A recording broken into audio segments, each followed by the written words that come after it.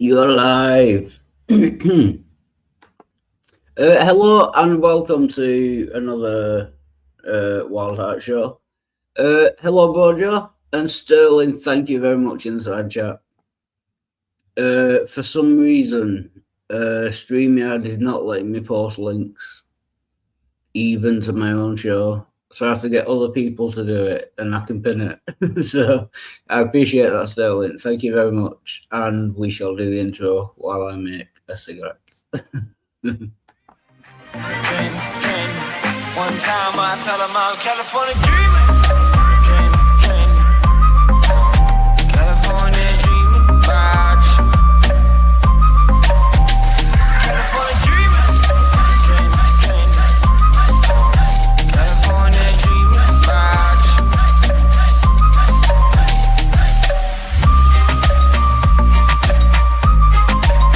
California dreaming about you.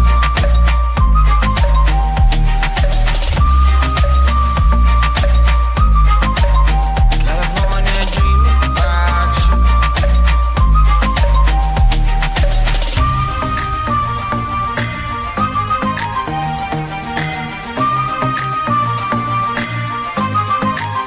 California dreaming about you.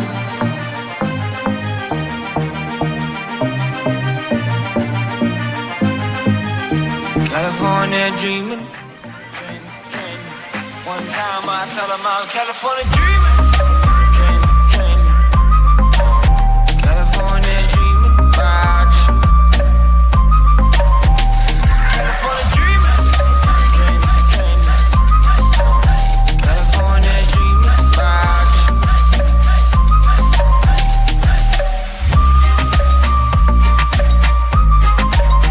California dreaming about you.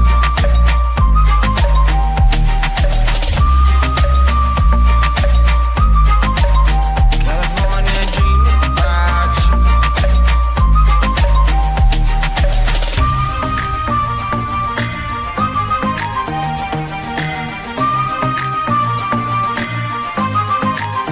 California dreaming about you.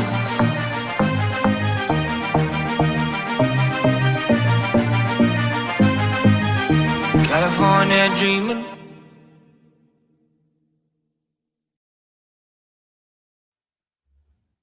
California dreaming indeed. Welcome everyone, and again, thank you, Sterling, and welcome, Bojo. Yeah, that helps. Yeah. Like I said, StreamYard for some reason is not letting me post the link, so I can't pin it. So Sterling, help me out. Cheers. And a big thank you to Geo Sam as well. He sent me the zip file. Excuse me. He sent me the zip file with all my videos from StreamYard on. So I am currently uploading all of those at the moment. If I seem a little distracted, yeah. Oi, oi, for action. Hey, Sam, good to see you, man. If anyone wants to join, link is in the other side chat. Yeah. So I probably should have done this beforehand, but I'm currently uploading all the videos that GeoSam has very kindly sent me. You know, all the intros and that. So, yeah. I hope everyone is doing well.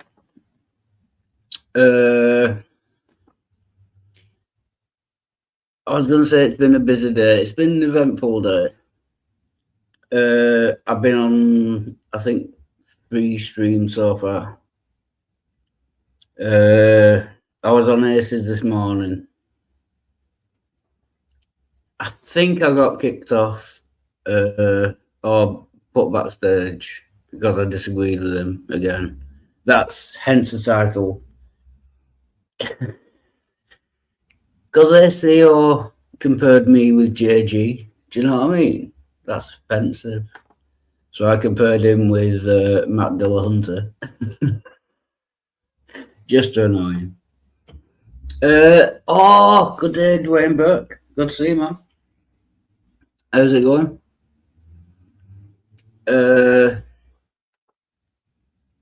Yeah, sorry. So I am going to be distracted because these videos take ages to upload.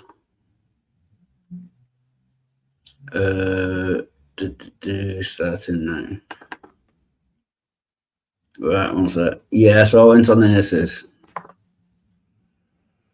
And the reason I'm comparing this to Matt Dillahunty is because when anyone disagrees with Matt Dillahunty, he kind of gets a bit pissy and kind of kicks them from the channel, which is very much the same as Theo.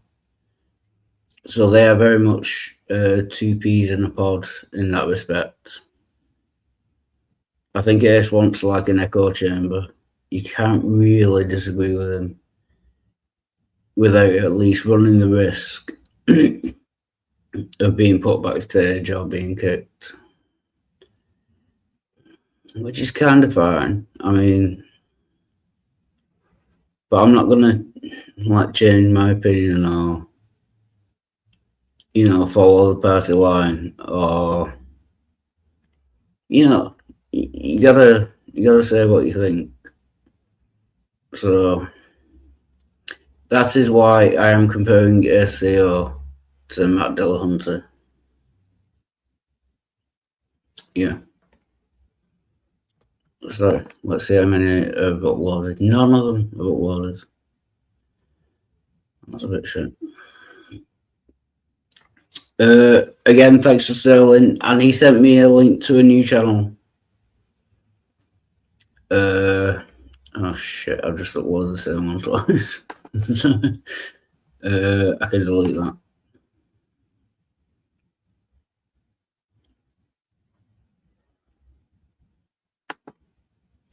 1 second. I'll be right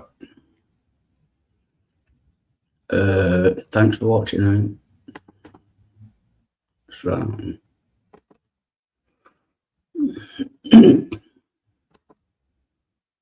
Sorry, just got back. Did I miss the part about Ace's boyfriend? No, it's not. It's nothing to do with Matt Dillahunty being, what did he say, bisexual? I don't think he is, but that's fine. No, it's just Ace compared me to JG, which I find quite offensive for obvious reasons.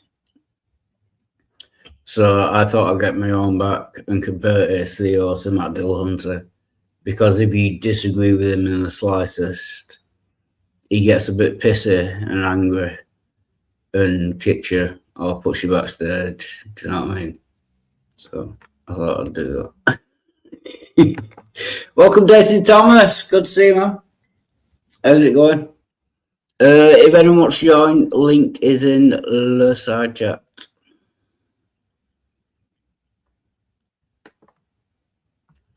And once again, thank you, GeoSam, for sending me that zip file with all my videos on, which I am currently uploading.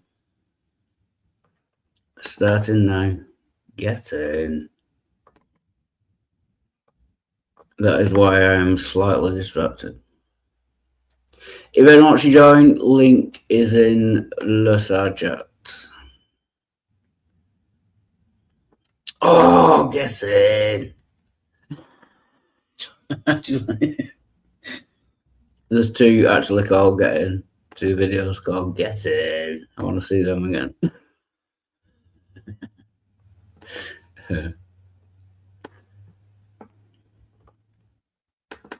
Oh, I've got my new topic back as well. Sorry, I know you can't see the screen, so this is probably making no sense, but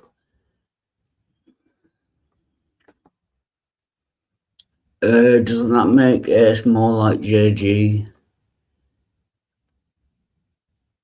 Yeah, possibly, but he's already compared himself to JG. Or I think he might have actually said that Ace is JG's father or something like that. I think he might have gone further. Yeah, so I wanted to kind of insult him in a fun kind of joshing way, not insult him, but insult him in kind of a joking way.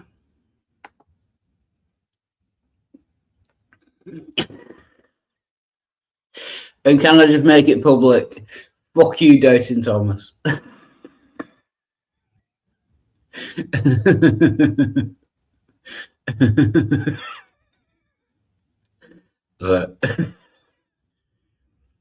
That might turn into an ongoing joke. Yeah. What you're saying makes no sense to me, Walter. Yeah, I know. But I think that's more of a you problem than a me problem. Do you know what I mean? If you can't understand something, that's not my fault.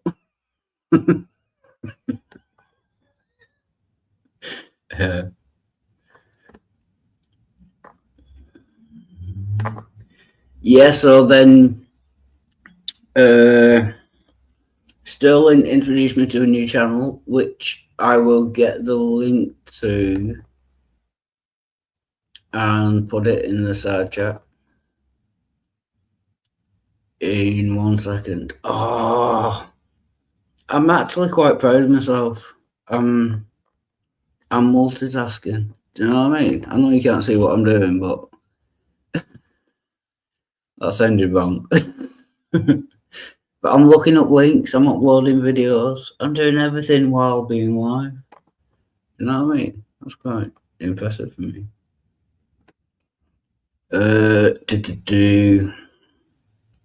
Right, I've just got to find this video then.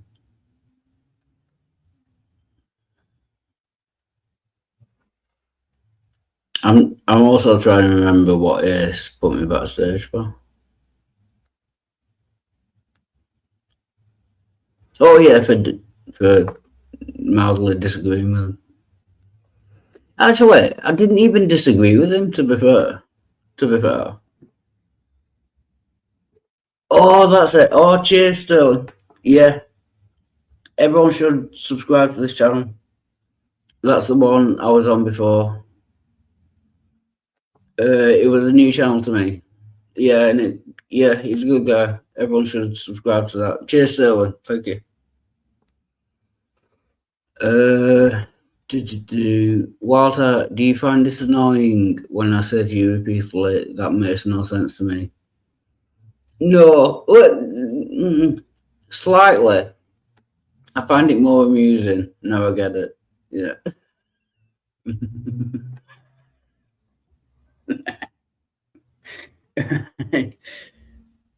What I find more annoying at the moment is the fact that I need a cigarette.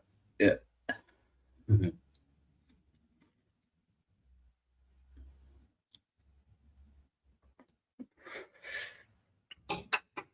Yeah, and then I think there was a third stream I was on. But I can't remember that one. No, I get it, yeah. Like even though I am making perfect sense, Dayton Thomas, as you well know, by the way. I know that you know this, that I am making perfect sense. To every statement that, oh, it was missing mods. Yeah, I wasn't on, but I was in the side chat.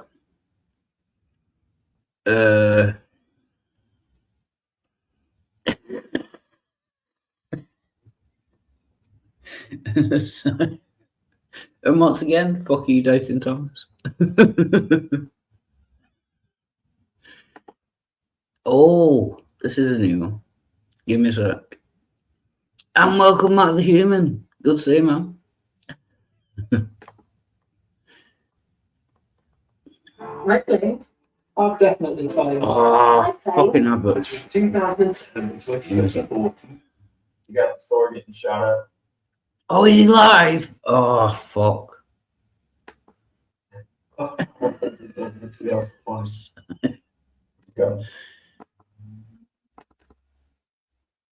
It doesn't look like a picture from Oh, this causes a dilemma. Right. Oh, I've got too many things going on. Right, yeah, Sterling. I just clicked on that link. The guy I was arguing with before, he's live, but there's no link, so I don't have to join him or anything. But yeah, cheers. Yeah, but everyone. See, I don't know whether to recommend him to anyone or not.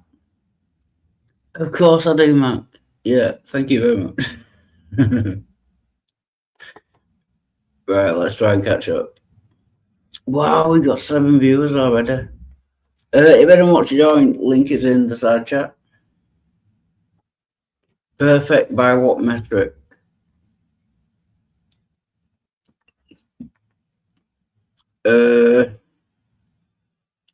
By the fact that I'm perfect. So it's kind of by my metric. Cheers, man. Not to me, you're not making sense, Walter. Again, that might be a you problem. Maybe you're incapable of,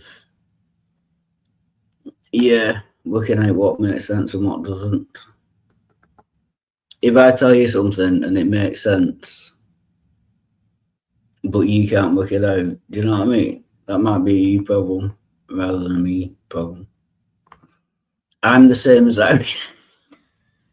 Oh, my apologies, Matt the Human. That must be awful. I want to make a gas station truck stop joke, but I don't want to insult Matt the Human. So I won't. What do you base this perfection on?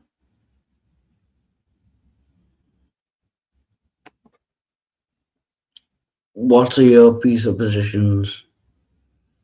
Actually, this is quite interesting. Right, I'll get serious now. I don't know whether that's what people want, but to be serious for a second, I used to think I presuppose the laws of logic, but I was listening to a video the other day, and I'm not sure that I do anymore, because the laws of logic, I mean, there is evidence for them. Do you know what I mean? Like non-contradiction, excluded middle, the other one. Do you know what I mean? So I don't think I presuppose them. But I've also heard other people say that everyone has presuppositions, which I kind of, so I'm kind of trying to work my way through that. I'm genuinely not sure whether I have presuppositions. I presuppose that Doubting Thomas can fuck off. I'm joking.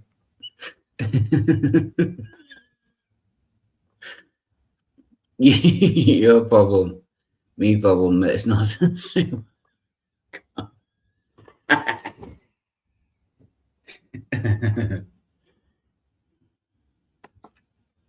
No, it was just a video that made me think. That's what I mean. It's just, like I said, I always thought that I presupposed the laws of logic because I'd been told that, and we can't be certain that they're true, like everywhere in the universe. But then thinking about it, like a presupposition is something you believe without, like, as the name suggests, if you presuppose something, you are supposing that it is true without evidence, without reason. But I do have a good reason for believing the laws of logic are true, because they kind of demonstrate themselves to be true, like all the time. Like this cigarette is this cigarette. That's a law of identity. So there is evidence which makes it not a presupposition. Like people like JG will say that they believe that God exists and the Bible is true, and they will say that's a presupposition. They believe it without evidence.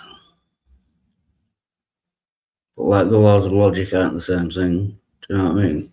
Yeah, so I'm confused about that at the moment. I'm trying to work my way through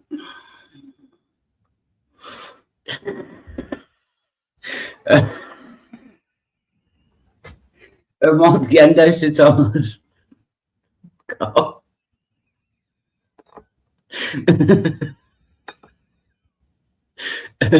So, can logic reason be different? Can logic reason be different somewhere else in the universe? It could be, because I don't have all knowledge. I mean, I can't see how it would be. I can't explain to you how it would be different, and I wouldn't understand that. But at least it's slightly possible that it could be. Is it reasonable to smoke that cigarette? No, it's not. No. Claiming you know.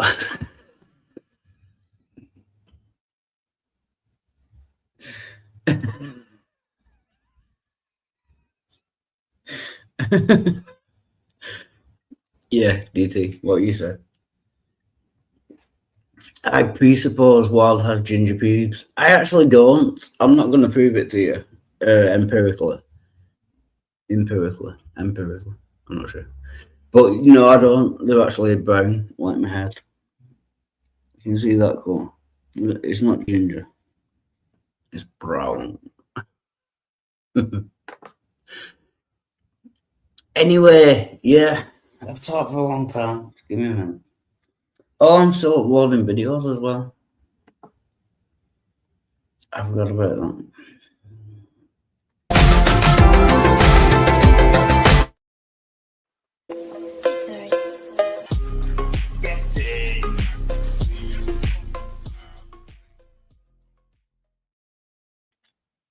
Cool.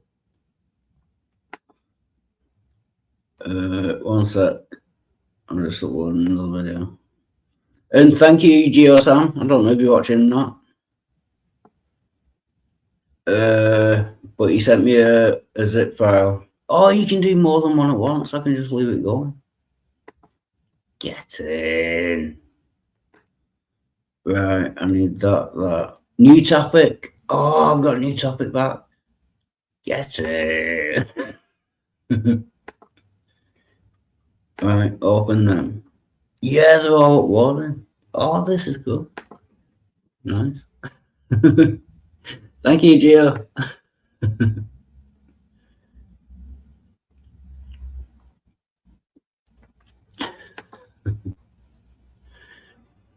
Saying it's not reasonable to smoke that cigarette makes no fucking sense to me, man. Bastards.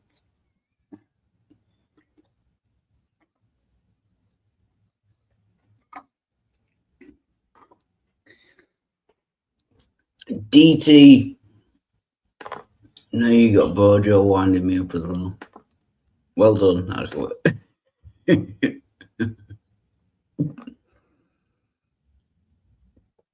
Did you hear my song about the peace up? I think so. But if you want to post the link, I'll play it again. No. Yeah. I think I heard it.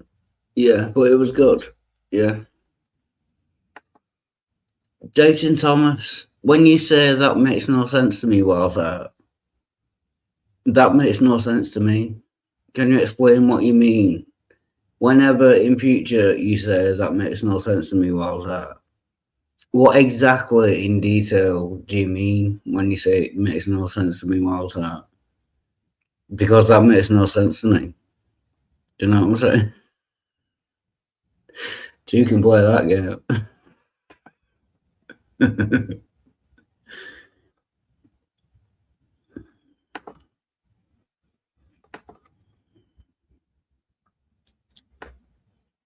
Which reminds me of a song. I wonder.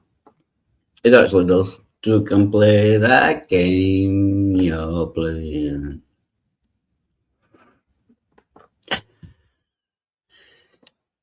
Letting Bojo wind you up as well. Also makes no sense to me while that. Dayton Thomas, when you say letting Bojo wind you up as well, also makes no sense to me while that. That makes no sense to me.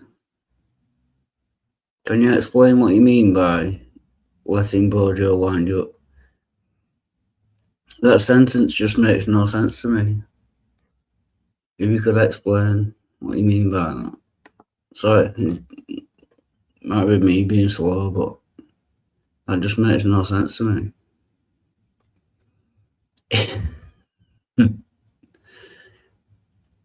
No, I think I remember it, and I think I remember it as being good. That makes no sense to me. Yeah. No, but yeah. I seem to remember listening to that song at one point. Yeah. And critiquing it as being good. But yeah, I can't quite remember exactly what the song was.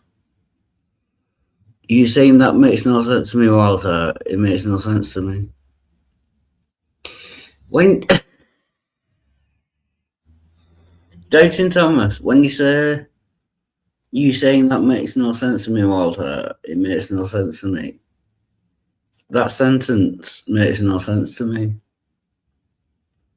So Dayton Thomas, you saying that makes no sense to me, Walter, it makes no sense to me.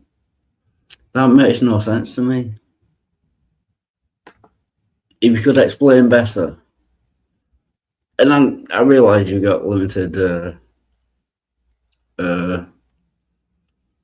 well, let's face it, you're Canadian. So you got limited everything.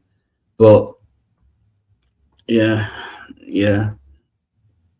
You're just not making sense to me, Dayton Thomas. I'm sorry. I would like to answer your questions in a logical, sensible way, but at the moment you're just not making sense to me, Dayton Thomas. Sorry. I'll try harder in the future. We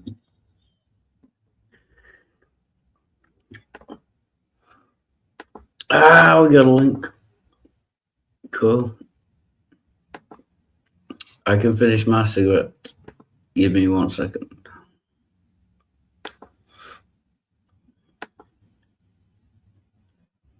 Buy one, get one. See, I'm sure as soon as I start hearing it again, I'll remember it. Yeah. Trial. They caused a sensation at the Munich Ox.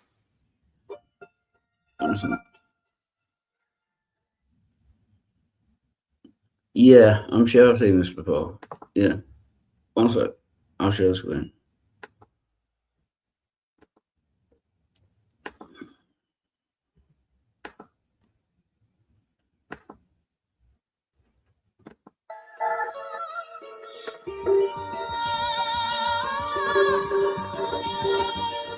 And I'll meet.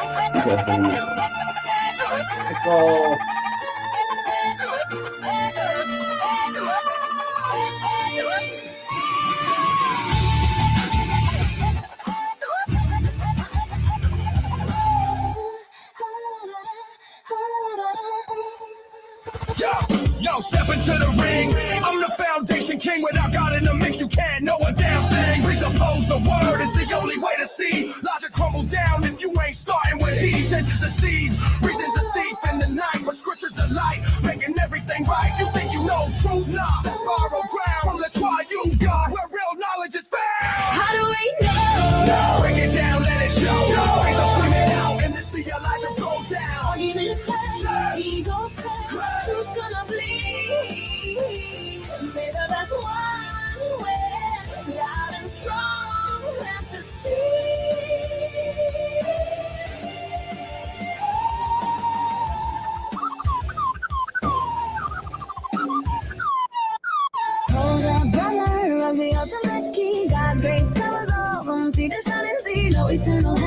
redemption for every soul. Knowledge comes from mercy, making broken hearts whole. You preach the full life, that's a narrow hope. Universal salvation, that's the truth I pursue. We know through his love, infinite and wide, no one left behind on this glorious side. How do we know? No, break it down, let it show. Now scream it out, and the theological goes down. Arguments clash, egos clash, truth's gonna. So yeah, I do remember the song now. And can I just say, Dowson Thomas? No, because I don't always read the side chat, because sometimes when I'm on live streams, I'm in different tabs. Walter, do you have any recollection of repeatedly telling Ace and David that makes no sense to me? No. What we're talking about, free will. Oh yeah, I do know. Yeah, I get what you're saying. Yeah, sorry, we'll carry on with them. Sorry. Yeah, I do. We were talking about free will and what they were saying. I just kept repeating that makes no sense to me, because it genuinely didn't. I wasn't trying to be obtuse or, you know, argumentative or anything. It genuinely made no sense to me.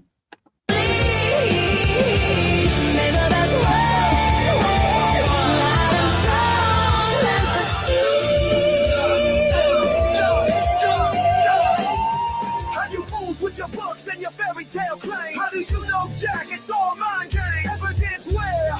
Circular spin, presuppose this, universal that. Where do I begin? Senses are flawed, reasons are trap, we all fall in. Absolute knowledge, that's a myth. Grin and barricade, doubt is the king. Question everything you see. No gods, no truths, just uncertainty. Self-defeat, can't even argue without me. Love conquers all. Love conquers all, even your skeptical plea. Prove it, fool. It's all smoke and taken. You see, grace for the lost, that's the epistemology. Noise or chaos, no certainty.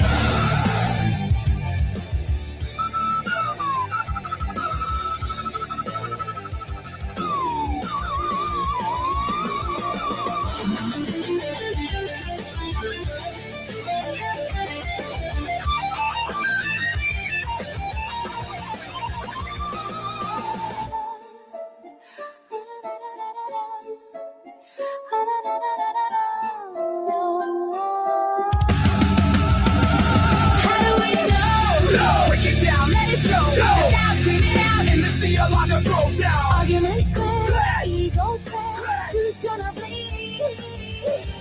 May the best one win, loud and roar and strong, plant the seed.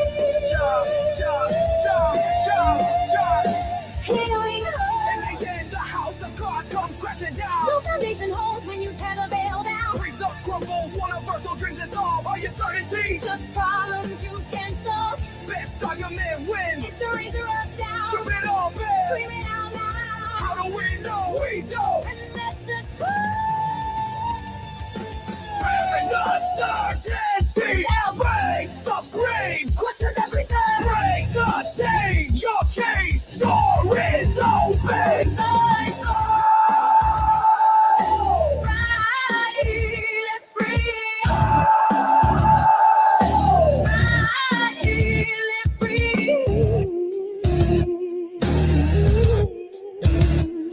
Fly free. What you doing, Chloe? What you do in life echoes in eternity.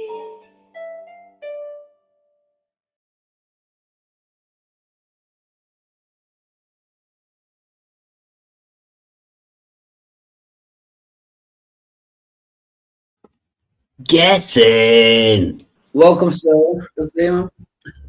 Hey, what's up? How you doing? Yeah, not too bad. Yeah, I'm pretty good. Is You okay? my audio okay?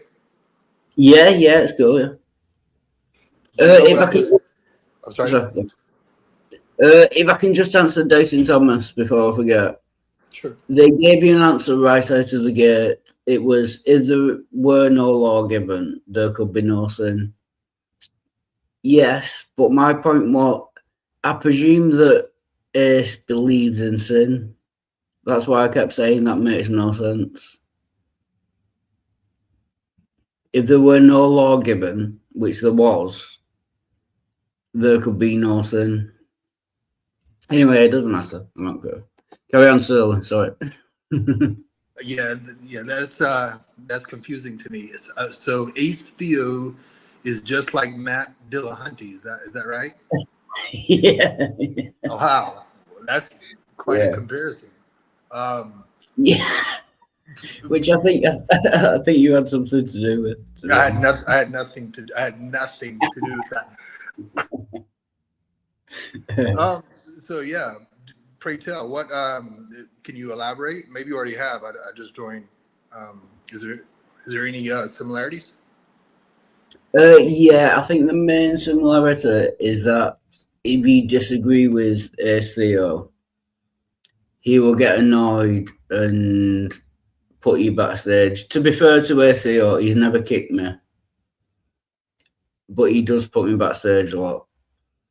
And Matt Dillahunty, if you disagree with him, sometimes he will just kick you from the call. Do you know what I mean? That is the correlation. Yeah. Okay. Okay. I guess that's fair. Has Matt Dillahunty like ever gone on another program, another channel or whatever, and like rage quit?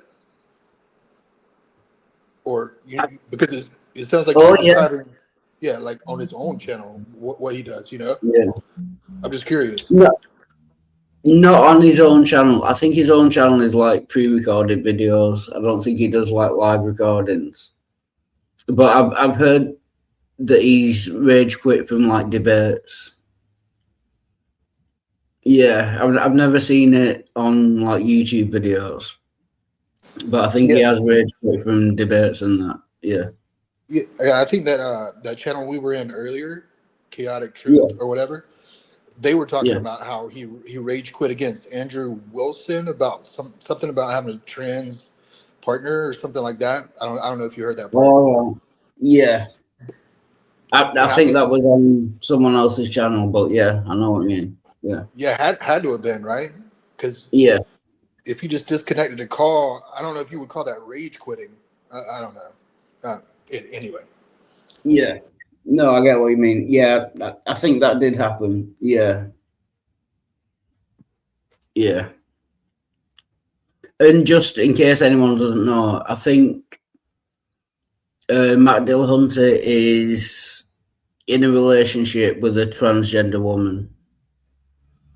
So, yeah, if someone out there watching is a bigot, then they could find some problem with that, but I'm not, so that's fine. They're both two grown adults, and whatever they want to do, as long as it's consenting, do you know what I mean? I don't really have a problem with it. And the only people that would have a problem with it is bigots, basically. Yeah. Yeah, I might have to go back and try to find that stream to see like what the issue was. Yeah. Yeah. I've not seen it myself, to be honest. Has Ace Theo ever been over here on your channel? Yeah, actually, when I first started YouTube, like, you know, doing lives and that, he was almost my co-host. Like every time I went live, he would join, and yeah. Oh, really? Like back in the really early days. Yeah, I don't know how many years ago it was, but yeah, he'll be on all the time. Yeah. Did you ever put him backstage? Probably, yeah.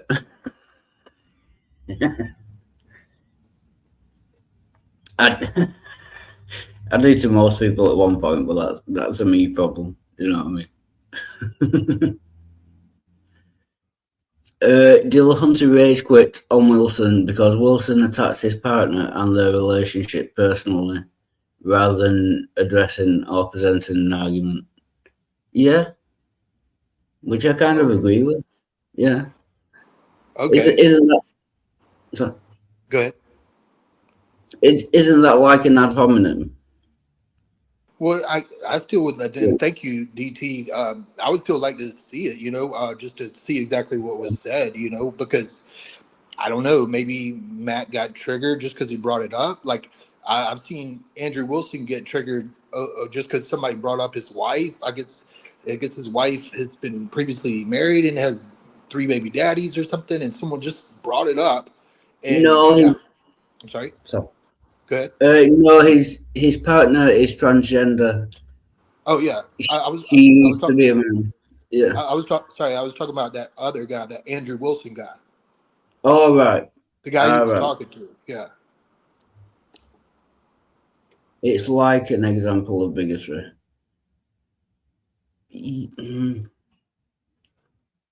No, I didn't.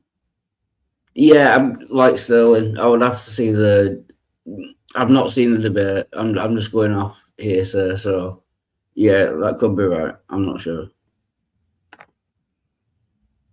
Actually, I'll look up the debate. Was it Andrew Wilson? I've never seen him before. I don't know who he is.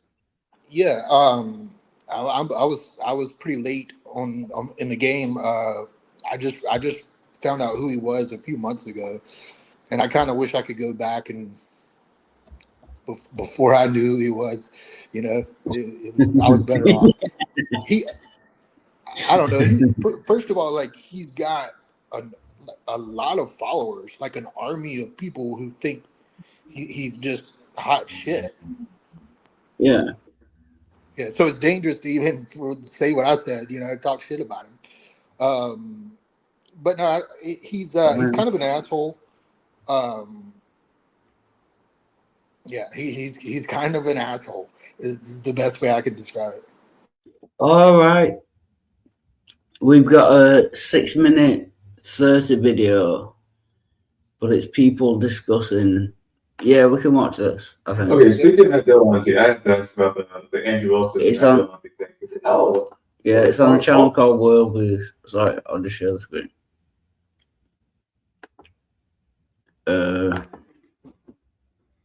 And my television is just going to turn itself off. Right.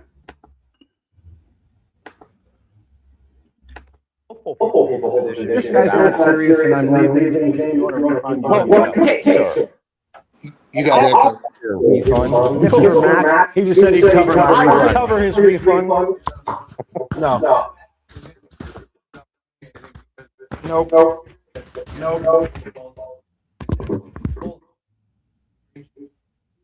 No, I'm not going to signify a debate with someone who walked the trash bucket and be smug and all the things that he's saying right now. He's already said he will cover my expense. You don't have anything to worry about. This debate is over. Goodbye. Goodbye. Jackass. Did you call me a jackass, Matt? Yeah, I'll try and find a better video. That didn't really. It must have happened right at the beginning. Thanks. Yeah. Andrew for being here and all of you for showing up. Humanism has as its focus the betterment of humanity in this life, while Christianity has as its focus adherence to a God and the disposition of souls in an afterlife. Our best efforts in this life are, according to the Bible, like filthy rags. Our best attempts at righteousness and justice are portrayed as vile and disgusting when compared to a bumbling God constantly failing to get his creation to love and respect him, while also prescribing the death penalty for nearly everything: adultery, blasphemy, breaking the Sabbath, disobedient children, witchcraft, worshiping another God, not being a virgin on your wedding night. Which is better for society? Into the manifesto, it's presented as a religious view where it acknowledges there's Sorry, bear with me. No, thank you for doing this. To exist as gay. They get to keep being a human being. He thinks there's no right to sodomy. Privacy laws don't protect everything, and he thinks that what sort of sex you have, it should be his to regulate. Sodomy, by the way, is anal or oral copulation, which I have it on good authority. Heterosexual folks. Oh, I didn't know that. Sodomy is anal or oral. I thought it was just anal. Yeah. I don't think I knew that either. No, that's an interesting fact. That's a fun fact. Yeah.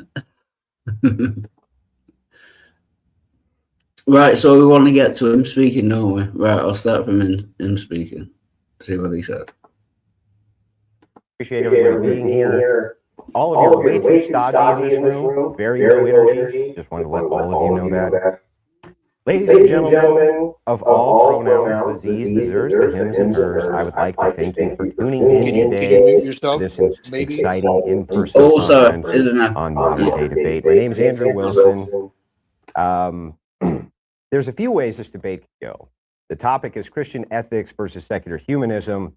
Which has a better foundation? The funny thing is, I already won that topic because, as Matt explained to Jay Dyer, he has no justification under the skeptical belief structure to give an accounting for any meta-ethical presupposition he may have. He just kind of grants himself stuff. He grants himself logic, he grants himself reason, he grants himself an entire worldview, even though he's using an unjustified starting position for it. So I'm not honestly all that interested in doing the God not real dough debate, because one, it's boring, and two, it's also really boring. It goes like this. I don't see enough evidence and remain unconvinced there's a God. Then I say, but you use the theistic worldview of justification like there is a God to grant yourself logic and everything else. So instead of that, I'm just going to grant Matt's entire worldview. 2/3 or more of this entire planet are all operating inside of a shared delusion that they were created by a sky daddy who loves him some slavery and murderousness. He thinks it's funny to kind of cosmically with people. That's his deal, kind of his whole thing. That's Matt's worldview. So now Matt's right, and the question becomes, should we let them to continue to believe in this nonsensical Stone Age madness, or do we stop them from engaging in it? My contention is, even if God isn't real at all, that people acting as though he is still superior to whatever nonsensical egalitarian worldview Matt can come up with. See, Matt also just acts as though the things he believes are true. He believes, and therefore acts as though logic is real, math is real, everything is real based on his presuppositional belief that they are real. You see, human flourishing, the cornerstone of Matt's ideology and that of secular humanism, and sorry, as I said before, I'm not sure whether believing the laws of logic exist counts as a presupposition, because there is evidence that they do exist. There is evidence that A equals A. There is evidence that a thing is the thing that it is.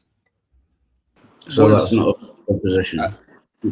Yeah, well, I'm not sure because I thought he said something about like Matt presupposes that he has logic or something about his own logic, you know, not, as opposed to like not saying logic doesn't exist per se. Yeah, but I'm not sure. Yeah, I'm not sure about it either, to be honest. Anyway, we'll carry on. But if you have logic, it seems like you wouldn't have to presuppose it. Yeah, you know what I mean. Yeah, that's you'd be able to demonstrate it. That's my current view. Yeah, the laws of logic are demonstrable. It's like this cigarette maker is a cigarette maker. It is the thing it is. It's not something it's not.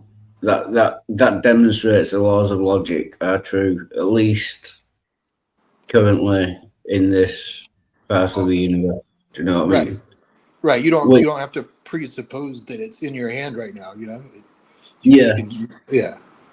Yeah, I have evidence for that, which in my mind now stops it from being a presupposition, if you know what I mean.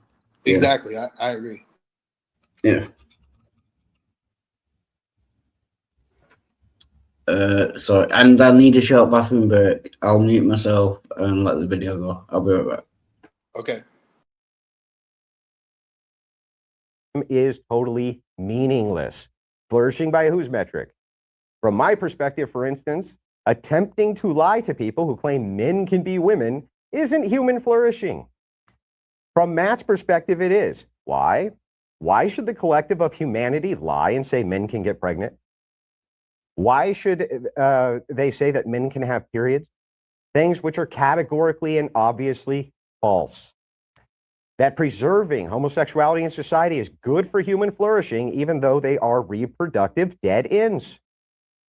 And that Western society and egalitarianism is superior to those evil theist society, even though the Western nations can't even reproduce their own populations, but instead have to replace their population with foreigners from those theist nations that can reproduce. Let's start with a basic societal question recently asked of the West, who has now embraced a scientific and non-theistic approach to governing.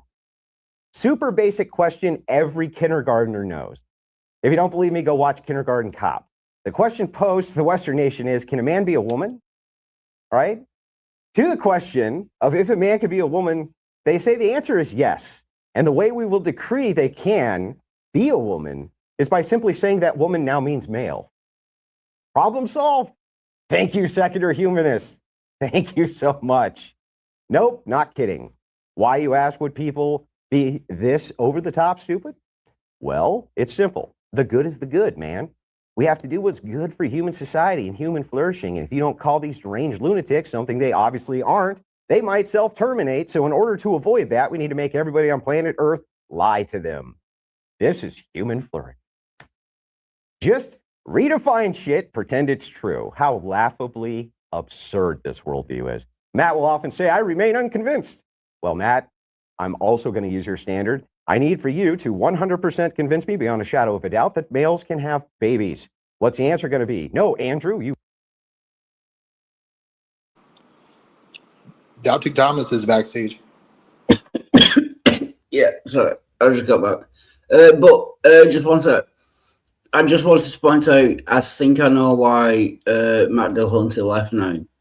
It's because the other guy is clearly transphobic, homophobic, prick. I think that's why he left. Yeah. Well, what's up, DT? Hi, DT. Hello. Good seeing you. Yeah. He's clearly using the platform of debating Matt Dillahunty to bring up his transphobic, homophobic views. I think that's why he left, rather than DT. Yeah. What do you think about what Andrew Wilson has said so far? Like just right there. I think he said something very telling early on. Andrew Wilson did. Is my mic? You guys keep cutting out from me. Anyway, he said Andrew Wilson said Matt Dillahunty and somebody else grant themselves the laws of logic and grant themselves this and that. Yeah. And my response to that is Andrew Wilson grants himself God in the same way that Dillahunty grants himself the laws of logic or whatever his foundation is. Yeah. And I had this argument with JG the other night. The only difference between them is they presuppose God, and then they turn around and say, you can't know anything in your worldview because you don't presuppose God. And all they're really doing is their conclusion is in their premise. They start and end with God. Yeah, that's like begging the question. Yeah, Yes, if the conclusion is independent, that is begging the question. And they will claim that Matt Dillahunty or mine or anybody who's not a presuppositionist, they will claim that our worldview is circular because we use the laws of logic to justify the laws of logic.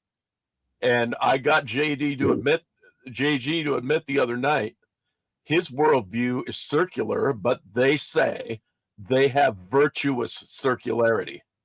Yeah, which is complete and utter bullshit. Yeah, Virtuous circularity. yeah, like there is no virtuously circular. If an argument is circular, that is a fallacy. That's a logical fallacy. There is no virtuously circular. If it's circular, Right. then you can't trust the conclusion to be correct. Yeah, that's just bullshit.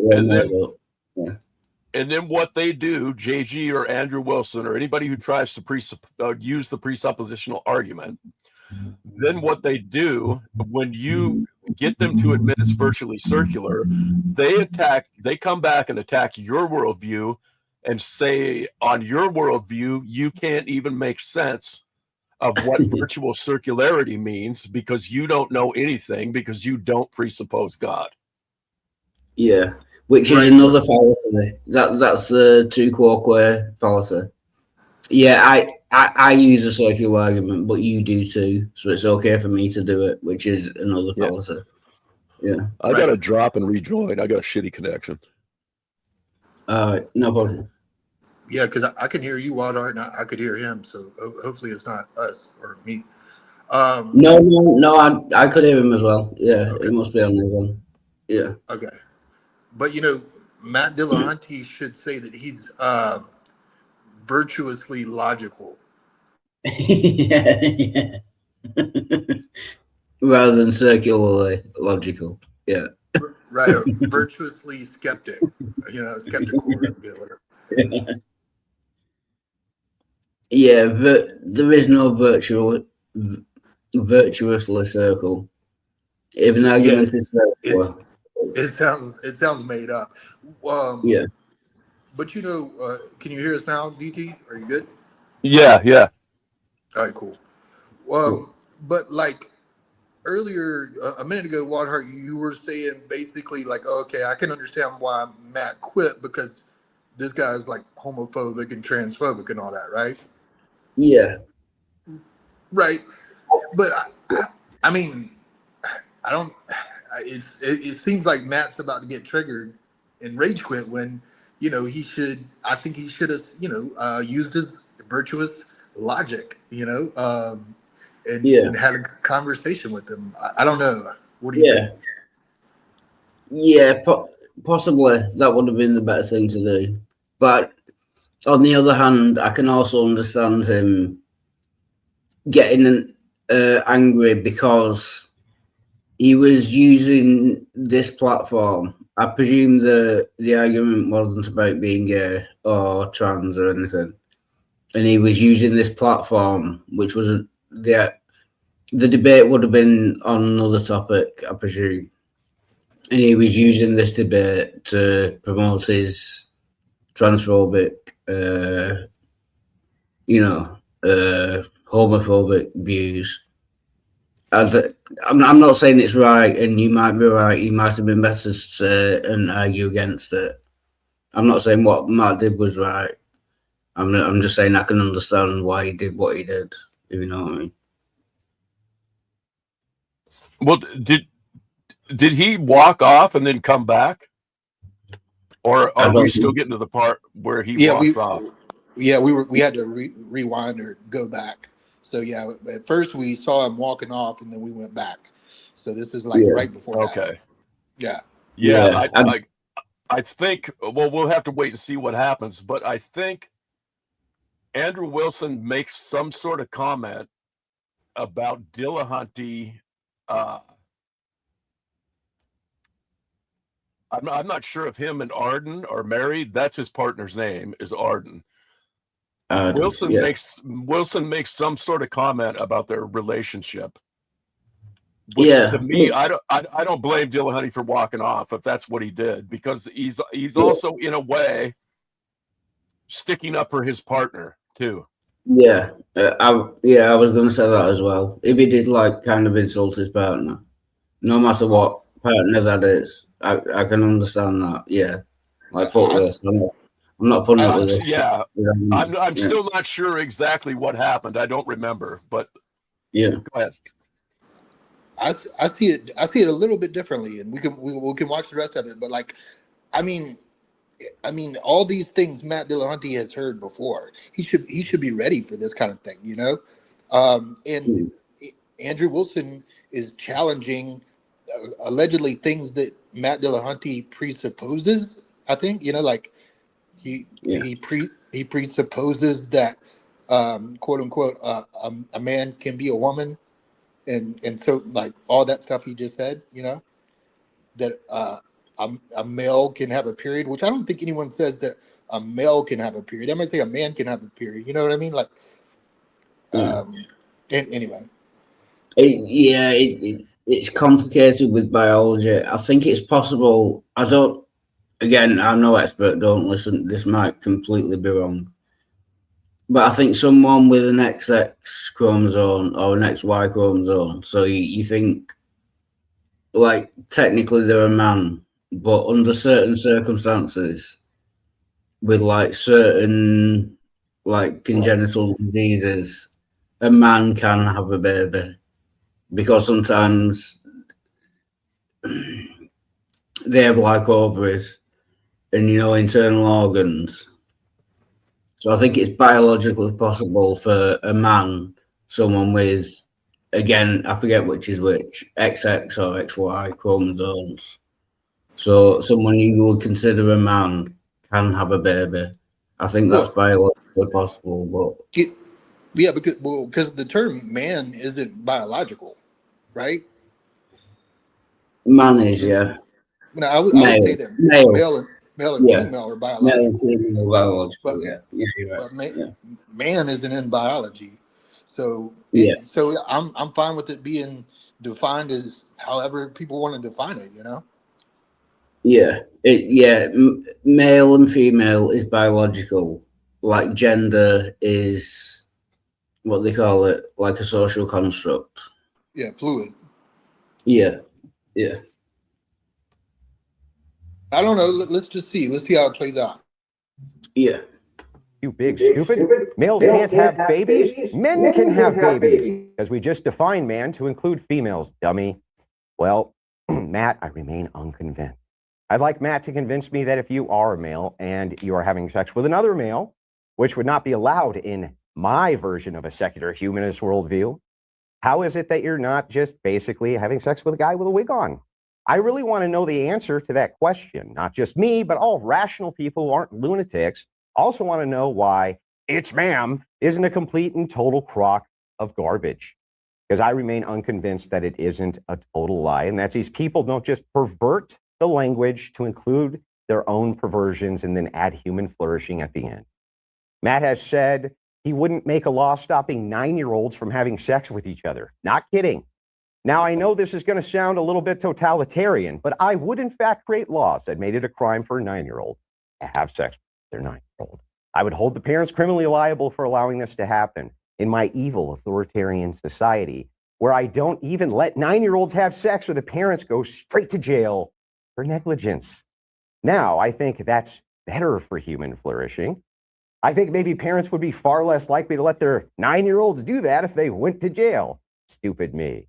Next, I would, in my authoritarian society, decree that all simulated sex acts in public were criminal offenses and would make sure that all people went to prison for the crime of indecency, which doesn't assist with human flourishing, and I'd like to know why I'm wrong. Secular humanism can basically be whatever the hell you want it to be. It doesn't really need the principle of freedom or the starting axiom of freedom and peace in order to postulate whatever it wants. It's sloganeering. They're slogans. They don't mean anything.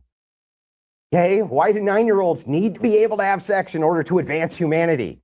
Why do we need to lie about a person's sex in order to advance humanity? Why are these things necessary for human flourishing? Why are decency laws bad? Why would Christian ethics stop flourishing when the theist mandate is to reproduce and the secular mandate is let's just all have sex and have fun, bro?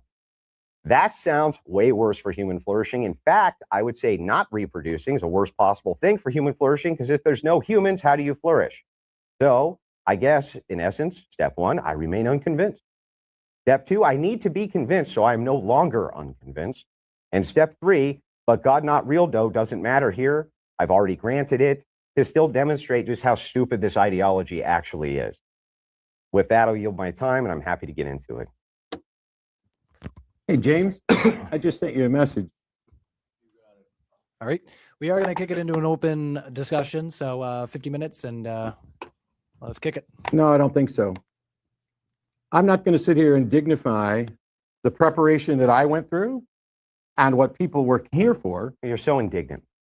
Keep interrupting me. I am. Okay. You're so indignant. Would the moderator like to step in so that I can finish what I'm saying? Please, Matt. Please. How dare someone have an opposing worldview? I'm not going to sit here and dignify what was supposed to be a debate about Christianity versus secular humanism, which one's better for the world. Yes. With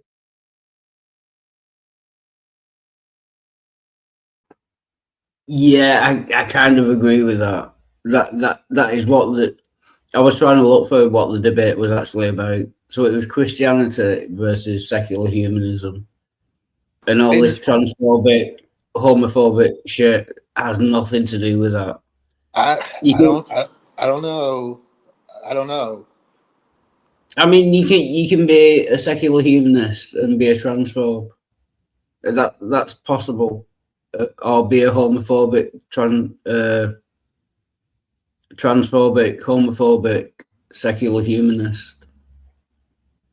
So technically, it had nothing to do with the debate, is what I'm saying.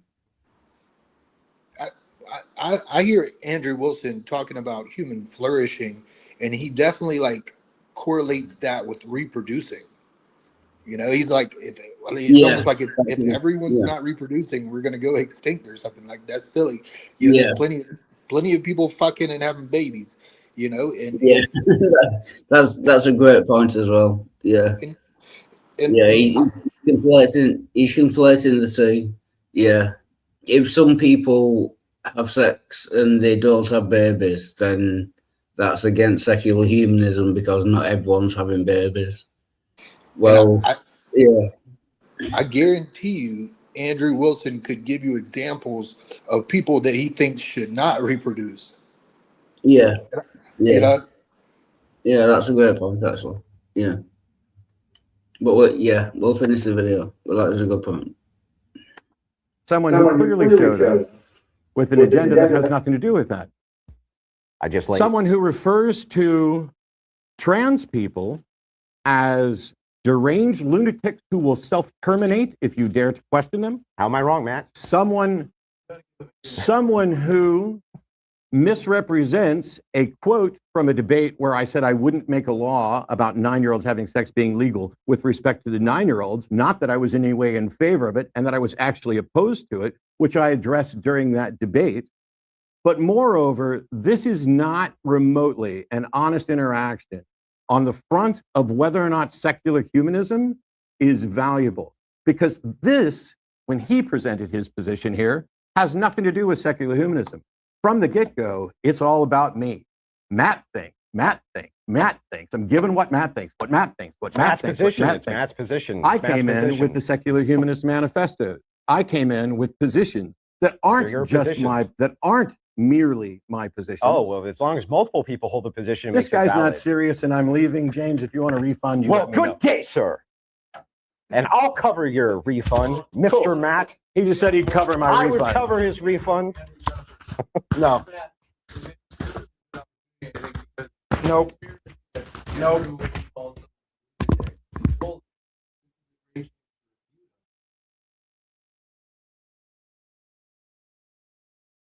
Yeah, what do you guys think? Yeah, I would kind of agree with Matt Dillahunty on that point as well, just because he was constantly over talking him. Yeah, I get pissed off at that as well. Do you know what I mean? So I can understand that. He wasn't letting him even finish his point. So yeah, that's annoying. But if you've ever seen this guy, Andrew Wilson, he does that all the time.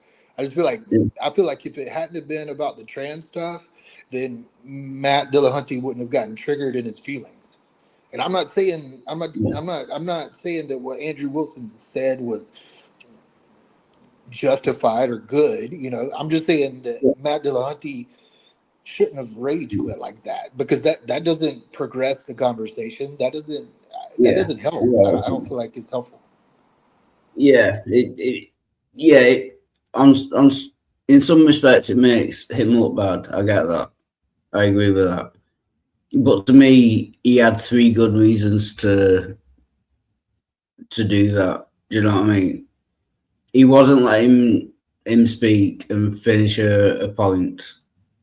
He was being transphobic and homophobic, and he was changing the topic from Christianity versus secular humanism to transgenderism and, you know, whether people are gay or not. So that, to me, that's 3 good reasons why he should. What was the most transphobic thing that he said? About men being women and all that stuff. Do you know what I mean?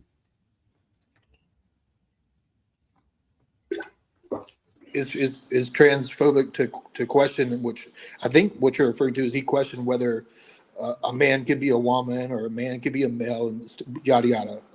A man can be a female and stuff like that. Yeah. He was confusing being male and female, like I said, with being sometimes he was, yeah. But then I don't know. I feel like if it was about secular humanism, is that right?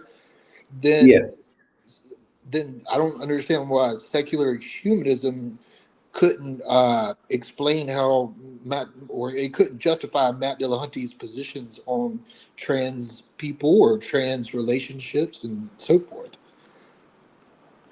Yeah. It's kind of, as far as I understand it, and I could be wrong as always. But as far as I know, like, secular humanism is just doing what's best for humanity as a whole. Right. Do you know what I mean? So if some people want to have sex with, you know, as long as it's consenting adults and they both agree that they want to have sex with each other, they should be allowed to. That benefits humanity as a whole. So there's nothing in secular humanism what says, you know, you shouldn't have sex with a trans person. Do you know what I mean? So he was kind of misrepresenting secular humanism as well. Well, I just feel like Matt Dillahunty could have explained that it is flourishing for these people to be in a relationship with each other, and even if they're not reproducing, they can still, you know, benefit the world or their lives if they choose to, you know. And I feel like just like he could have used secular humanism to explain that point, and I don't feel like Andrew Wilson was too far off topic. I mean, I don't know. Yeah, I'm not sure whether he was off topic or not. It's more like, I think he was more like misrepresenting the secular humanist worldview. It might have been on topic, but in saying that, like, being transgender or having sex with a transgender person is against secular humanism, I think it's kind of mischaracterizing. I agree, but that's what a debate's for. Matt should have corrected him and said, "Oh, it does fit, you know, secular humanism or whatever it's called, because you know, we flourish when we're together, and even though we're not having babies, we're still better off together than we were apart." You know what I mean? It's just it's just easy for me. Yeah, it's like his argument would work equally as well with like people who are sterile, you know, like heterosexual people, a man and a woman. Exactly. If they can't have babies, then they shouldn't be together. That argument, from his point of view, would work equally as well, but he doesn't mention that. He doesn't argue against that, which leads me to believe that he's just being transphobic and homophobic. Do you know what I mean? Right, and you know, I'm sorry to get stuck on it, but I just feel like Matt should have pointed that out. You know. No, I agree with that point. Yeah, it might have been better for Matt to stay and point that out. I agree with that part, because if you just get up and rage quit, it kind of puts a dark shadow on the person who rage quits. Like they don't have an answer. I agree with that part, yeah. And can I just say hello to Gio Sam, and thank you very much. Gio has very kindly sent me all the videos for my StreamYard channel today. Thank you very much, Gio. Good to see you. Thank you. Yeah, sex police in every home. My internet is fucked. At one point, Wilson said, in my secular humanist view, which is a total straw man that Matt should have pointed out. Yeah, I'm kind of, I agree that he shouldn't have rage quit. I'm just saying that I understand why he did, if you know what I mean, which is slightly different. Yeah. It would have been better if he'd have stayed and explained the problems with what Wilson was saying. Yeah. That's how I feel. I'm not trying to convince anybody, but yeah. No, I agree with that. Yeah. When you step into the lion's den, you got to be ready. Yeah. And even for someone which I think like you who just met this Andrew Wilson character, you already have a good understanding of who he is and what it's going to be like if you were going to debate him, right? Yeah. Although Dillahunty has said he doesn't really go into who he's debating. I don't know on this occasion whether he knew him beforehand or not. But he just concentrates on the arguments rather than who he's debating and what they've said before. So it's possible that he didn't know. But yeah, I don't know. Possible, but I doubt it. I doubt it. Yeah.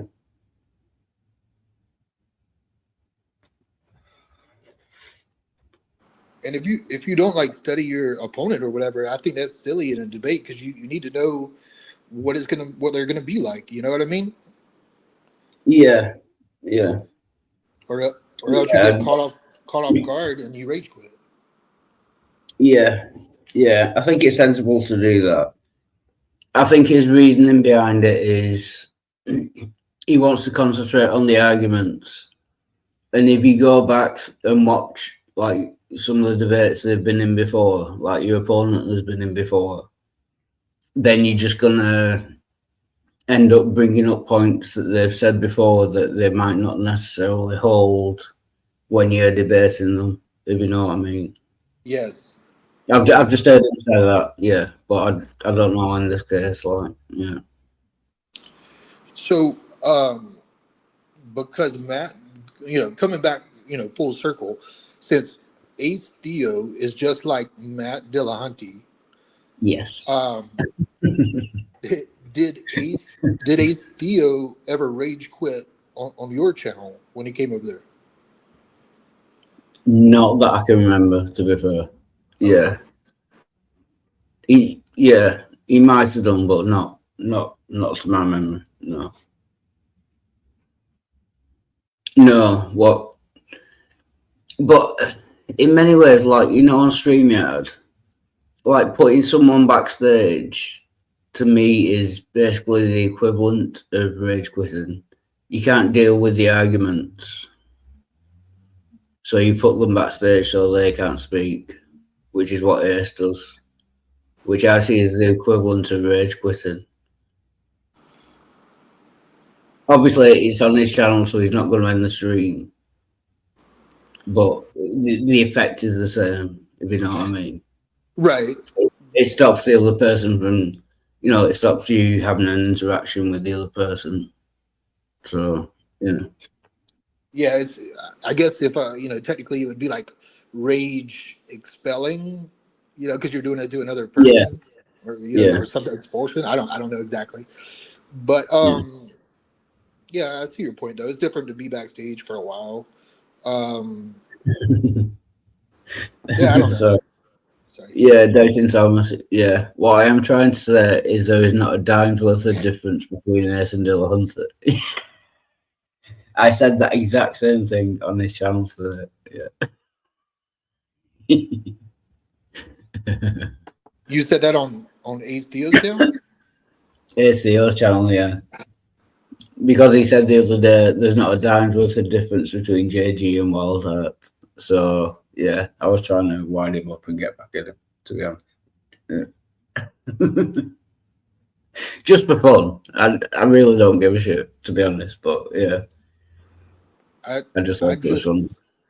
I just realized, Wild Heart, that Doubting Thomas, which I hope he comes back. I hope he can fix his internet and come back. His numbers are 92-46. And as you know, half of 92 is 46. Yeah. Yeah. And half of 46 is 23. Wow. Absolutely. Yeah. Right.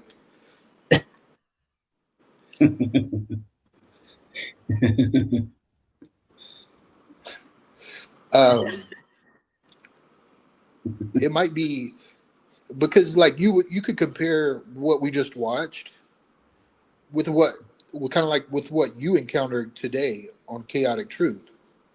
And I think, I don't know, it's your channel, but I got a timestamp of when you encountered that guy, if you want to review it. Yeah, that's right. Okay.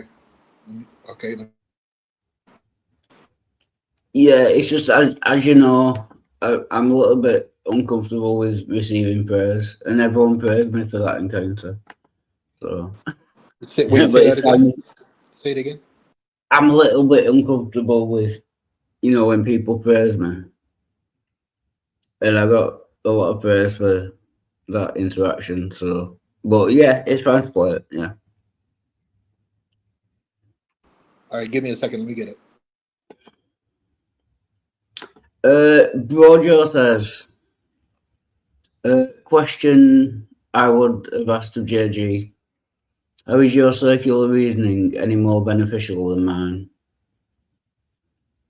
Yeah, I think he would say his circular reasoning, like we were saying before, is virtuously circular. Which I know, and you know, is bullshit, but yeah, that's what he would say, I think. Like I say, if an argument is circular, it's invalid. It's a logical fallacy. So, yeah. Yeah, his is virtuous. Yeah. That's what he would say, but he will be talking bullshit, basically. Yeah. I was a grown man. I was a grown man.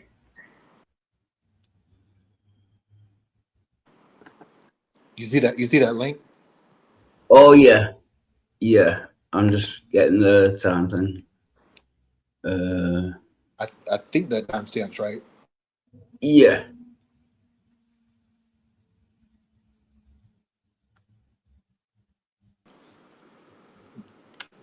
Can I set this up for the audience?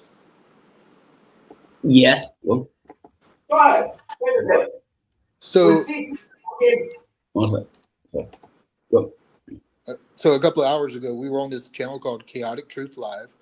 I sent Wildheart the link, and he jumped on the panel, and it was a good experience. I thought everybody liked him. He was on his best behavior, and there was one very interesting guy that came on, and that's why I'm not showing this to praise you, because I thought it was, honestly, no offense, I thought it was mediocre. I thought everything you said was normal. I didn't think, you know what I mean? Like, it was just, all of it was pretty obvious. Anyway, we'll let it play out. But I wanted people to see this other guy. What was his name? Zachary Hubbard? Yeah, Zach something. Yeah, Zachary Hubbard. Yeah. So I'll make it. Yeah. And I'll mute as well. Sorry. Yeah, we were 14. You had to get a worker's permit. Yeah. The answer used to be for cooking a burger to 160 degrees. In recent years, they changed it to 158 degrees if you go take the test. Can you share the screen again? Sure. He's going to that burger. Yeah, it's pretty good. You guys learn this gematria thing. It comes from Kabbalah. It's what Freemasonry is based in. The new temperature to cook the burger to is 158 degrees. Look at it. McDonald's, Burger King, Freemasonry, all 158. Again, the highest degree of the Masons is 33. So on 3-3, they're putting out the Arch Burger. If you guys don't know the Masonic symbol, it is the Holy Royal Arch that has Cancer, right at the top because it's paying tribute to astrology. Again, the things we are cult are into. But think about the ritualism here on 3-3. McDonald's competing with the new Whopper. Burger King puts out the Arch. I mean, you don't think this is what they're doing day after day? All you guys think this stuff's a coincidence? You guys are morons. By the way, did you see what happened to Aiden Ross's sister? She died. Yeah. What about her? You want to see the intel on that? Yeah, sure. Go ahead, buddy. What do you think of Aiden Ross, CT? I did a show on him years ago. I don't really think anything of him. Exactly. It's like, how is this guy famous? I mean, if we can get a screen share, CT, I'd just like to go over it. They announced his sister dead at 36, the day of the blood moon. Did you get a look at that blood moon, CT? You see it? I didn't get a chance to see it. No. Yeah, they announced Aiden Ross's sister died at 36. She didn't die yesterday, but the news broke yesterday. If you guys don't know who Aiden Ross is, he's this total no talent. I mean, we're talking about no talent, yet he makes millions of dollars off social media because he's part of the connected cabal. I really think what they do is people like CT and myself and millions other on YouTube. How do you hate random they people? ban us all at the money, bottom of the algorithm, and they just funnel all the traffic to these chosen ones who don't deserve it one bit. But this is also the price you got to pay in blood. Your sister's dead at 36. And notice Aiden Ross, 36, like Madeline, and Aiden Ross is considered a streamer, knows how it's the exact same in every cipher. I'm always teaching you about the Jesuits. Look at what day his social media launched. On the Jesuit order's birthday. His sister died January 15th, 153 days after their birthday, the anniversary of him becoming this social media superstar. Madeline and Jesuit Order 153. They saved the news of the death for the 144th day of his age, Jesuit Order. Did you ever order a number 3 from McDonald's? You ever get a number 3 and then maybe add on to like with a number 4, which equals 7, and then you get 2 orders, and then you know how much that costs? $16.37. Have a good day. Suck my dick. Yeah. Again, you guys, if you don't know, Trump was born the day of a blood moon. Yesterday was this blood moon. And for the record, Trump was born 700 days before Israel. Of course, Pat Robertson of the 700 Club, big Trump guy, big Israel guy. It's funny enough, yesterday, the 700 Club on the day of the blood moon was talking about Trump's history. And a lot of people don't realize that Trump was literally born 700 days before Israel was. But notice, the guy born the day of a blood moon, you see how blood moon's 138 like Donald Trump? August 15th, the Jesuit birthday, the day that Aiden Ross founded his social media, is the day leaving 138 days left in the year. See, how can you think like that is a coincidence? How can you think this is a coincidence? So I'm new. Is this like a joke amongst yourselves, or is he genuinely conspiracy theorist? Okay. Well, yeah. Well, Wildheart. Yeah. Let's know Wildheart. Let me answer Wildheart. No, let me answer him. Beta male Let me answer him, Zach. Let me answer him. I let everybody call in here. Wildheart. Yeah. The only thing true in the universe is mathematics. Yeah. If Zach wants to believe in Dungeons and Dragons and talk about it all day, I let him have free reign. Now he takes himself seriously, but I look at him like a Saturday Night Live skit, or where you were from, Mr. Bean. You know, Mr. Bean. Yeah, he's like a Mr. Bean to me.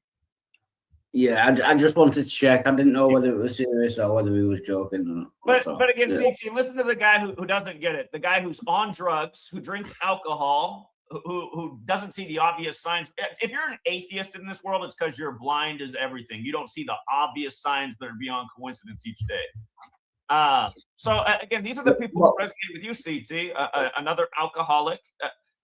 Why would you think it's immediately a joke, Wildheart? What do you know about the practice of coding numbers into words? Yeah, I didn't take it as immediately a joke. I was asking, is it a joke? Because it sounds like a joke to me. I was just asking, are you serious? Do you know that's a very common practice by Jews? And Aiden Ross is a Jew. Did you know that? I don't know why it's funny. So you genuinely believe all this stuff? You're in the UK, right? Why don't you go back and look at the whole Brexit ritual? I was all over it before anybody else was. Look at all the 33s they put in that. Brexit equals 33, like Cameron, like England. How many neighborhoods is London divided Whoa. Hey, how Stop many there. neighborhoods is London divided into? Well, how does Brexit Simple equal question. 30? How many neighborhoods is London divided? Yes. Again, he wouldn't let me get the question out, and I think we got past it. But I still don't understand. How does Brexit vote as to whether the UK should come out of Europe equal to the 33? Yeah, I don't think I ever got an answer for that. he never explained like how he's getting these numbers. He's adding up the numbers, correlating like letters, or he's correlating numbers to letters and adding them up, and but it's pretty sketchy. I would like to check his math, but even if it's true, sorry.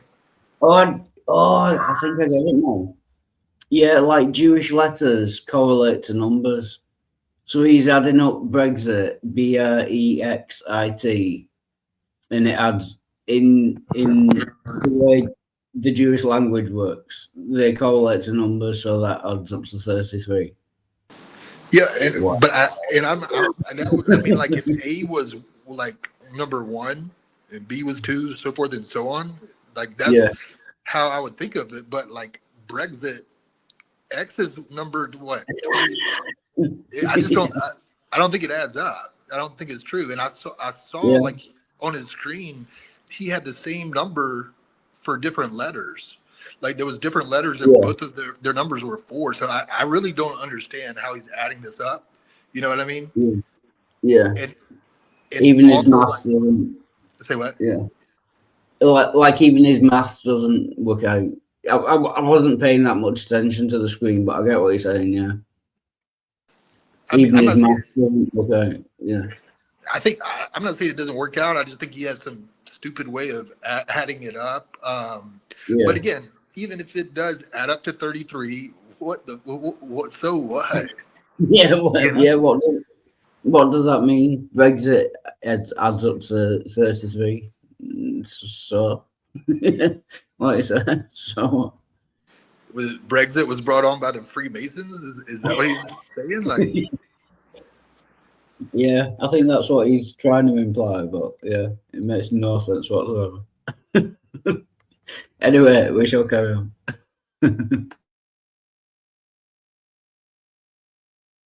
Divided into. Can I ask you a question? How does Brexit? Stop talking over me. We can have a civil conversation. I'm not. Neighborhoods is London divided into?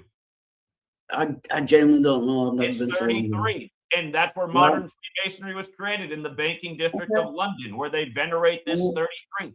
Go read all the articles that how many times they attach 33. Can you just point out that there are many different towns and cities in the UK? Why would he pick London as being particularly special? I was just fact checking that actually, because he makes a lot of claims and you don't have time to fact check him in real time. But it does say something about like there's 32 boroughs plus I guess the city of London, 32 London boroughs plus the city of London. I guess that would equal 33.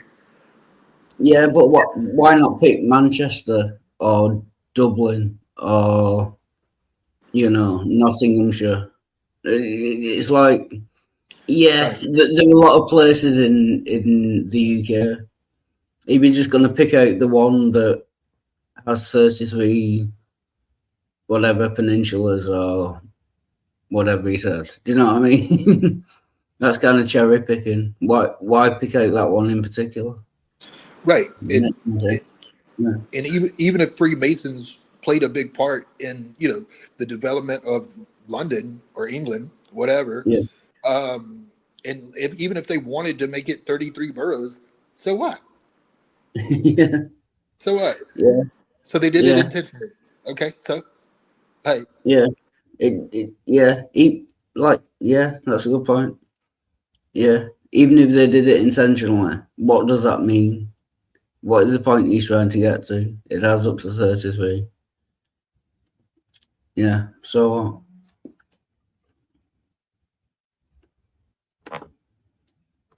Three to David Cameron with Brexit. David Did you know said he had to box up 10 Downing Street with 330 boxes. 330. Pay yeah. attention. Do you know what? Wait, can I speak? Do you know what? Contrary said, I'd rather hear Zach call a bingo over this gematria bullshit. Do you know what 30 plus 3 equals? It's 33. Do you know what 29 plus 4 equals? It's 33. Do you know what 28 plus 5 equals? It's 33. You can find patterns in anything. It doesn't make it a conspiracy. It's complete and utter bullshit. Sorry, I don't know whether I'm allowed to So swear is on there a this one. secret society known as Masonry that venerates the number 33? It's not a secret society. The Masons aren't a secret society. They're a gentleman's club. I don't know where you get all these fucking losers at. Freemasonry is not a secret society? Do you know about them? Drugs today? Are you drunk?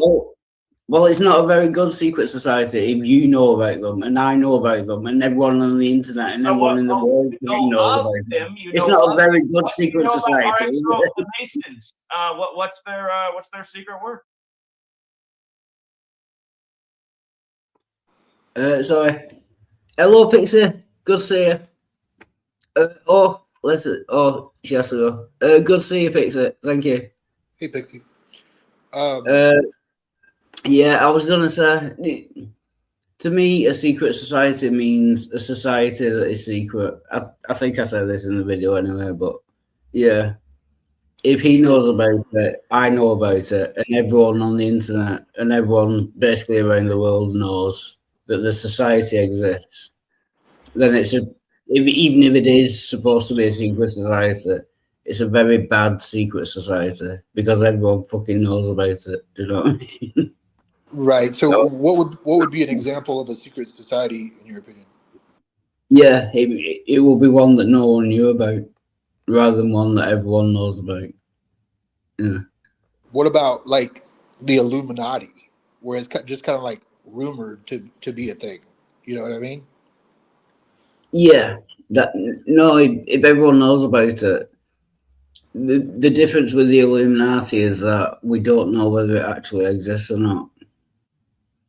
So it's not necessarily a secret society.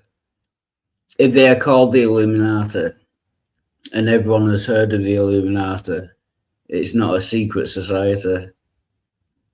It's a society that we don't know whether it exists or not. Do you know? Right. We don't know who's in it. I don't know. There's it's more secretive, than the Masons, I would suppose, because you can you can go to the Mason Lodge and see a bunch of Masons. You know what I mean? Yeah. They're walking down the street in their jacket or whatever. Yeah, given the secret handshakes and all that. Yeah, it's like Cerberus Hex, like admits to being a Freemason.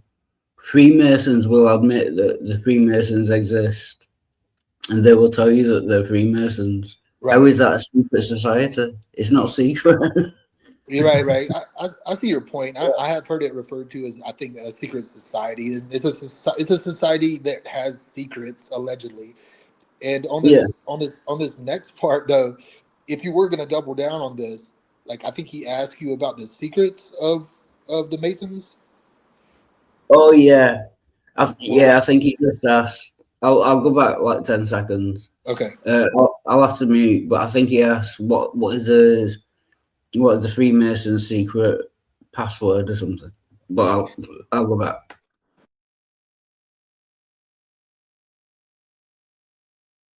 I know about them, and everyone on the internet and everyone in the world knows about them. It's not a very good secret society. All right, so the Masons, what's their secret word? I don't know. Oh, well, you just said okay. So tell me some secrets you know about Freemasonry. I don't know that they have any secrets. You just said that it's not a very good secret society, but you don't know about their secrets? No, a secret society will be a society that no one knew about. That will be the secret. Well, a lot of people know about Masons. people don't know term who secret society. a lot of people Hence don't the know who term created secret society. Sorry. a lot of people don't know who created modern Freemasonry. That they're the more important secret society. There's another level to it. So No, but a secret society means a society that is secret. If you know, like, is that what it if means? you know, yeah, a secret society is a society what is secret. By definition, that is what a secret society is. Well, usually So secret if everyone on the planet knows about them, they're not a very good secret society, are they? You just demonstrate you don't really know anything about it. Snow says, do you think he sacrificed for Zach? Go ahead. Of course he did. Of course he did. That's why he's. You want to be on the world stage, you got to pay the price in blood. And by the way, you know how we were just talking about Dion's player dead at 23 on the 23rd day of his son's age, 23 weeks from his own birthday. His name is. And if you notice, I don't want to brag or anything, but if you notice, he never came back with a response to that. He just completely ignored it and changed the topic. He did that a lot. Whenever there was something that I said that he couldn't come back to, Right. He was just, oh, do you know that someone died on the 23rd day and someone, you know what I mean? Yeah. He goes off That was- spouting more numbers and claims out. Yeah. But his claims, like, I wouldn't even call them claims because I'm not even sure exactly what he's claiming most of the time, you know? At least in a broader sense. Yeah. I didn't understand a lot of it, to be honest. And you know, that's what I was going to say. I guarantee you could look on the internet and find out these so-called secrets. You know what I mean? Yeah. And the fact that he knows, Exactly. the fact that Yeah. he knows that there's a secret word that, well, that's already part of the secret, I guess. But you know, whatever. Yeah. Oh, that's a good point. I should have asked him. I don't know. What is the Freemason secret word? And then he'd have answered and he knew it. That would either prove that they weren't a very good secret society or he was a Freemason himself. Those are the only two options. And I can't imagine he would be a Freemason the way he talks about it, but I could be wrong. What do you think? Yeah. But if he knows the Freemasons' word, the secret word, then it's not a very good secret word and not very good secret society. Or he's a Freemason. Yeah. And you, Sorry, and you know, DT has a good one. He's like, you should have just said it was domino, whether it's domino or not. You know, that will work as well. To be fair, yeah. To be fair, what was it? Dominique. You remember Dominique Wilkins, CT?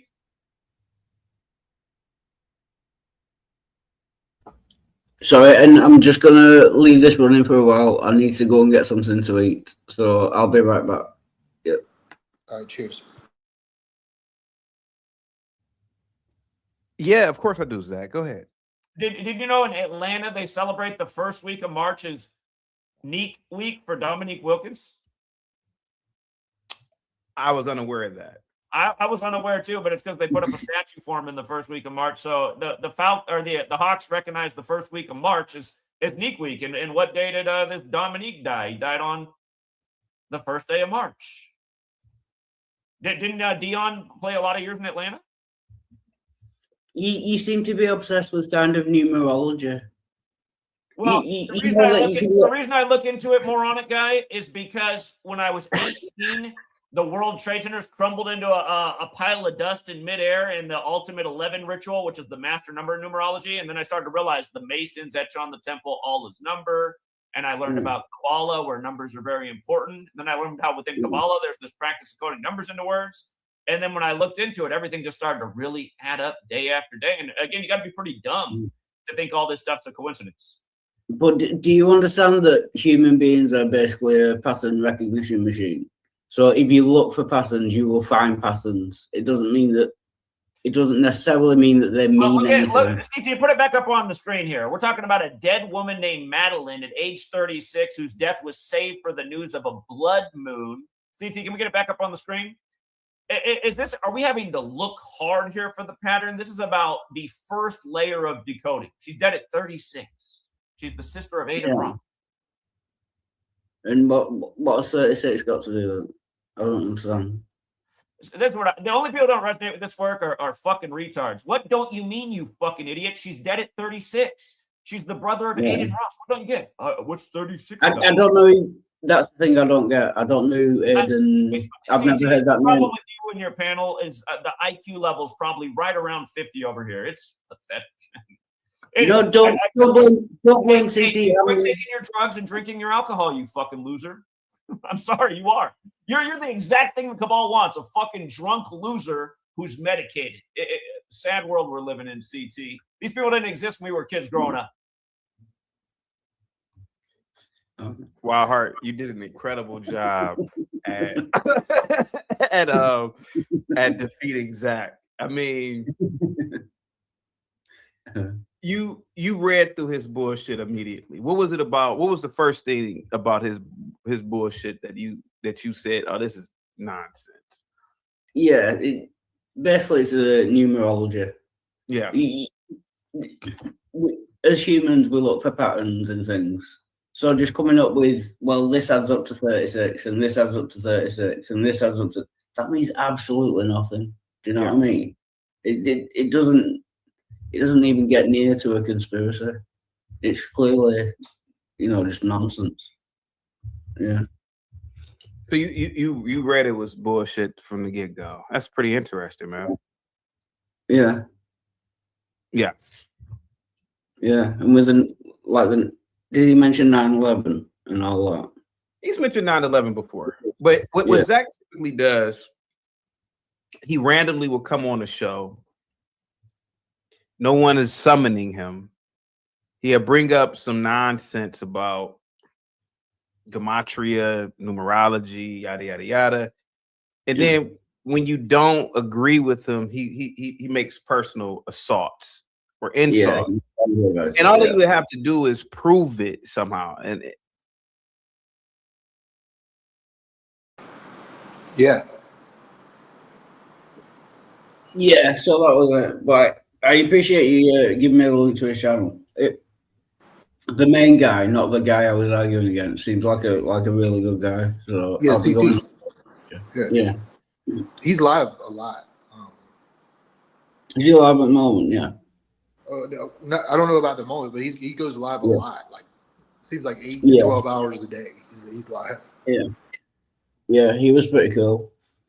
I think he said he was a Christian, but he seemed like reasonable, and not one of those that will just like talk over you and block you and stuff. He seemed very like respectful and reasonable. Yeah. But like with again, compared like how that went just now and how you reacted with how Matt Dillahunty reacted, because I would say that this person Zach was far more offensive to you than Andrew Wilson was to Matt Dillahunty, in my opinion. Yeah, I think he called me a moron and maybe a retard. Yeah, he said you're dumb, low IQ. Yeah. I don't know. He mentioned my teeth as well. People from Britain having bad teeth. I don't know where he gets that from. Yeah, something about the stereotype. I don't know. But it was. What's that word they kept saying? Gematria. What is it?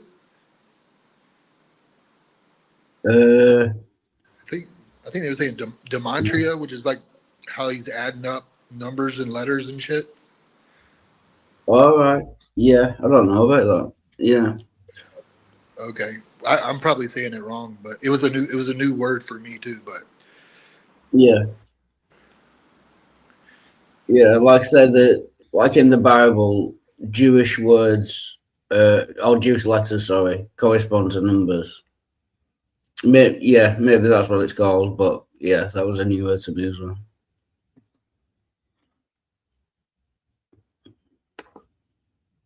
Yeah, that's this guy's thing. Like I just looked at his channel earlier before I came on, and he was live, and he on his own channel, and he was just non-stop going in on this stuff.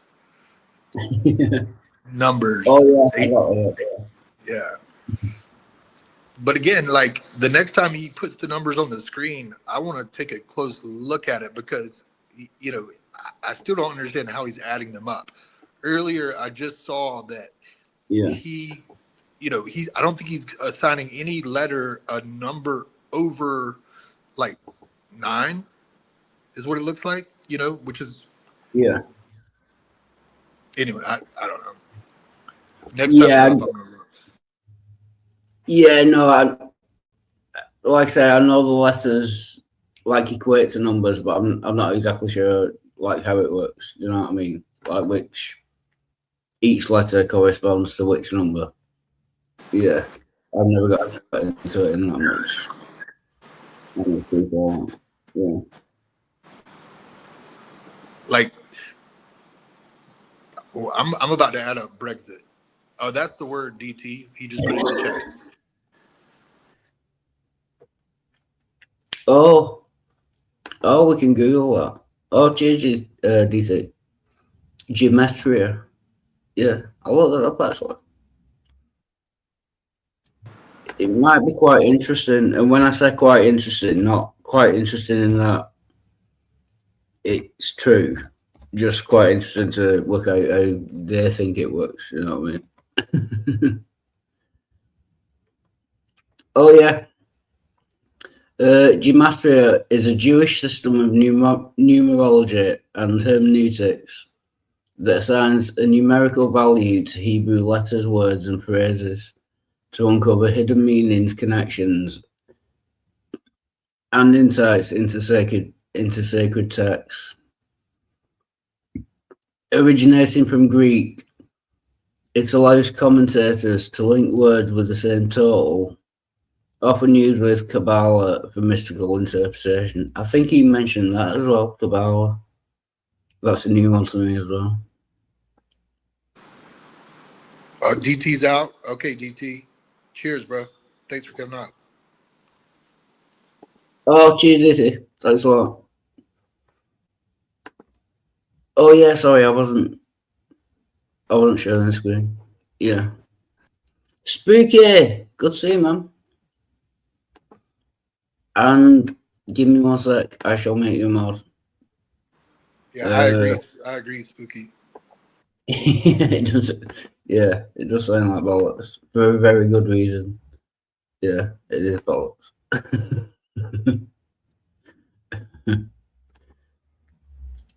I'll just share the screen. Yeah, so basically, yeah, that's what it is. 1 sec.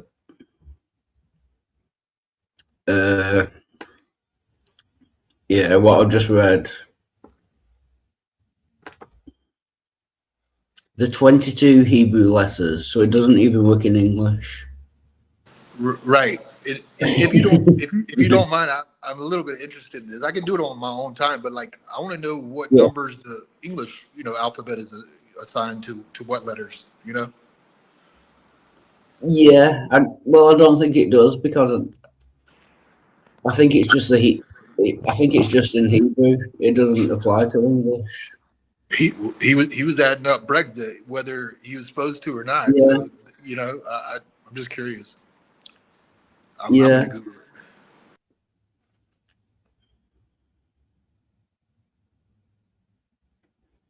it. Calculation. Words are calculated by summing the numerical values of the letters, e.g., whatever that is, equals father, or father, equals 3, equals 2, equals whatever that is, plus 1. That doesn't. I don't understand that. Yeah, I'm skeptical at this point.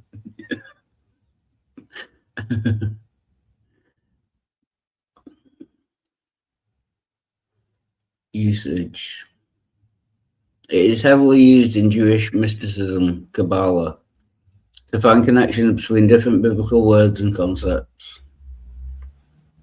Developed from Greek influences and used in the Talmudic literature. It became a common method for interpreting scripture. including appearances in the New Testament, e.g. the number 666 in Revelation. Yeah, I'm not convinced.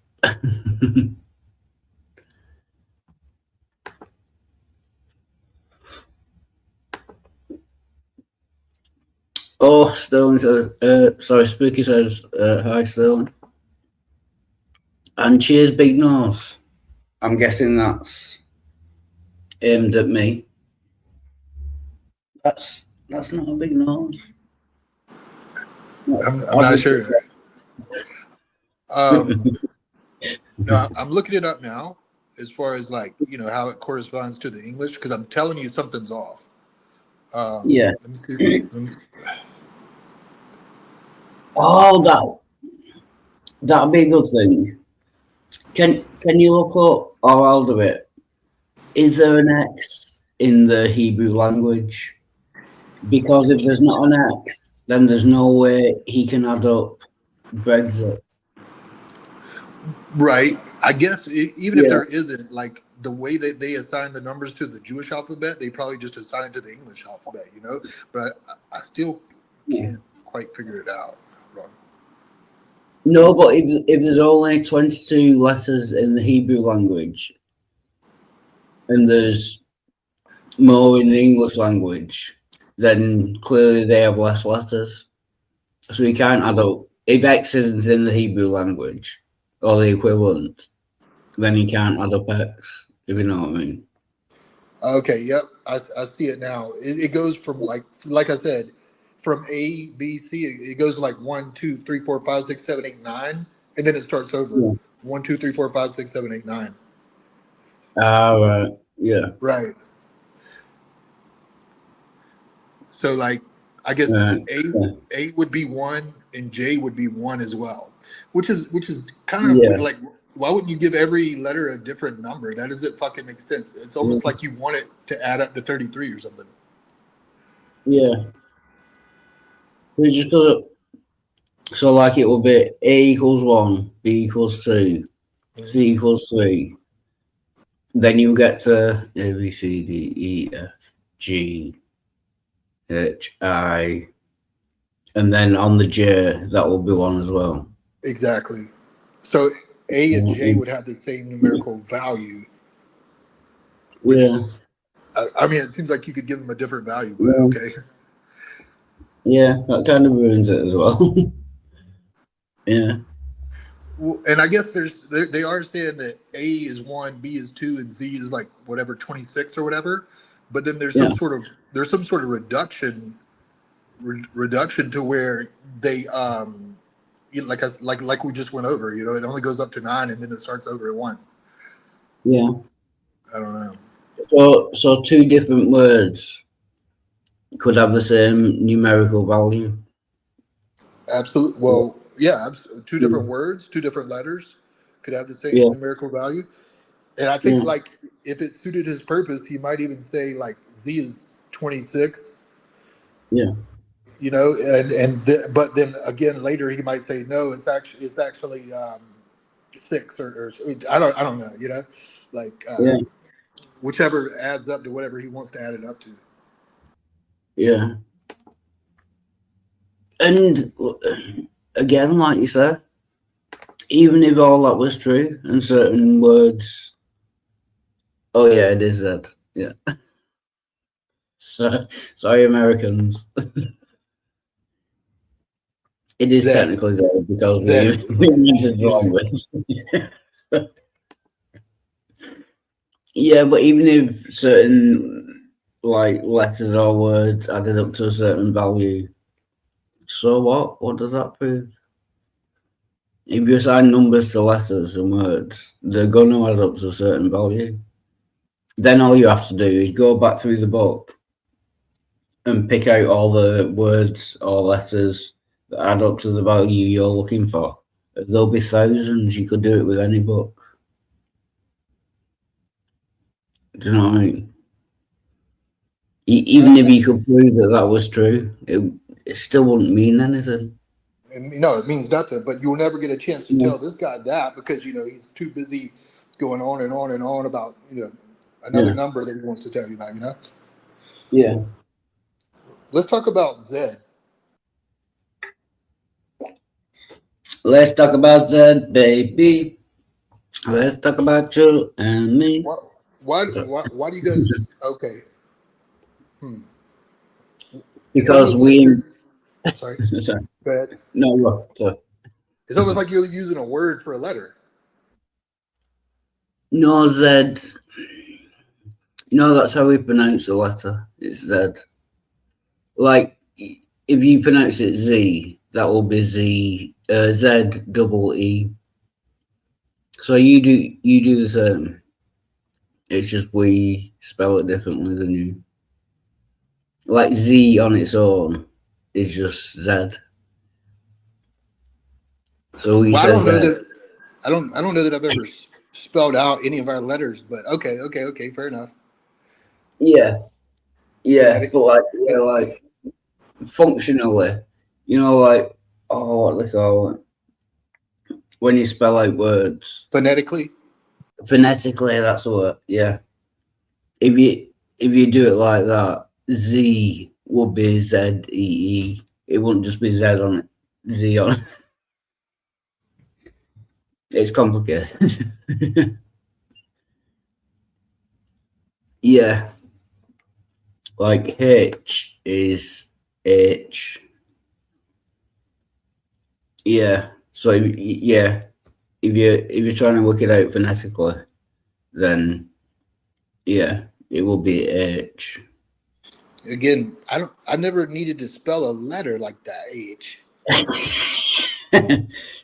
But if you were trying to explain it to like a foreign person, well, how do I pronounce this letter? You would kind of have to do it like that. You couldn't just write the letter H. You would have to explain how you pronounce it as well, like H. Yeah. It makes sense. I guess you could spell it out phonetically, like just like you would a word. Like in the dictionary, they always show you in parentheses like the phonetic way of like how to say a word. Yeah. But basically, we invented the language, so we're always right, no matter what, even when we're wrong. Yeah. Wait, what's Spooky saying here? I was trying to work that out, to be honest. See you on T. Okay, I got it. Cunt. Oh, you'll have to explain it to me. I don't know. Cunt. See you on T. CUNT. Cunt. Oh, CUNT. NT. Yeah. I was going all French. Yeah. On T. What was on T? Yeah, I get it now. Yeah. CUNT. See you next Tuesday. Yeah. That was good, actually. Yeah. All right, Spooky. Don't move it in. I'm slow.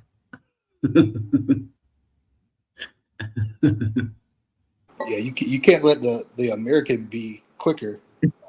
Yeah. Come on, Spooky. We're solidarity. We're both British. Let's not let the Americans be right about something. Do you know what I mean? I was saying you because I had to explain it to you. You let the American explain it to you, which is never a good position.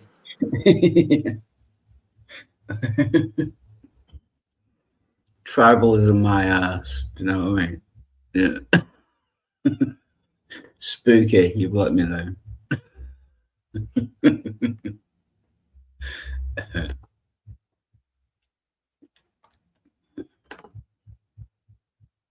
But anyway, like the Chaotic Truth was very impressed with how you handled it, and I think what he was impressed with was that you stayed calm. Yeah. And then also that you were able to spot it right off the bat. He seemed to be impressed by that. But like when you hear that guy talk for 30 seconds, that's got to be the reaction. Is like, are you fucking kidding me? Like, is this for real? Yeah. I would have imagined everyone would have that reaction. You know, the Right. first time they talked to him. Yeah. Yeah, right. But I'm not trying to. Yeah, go ahead. yeah, no, yeah, I did appreciate. Yeah,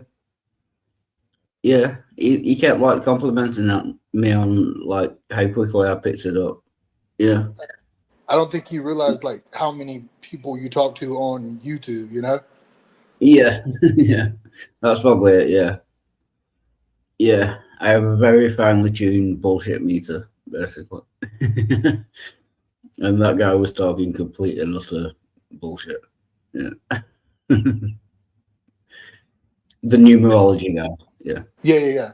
And after he left or whatever, they were telling us a couple of stories about how he got assaulted by Antifa. Oh, I yeah. mean, you can just imagine why, you know? yeah, I can see that. Yeah.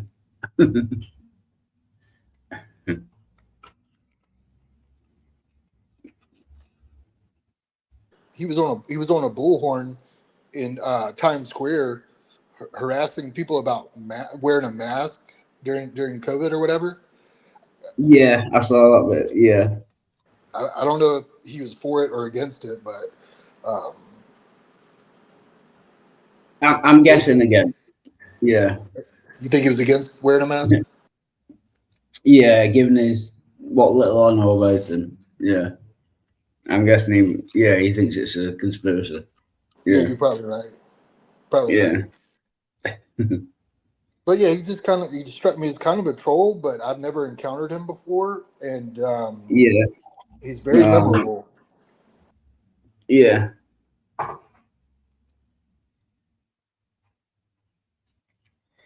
And I've subbed to his channel as well, so whenever he goes live, I will be there to annoy him. Do you know what I mean? Yeah. His channel is called something about numbers. We said Oh yeah. something about numbers, and then his name Zachary Hubbard. Yeah. I'll actually post it in the side chat if anyone wants to have a laugh and subscribe. Yeah, well, tell me the name of it when you see it. Something about numbers. Yeah.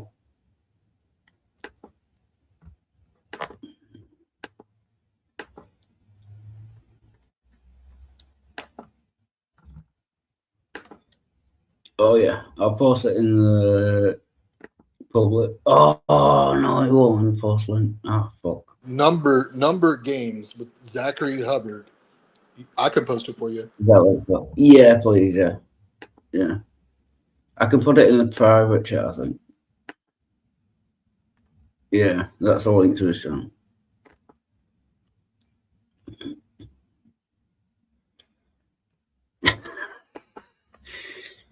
And Spooky Better, can you please go? Yeah. I'm not sure what you mean exactly, Wild Art. Could you expand upon that point a little further, please? Okay.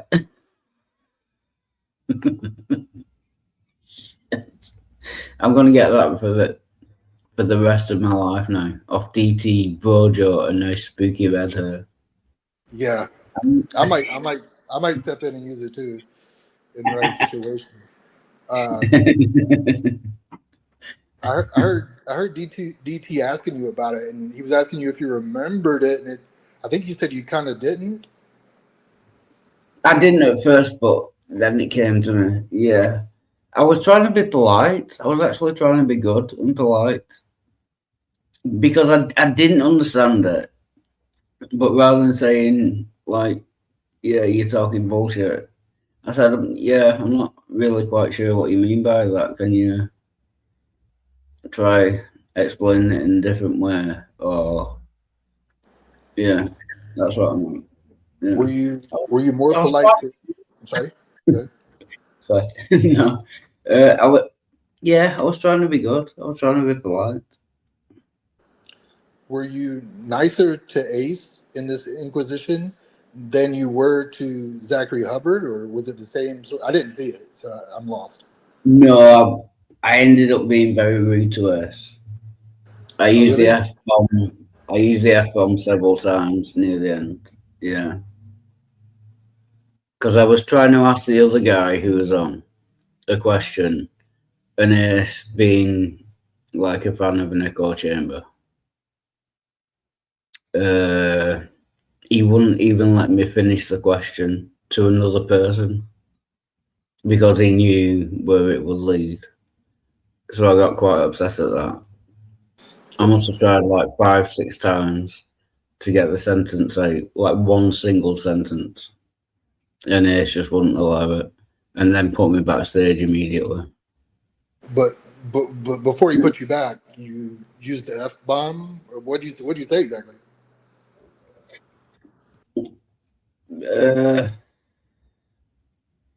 I think I said, Ace, will you stop fucking interrupting me? I'm asking someone else a question. And the other guy actually kept saying to Ace as well, just let him ask the question. You know, the other guy was fine. I'm not having to go with him. It's just Ace knew where it would lead. Basically, the question was, the guy was going about all the hard times he had in his life. And he prayed to God, and in time things got better. So my question was, if exactly the same thing had happened, but you'd prayed to a different God, would you believe in that God other than like Yahweh and Jesus?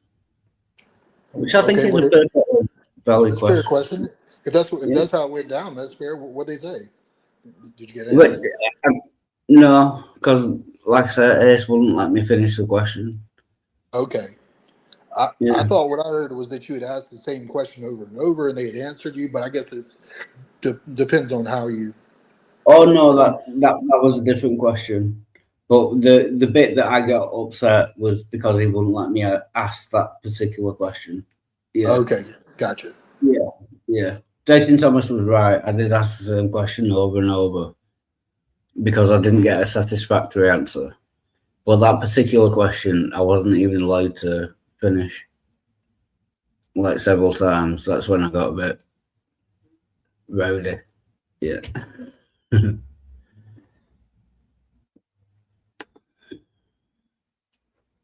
Are you sober, Wilder? You sound quite sober.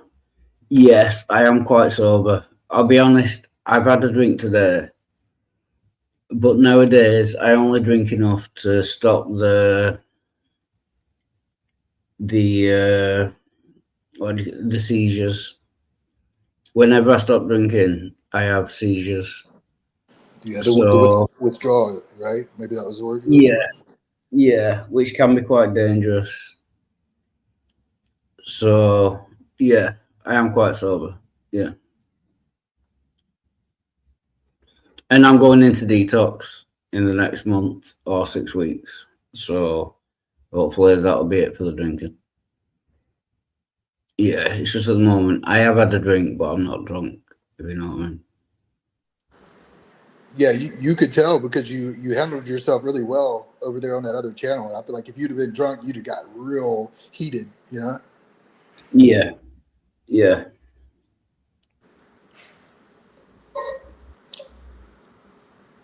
I don't want. Okay. Well, no, you go. Ace is boring as hell. I'll skip to that one. Yeah. Yeah, I don't want to make like a personal attack on this or anything, because in the morning I won't be bothered to go live and he'll be live and I want to get it. Basically, it's self-preservation. So I don't want to have too much of a go at him. But basically, he writes an essay in the morning and watches training videos. And then everyone who joins has to read the essay. So you watch him write the essay, and then you hear the essay, like, 5, 7, 10 times. Yeah. How much of the essay is based on scripture? It's kind of based on scripture, but his interpretation of scripture. So, like every other Christian will disagree.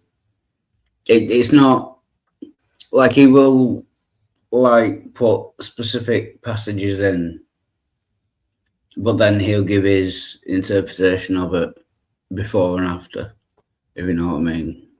Right. Right. Yeah. It feels like over 90% that part, the interpretation. I'm not saying anything's wrong with that, but you know, it's not exactly like Bible study per se. You know what I mean? No, it's not. No. And it's his channel. He can do what he wants, I suppose. But yeah, it is pretty much universalism. Yeah, God is all in all, over and over and over and over again. What is all? What does all mean? Yeah, define all. Yeah. Oh, cheers, Spooky. I appreciate that. Thank you. No, Yeah. I'll say like Ace. I'll say something good about him. Like he does have a unique style and a unique channel. Like exactly. I agree, Sammy. He's got his own Yeah. style. You know. Yeah, which is fair enough. Yeah. Yeah, I suppose there's enough room on YouTube for everyone to have their individual views. Yeah, that's fine. You will be boring too if it happened to you. Ba-dum-bum-bum-bum. And Sammy and Spooky, actually. Sammy and Spooky. Because you're the only two people I know who are watching. Get your asses in here. You know what I mean? Link should be pinned. Yeah.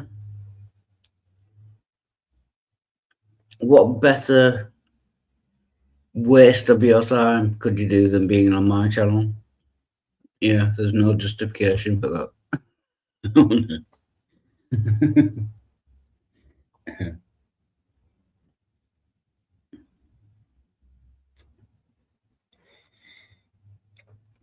Yeah, so I can see me tomorrow morning just begging at Ace's door for a link. Yeah. And then Go ahead, sorry. no, if I could. You think he'll let you up? Unless he's seen this stream, he might let me up, yeah. If he sees this stream, not a fucking chance. No. I didn't mean to mess up your channels. Ace is alright. No, nothing to do with it. No, it's purely down to what I've said. No, I'm not blaming you. No, you're fine. I do like how he writes out that thing, you know, with the typewriter sound. Oh yeah. I mean, it's just unique. Like no one else is writing an original passage per se. You know, every day they go on YouTube. But I don't know. I think there's something cool about that. Yeah, I agree with that. Yeah, it is impressive. Yeah. His knowledge of the language and yeah, that is impressive. Yeah. Well, and as opposed to you, who rarely has a topic, you know. I mean, we come up with good ones. This is a different approach. That's all I'm saying. I'm getting stick from everywhere to that. As opposed to you, who never comes up with a fucking topic. It's true. It's true.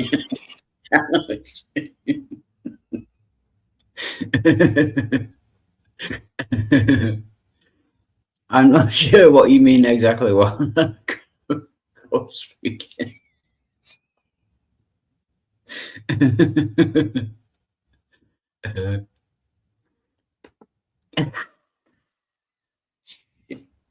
I'm going to be blighted for the rest of my life with that saying. Yeah, I'm not sure what you mean exactly. What that. Yeah, you should. That should be your new catchphrase. Just start using it. I'm gonna have to get Geo Sam to make me an insert. Yeah, I'm not sure what you mean exactly, Walter.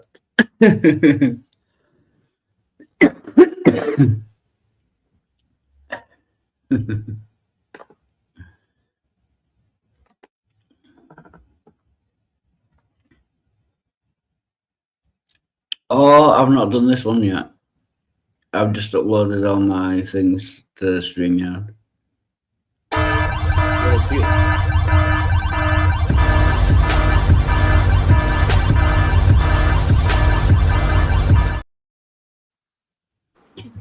That's good. Yeah, you needed that one earlier when we were on that other channel, I guess. Yeah, I think that was directed at Irenic initially. Yeah, bloviate like a motherfucker. Well, I used to hear that on Pine Creek's channel. Hmm. Bloviation. He had a bloviation alert too. Yeah. He would Oh. start playing the music, but they couldn't hear it. Do you remember that? Like only we No. could hear the music, and he would start playing like the violin music while the person was talking.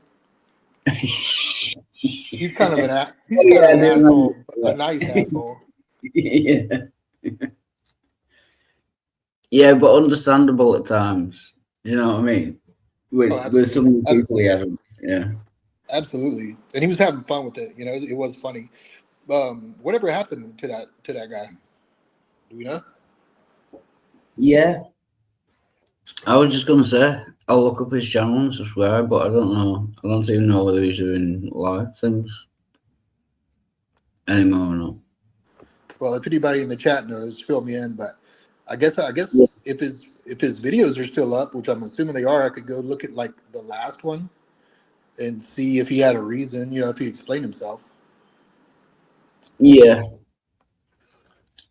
Prune Creek copied Wild Heart. That is true. Yeah, he stole all his content from me. He didn't. That might be libelous, actually. Yeah. I take that back unreservedly. Well, like if you invented that flying man ancestor experiment or thought experiment, then I would give you a lot of credit because that was like one of my favorite things that Pine Creek ever did. Yeah, I remember that one. Yeah, you use that one quite a lot. Yeah, Spooky Better says I haven't seen his stream in a long time. Yeah, so he might have actually finished. Yeah. Well, I wonder why. He must have had a reason, Yeah, maybe he's become a Christian again. Oh. And he didn't want to offend the laws. Yeah.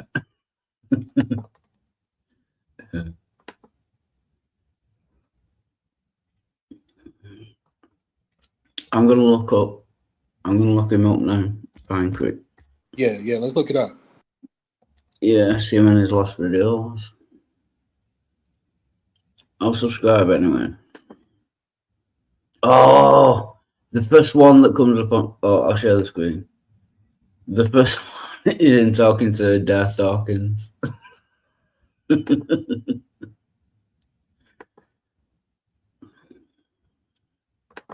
it.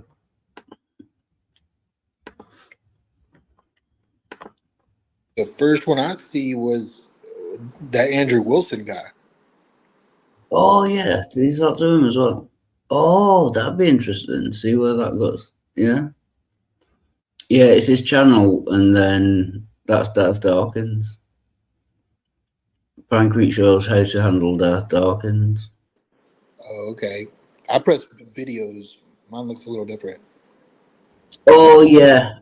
Yeah, no, I just did a search. Right, so if you go to his channel. Yeah. I don't like that home. Like it sends you straight to like home, which is like videos from a long time ago that I don't know how they compute what should be on my home screen, but I wish that home thing wasn't even there. You know what I mean? Yeah. Yeah. So right there was what? Yeah. If you click on that. Yeah. Well, it was like it's like home videos lives or whatever. Yeah. I'm actually subscribed to the Married with Children channel. Apparently, there's 24/7. You know, Married with Children. Al Bundy. I didn't know that. Yeah. But yeah, Spooky's saying to check out when his last live was, because when was that last video that you're looking at there at the Oh top yeah. left? When was Latest. that? No, that is the latest. Yeah. Was Trump acting like a fascist? When was that? The thing is that Oh, sorry. this is what I'm trying to. 8 months ago. Yeah. So he's not been live for a while.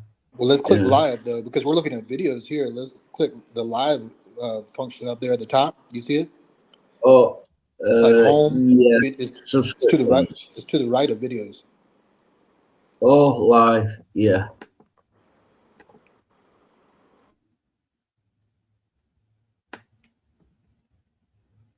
Latest 9 months ago. Yeah. So his latest live video was 9 months ago. Yeah, so he must have stopped. At least for the last 9 months. Yeah. That's weird. And that's Danny as well. I've spoke to him. Yeah. Who? Danny. He used to be on. Oh, Spooky. Help me with the name. What was he called?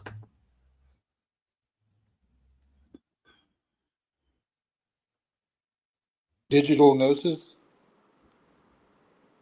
Yeah. Yeah, he's called Danny. What was it? Sorry. Spooky. What was his name? It started with a G. I thought it was digital Gnosis. Oh no, this one. Right. Danny.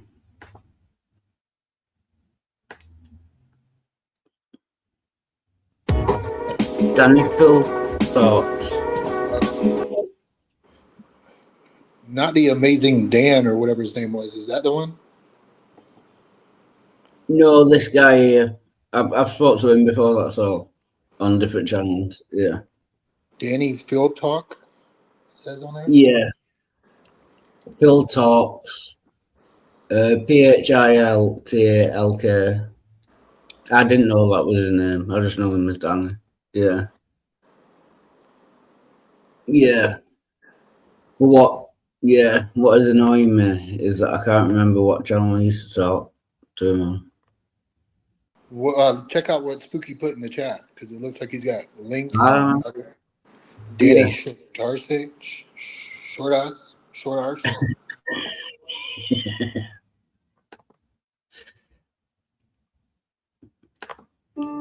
Welcome to Top Heroes. It all starts with a small fire. No rushing. Oh yeah, actually, the last time I talked to Darth Dawkins, or one of the times I talked to Darth Dawkins, I actually kind of tagged Danny in to talk to him instead of me, because he knows more about philosophy and that.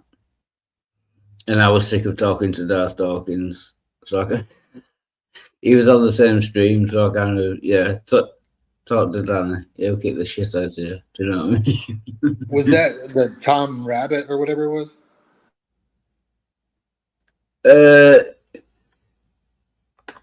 Gur Streams. That's it. I've got it. Yeah, Gur Streams. Gur, yeah. Yeah, Gur. It was on Gur's. I normally talk to him. I think it was on Praises that I actually talked to Darth Dawkins, and Danny was there as well. Yeah. I thought I saw you talk to him on that Tom Rabbit or something like that show or something like that.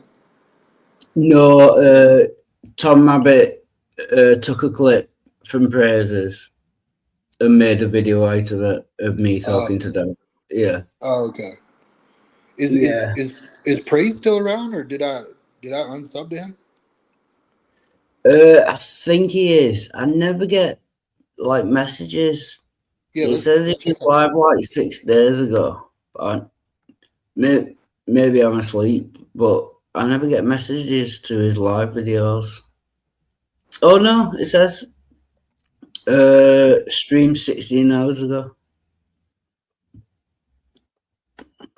Praise did? Yeah. I must have unsubbed to him. Let me see if I can find it. No, I've got a link. I'll put it in the private chat. Sweet. All right, thanks. Praise I am official, as opposed to the rest of the rip-off Praise channels, presumably. Right. Yeah. All those YouTubers out there just trying to rip off Praise.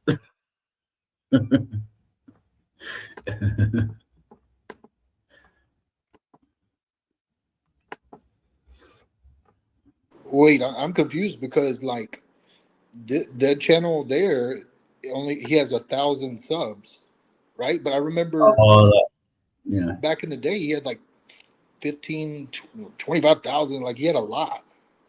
Yeah, I mustn't be subbed to that channel either then. Yeah, that might be why I'm not getting notifications of his. Yeah, I must be not subbed to his current channel either. Maybe he had to start a new one. I'm not sure. Yeah, I've not seen him for about like 6 months or something like that. Yeah.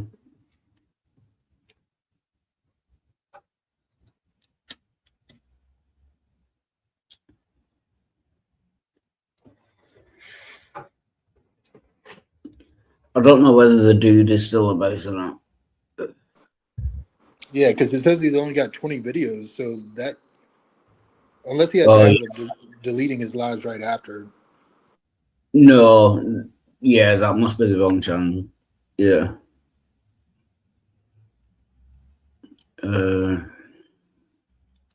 Spooky'll know. Spooky is omnipresent and omnipotent and omniscient. So Spooky'll know. Spooky, give us the link to Praise's current channel. Okay, he's talking about Danny famously talked to Jordan Peterson, really put him down. Okay, I don't like listening to Jordan Peterson. Exactly, that's what I was thinking. Yeah.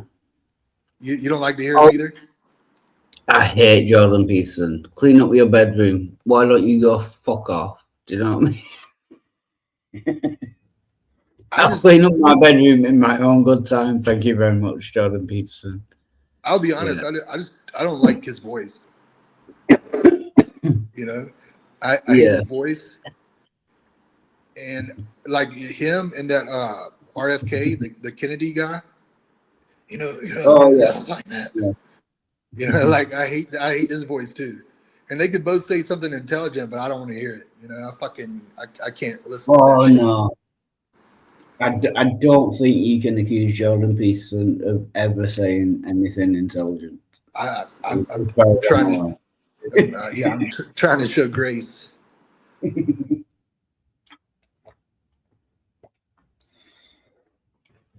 Yeah, he's a pseudo intellectual, in my opinion.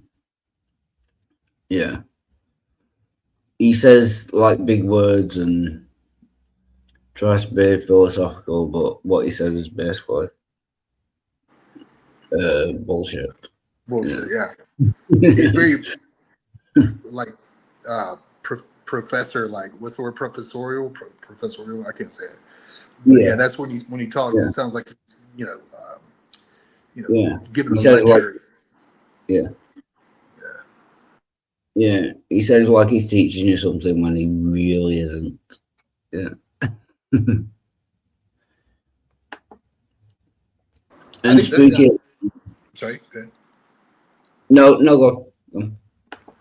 Well, I was just rambling about Jordan Peterson. I think that guy has some medical problems. I think I know he struggled with like benzodiazepines, Xanax, alprazolam. Yeah. Stuff like that.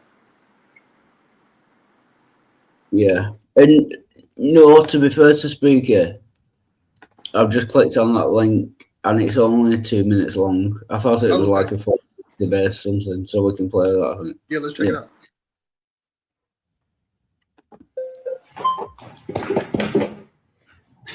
Hey, Dr. Peterson. How you doing? Danny, nice to meet you. What's your name? Dan. You're saying atheist Mute yourself, Wildheart. or Oh, sorry. Yeah. can you be very clear about your definition of worship again? Attend to, prioritize, and sacrifice for. Okay, that's it. That's your understanding of worship. Well, I could flesh it out, but that'll do for the time we have. Okay. Do Catholics attend to Mary? Oh, yes. Okay. So do they fit that description of worship? Yes. So you would say Catholics and other people that revere Mary, like the Eastern Orthodox tradition, worship Mary. Well, they might not put her in the highest But you would place. put it that way. No. You just said it. Now you're taking it back. There's now? still a hierarchy. Okay, there's a hierarchy, but within And the there's something at the top. All right, you can worship things Mary below. is quite a ways up the hierarchy, but not at the top. Let's go over your definition of worship again. What's your definition of worship? Attend to. Attend to. Do prioritize. Do And Catholics sacrifice for. do Catholics attend to? Do they prioritize Mary over all other human beings? No, I didn't say overall, did I? I didn't Well, add that to my definition. You understand. I said there was a hierarchy as well. You attend to So you Catholic. can attend to something trivially, or you can attend to it deeply. Okay, now there's you're a- adding stuff to the definition, but your original I definition. added the hierarchy part at the beginning. Are you just familiar? didn't understand it. Are you familiar with the Immaculate Conception? Why is that relevant? Because you go to a Catholic church, don't you? Or you've attended recently. You're interested in Catholicism, aren't you? Sure. All right. Are you familiar with their doctrines? Somewhat. Okay, you're Their familiar. doctrines are How very do they deep. regard Mary? Why are you asking me that? Because you're a Christian. You say that. I haven't claimed that. Oh, what is this? Is this Christians versus atheists? I don't know. You don't know where you are right now. Don't be a smartass. Well, and I mean either it, you're a 'cause I Christian won't or you're talk not. to you if you're a smartass. Oh, either you're a Christian or you're not. Which one is it?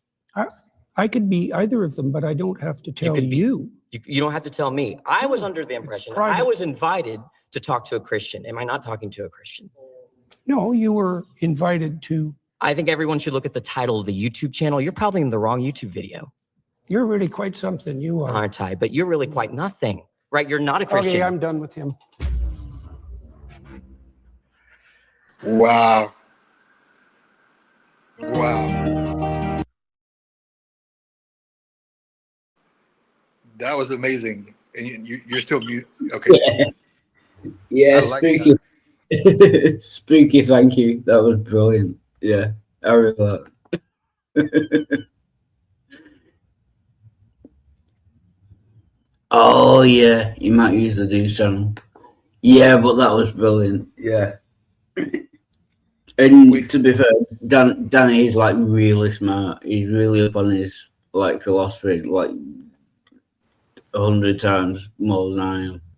Yeah. But that was I don't know that brilliant. guy, but he did well. Yeah. So explain this one to me. Is using the Mott and Bailey. What is that? Oh, the only thing I know about Mott and Bailey is it's a kind of castle. It probably means something in, like psychological terms or something. But the Mott and Bailey is like a castle with a ditch underneath it, so it's really hard to attack. Do you know what I mean? Oh, okay. I know that word. Yeah, it's like the water that surrounds the castle. That's it. Yeah. Okay, but I don't know about Bailey. Yeah. I'm waiting for Spooky because I'm not entirely sure myself. That's the only context I've ever heard it under is when it attains to castles. Yeah. Yeah. Anyway. Yeah. Danny explain is no that. That's true. Yeah. Yeah. Spooky. Yeah. Danny is no wild art.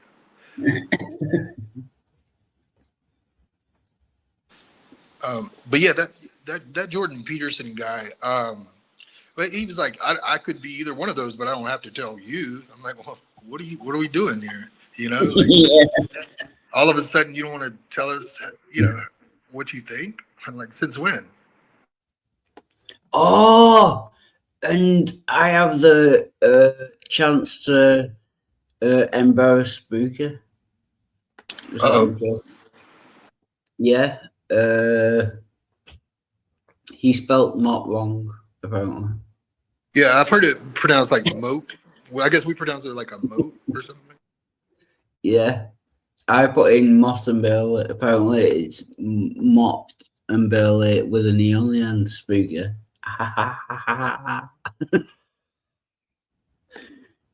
Yeah, and it is due to castles. Which Mott part? and Bailey. Which is which? Which is the? What's the Bailey? The Mott apparently is the hill that the castle is on, and the Bailey is like the surrounding, like where the peasants live or where the workers live. Yeah. Okay, got you. Yeah. The fortified courtyard is the Bailey. Got it. Yeah.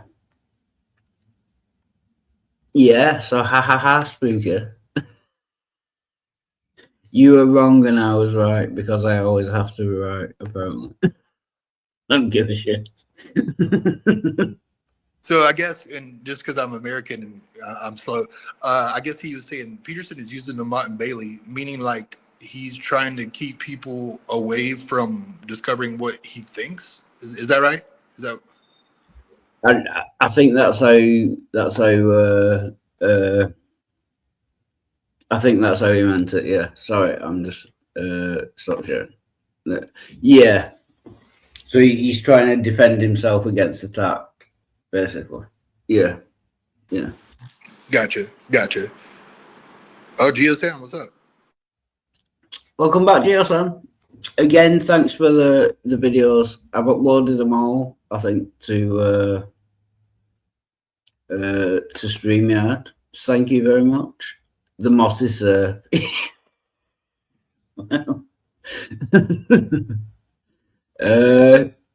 all right, we've got a shot from shit. I get the sneaking suspicion that Spooky Better is gonna prove me wrong. Yes, again.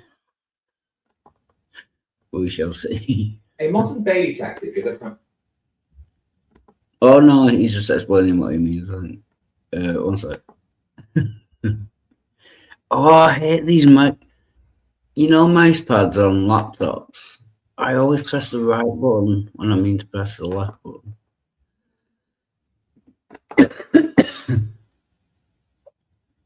That's why everything takes twice as long.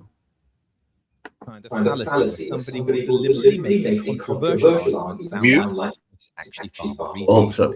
For example, let's say that you and I agree that violence should be a crime. That's a Mott. It's pretty easy to defend and it's pretty agreeable. But the Bailey part comes in when somebody says that swear words are a form of violence, or maybe calling somebody a name is a form of violence. Now, the harder part, that we should make name calling illegal, has been smuggled in. One example of a Mott and Bailey in the history of philosophy goes back to John Stuart Mill's harm principle. Mill argued that the only time that we should intervene in somebody's life is if their actions are going to go on and harm somebody, at which point we should stop them. That's the Mott. That's easy to defend. But the Bailey part comes in how we define harm. Are insults a kind of harm? Is putting strain on the health service a form of harm? Is buying drugs that fund illegal gangs a form of harm? The word harm is hard to define, and how you define it can change legal systems. So what examples of Mott and Bailey do you know of?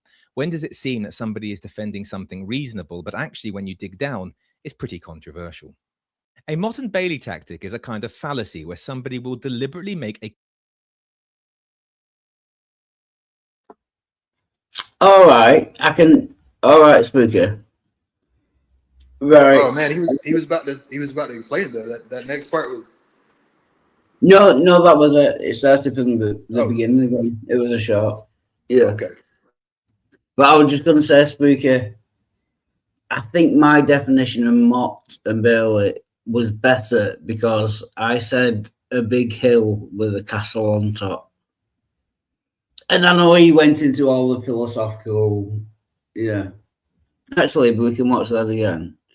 But put my definition of it up against his, and I think you'll find mine is better. Yeah. My definition is a big hill with a castle on top. And I think that would refer to just the mutt, though. You know. Controversial argument sound like something which is actually far more reasonable. For example, let's say you and I agree that violence should be a crime. That's a mot. It's pretty easy to defend and it's pretty agreeable. But the Bailey part comes in when somebody says that swear words are a form of violence, or maybe calling somebody a name is a form of violence. Now, the harder part, that we should make name calling illegal, has been smuggled in. One example of a Mott and Bailey in the history of philosophy goes back to John Stuart Mill's harm principle. Mill argued that the only time that we should intervene in somebody's life is if their actions are going to go on and harm somebody, at which point we should stop them. That's the Mott. That's easy to defend. But the Bailey part comes in how we define harm. Are insults a kind of harm? Is putting strain on the health service a form of harm? Is buying drugs that fund illegal gangs a form of harm? The word harm is hard to define, and how you define it can change legal systems. So what examples of Mott and Bailey do you know of? When does it seem that somebody is defending something reasonable, but actually when you dig down, it's pretty controversial? A Mott and Bailey tactic is a kind of fallacy where somebody will deliberately make a controversial argument sound like something which is actually far more reasonable. For example, let's say that you and I agree that violence should be a crime. That's a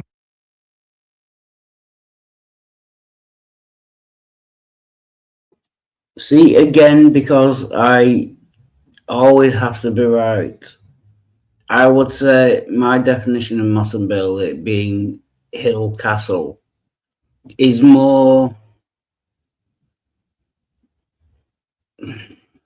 it's better than that one. You think it's more accurate? Yeah. I don't know. They drew a diagram and it showed the hill and a little arrow. It said that's the Mott, and then the fortified whatever below it, courtyard below it is the Bailey. Ring, round houses, castle, hill. See, I think that's a better definition on my part than the in-depth philosophical argument that the speaker just proposed. That definition wasn't even a sentence. It was just like it was just words like just castle, hill, Mott. Hill, castle, house, ring. Yeah.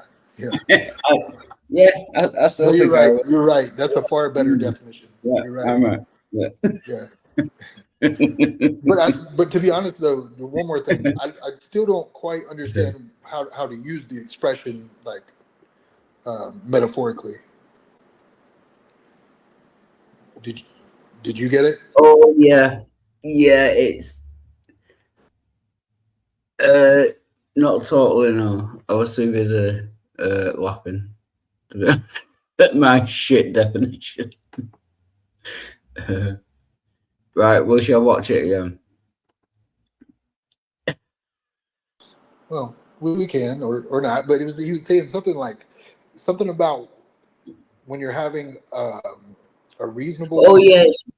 Go ahead. Help me out.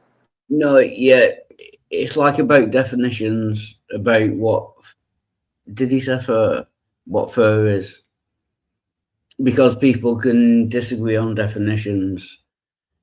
So the Mott or the Bailey is saying that what is best, but then it depends on your definition of or what is fur, but then it depends on your definition of fur, and that can change between people. So it's ambiguous, if you know what I mean. It will change from person to person as to what is fur. I don't see how that correlates to the Mott and Bailey though.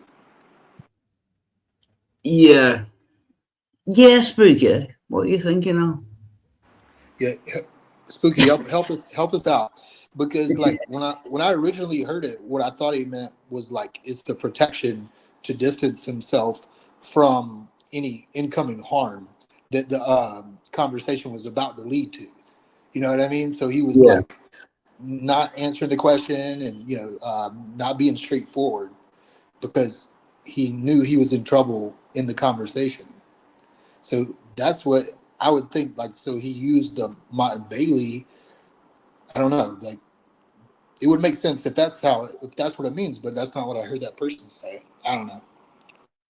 Yeah, no, I want to watch the video again now, just to put it into context.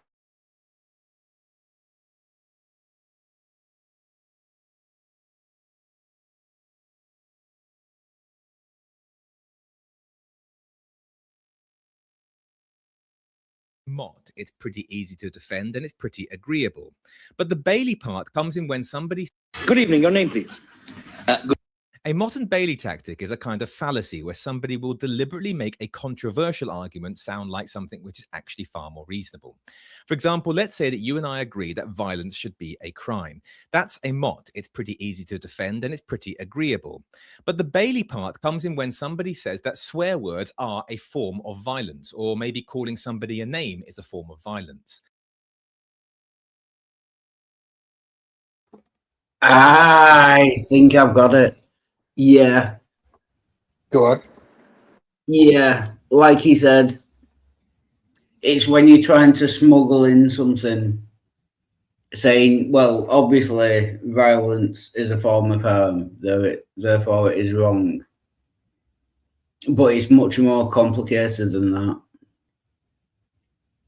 Do you know what I mean? They're not giving you the like extenuating circumstances, or they're not giving you the full kind of definition of what.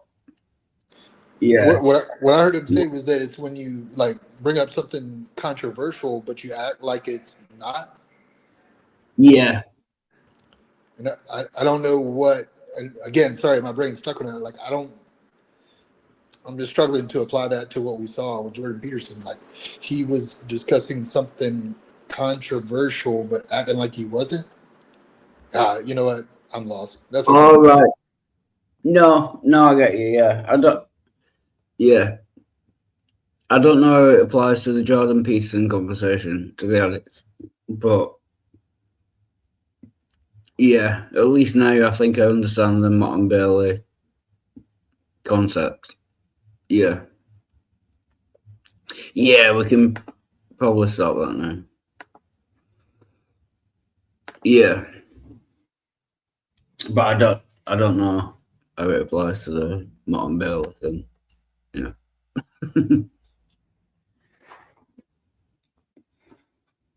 Sorry. And excuse me. Good. Excuse me 1 second. I shall be right back. Yeah. Yeah. Cheers. Spooky, help us out, man. Clearly, we're dumb, and I'm googling it right now. Bear with me.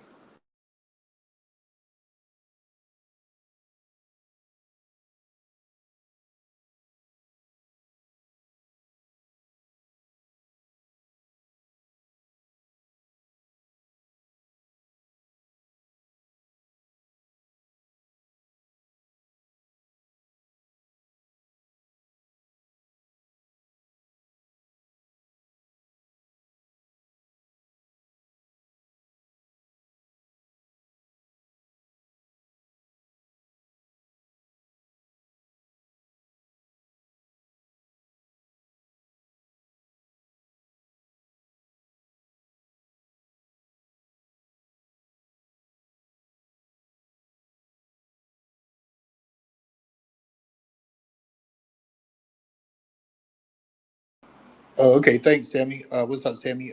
He says he's a Christian and supports Catholic fundamentals, but then says, I might be a Christian, I might not be. Okay. Okay. Well, like I said, I don't listen to a lot of them, thank God. And he may have espoused to be Christian. But in that conversation, I guess to be fair, with that guy, I think his name was Danny or something like that. What Danny said was that he was like, you attend mass and you're interested in Catholicism, right? Which is, I guess, a little different from, being a Christian or a Catholic, saying that you espouse those beliefs, I suppose.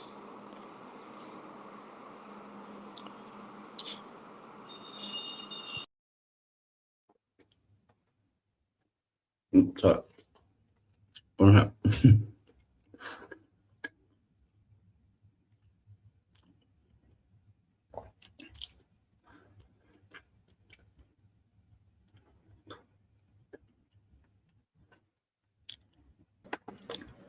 Get in. Welcome, Gio. Penis. What? All right. There's no need to be offensive as soon as you get on the channel. What? I thought you said penis. I heard Did not penis. say- I heard penis. I said pianist. Oh, pianist. Yeah. Yeah. Okay. That's right. Good sir.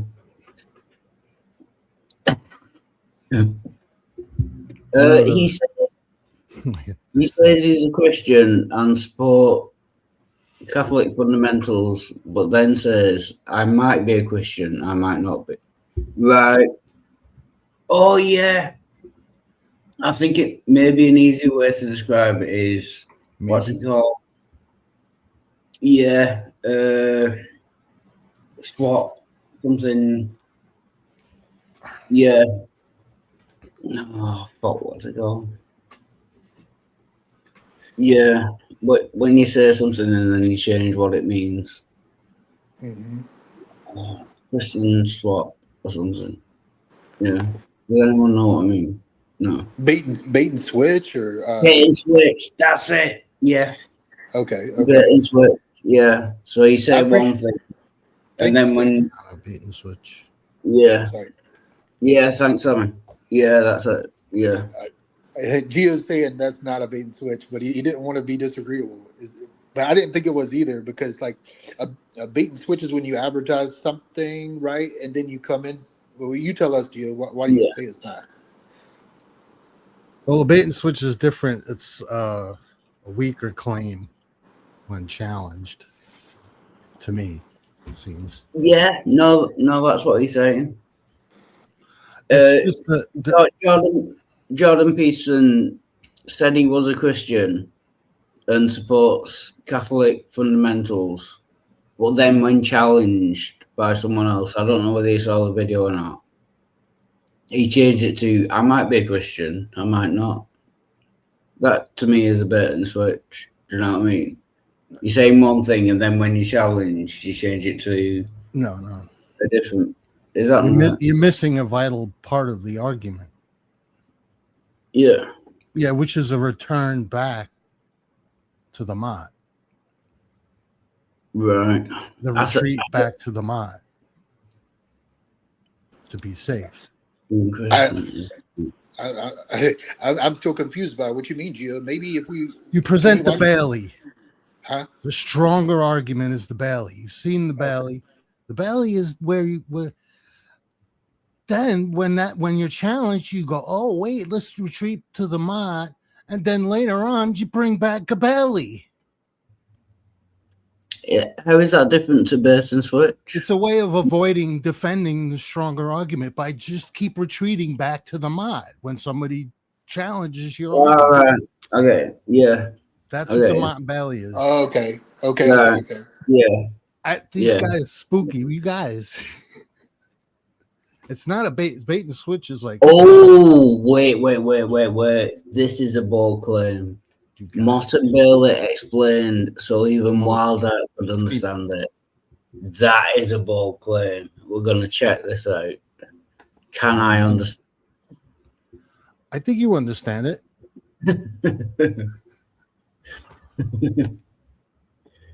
It's you make a bold claim. The first claim is the bold claim, right? Then when someone challenges that claim, it's Peterson again. Fuck's that. Spooky, are you obsessed with Jordan Peterson? I can't stand the guy. Do you know what I mean? I don't listen to him. I don't, because all the people who know better than me say he is a charlatan. I didn't start at 1 minute 50. It's only 1 minute 50 long. Peterson, today I'm surrounded by 25 atheists. We all know that something went seriously wrong on Jubilee for Jordan Peterson. Just because people are stupid about things doesn't mean that their opinion is valid. Either you're a Christian or you're not. Which one is it? I could be either of them, but I don't have to tell you. This is a definition of the God that atheists are hypothetically rejecting. I'm not retreating at all. I'm advancing, sir. You are retreating. You're really quite something, you are. Aren't I? But you're really quite nothing. I've spent years dissecting Jordan Peterson's arguments, and throughout all of my critiques, I've noticed something fundamental. There's one specific fallacy at the heart of everything he does, one trick that he's mastered so completely. It's become his signature move. Usually he gets away with it. His opponents get lost in the semantic fog, confused by the rapid-fire references, overwhelmed by the sheer confidence of his delivery. I just feel like you kind of retreat into this semantic fog. But something extraordinary. Oh, we were supposed to start at 1:50. Starts at 1:50 for fuck's sake. Okay, I'm gonna go with this, although this is and this is very much a me problem. This is confusing me more than it's the first video. I understood more than this. Well, let's hear it out. Yeah, we'll go with it. So it starts at 1:50.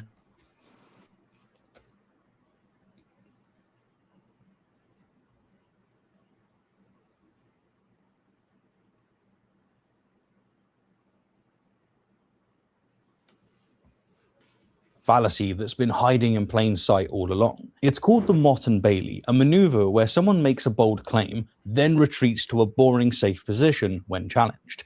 And today, we're going to watch it get exposed over and over and over again in ways so undeniable, you'll start recognizing it everywhere, not just with Peterson, but in political discourse, punditry, and everyday arguments. You're really quite something, you are. Aren't I? But you're really quite nothing. Right, you're not a Christian. Okay, I'm done with him.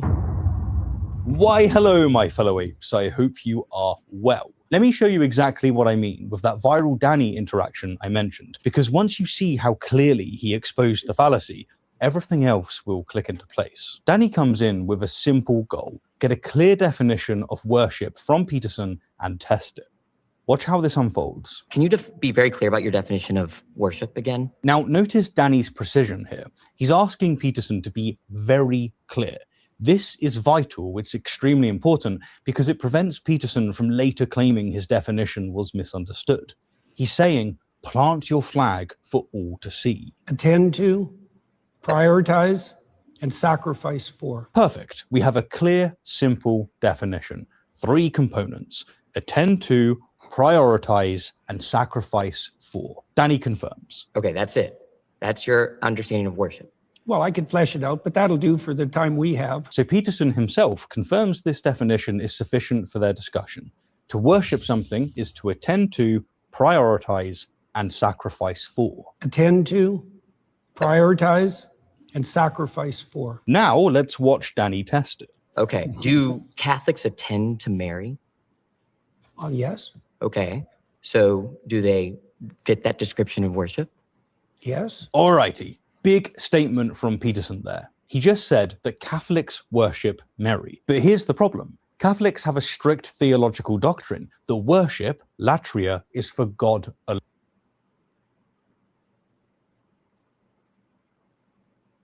And I apologize if I'm pausing too much, but yeah, I get it now.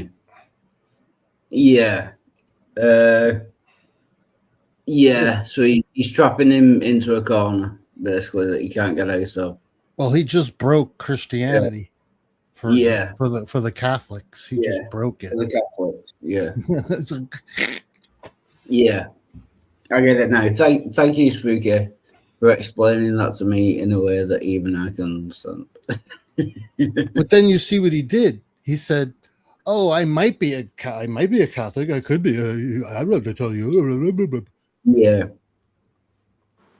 Which is funnier even still, because then you're getting them into a place where they have to do the mental gymnastics to get themselves out of the place they've already admitted that, yeah, they can't defend. Yeah. Anyway, we shall continue. He shouldn't have agreed to alone. Mary receives veneration, hypodulia, but explicitly not worship. This is fundamental Catholic theology, And it's a commitment that Jordan does not want to make. You see, he's perfectly fine insisting that atheists worship, that we pray or what have you, but he can't say that Catholics worship Mary, as this would alienate a huge chunk of his base. It would risk offending folks that buy his books. So Danny goes on the attack. So you would say Catholics and other people that revere Mary, like the Eastern Orthodox tradition, worship Mary. Well, they might not put her in the highest But you would place. put it that way. No. Succinct and brilliant. Peterson just said that Catholics fit his definition of worship regarding Mary. Now he's saying he wouldn't say they worship Mary. Danny catches this immediately. But you would put it that way. No. You just said it. But watch what happens next. Peterson can't just admit that his definition is flawed. He can't just say, all right, fair enough, you're right. My definition leads to Catholics worshipping Mary, which they explicitly reject. Instead, he retreats. There's still a hierarchy. Okay, there's a hierarchy, but within And the there's something at the top.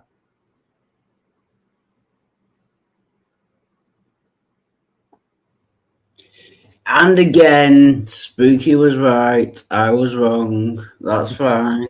I don't fucking mind, you bastard. So yeah, he stated one position. Then, when challenged on it and proved he was wrong on that position, he retreated to a lesser position, and yeah, tried to get out of it that way. Which even that doesn't work. But yeah, all right. Fuck you, Spooky. Yeah, thank you, Spooky. And Gio, so tell us briefly, like, the difference between that and the bait and switch. What's the difference between the what? What is the bait and switch, in other words? Oh, the bait and switch is different because it's a weaker argument, and the claims are weaker when challenged. It's not the same. It's not you don't reuse that. It's like you switch. Once you switch, that's done. You're done. In the Mott Bailey, you could reuse. You just go right back to the Mott. You just keep retreating because he's been doing it the whole show with all these other people. Yeah, that's what they're pointing out here. Gotcha. Yeah, I kind of get you. Like, Mott and Bailey is not changing your argument, but defending it in a different way, whereas bait and switch is actually changing your argument. Is that? Well, it's to avoid it's a way to avoid defending the stronger position. So you look like you make the other guy look like he's the idiot when you're actually not. You're the one who's pushing him. And he's deferring to the Mott. He's going back to the Mott going, oh, I'm safe here. You can't do nothing to me. Yeah. It's like a tactic. It's like tactic. It's like it's avoidance. It's avoidance. Sterling, I think in both cases, they're both doing the same thing, but in different ways. One is going back and like not changing their position, but changing the way they defend it. And the other one is going back and actually changing their position. I think that's the difference, but it's a very slight difference. And I think basically it's the same kind of thing. You know, well, he's a tricky guy, this Peterson. Yeah. Right. So he can use this Mountain Valley in just about any context if you're smart enough. Yeah. Yeah, I get what you're both saying. Yeah, and I kind of agree with you both. Yeah, there is a very mild difference between the two. Do you know what I mean? I always thought like a classic bait and switch was when like a business would advertise a certain sales price for an item, but then they know that they don't have it in stock, or they only have like one in stock. So then you get there and you end up buying a higher priced item. Right. Is that is that right? Yeah, that's yeah. Got you. Yep. Yeah. So you're presenting something that's not. You're enticing someone and then giving them something different, basically. Gotcha. And Spooky Bed, He says, "You're welcome, Sterling, you magnificent beast." I thought we agreed, Spooky, that you would never ever call anyone else other than me a magnificent beast. I thought we agreed on that. We agreed on that in the room. We agreed on that in the living room.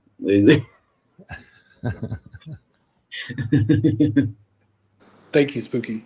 Cheers. Why can't you just keep waiting and switching the same two arguments, Gio?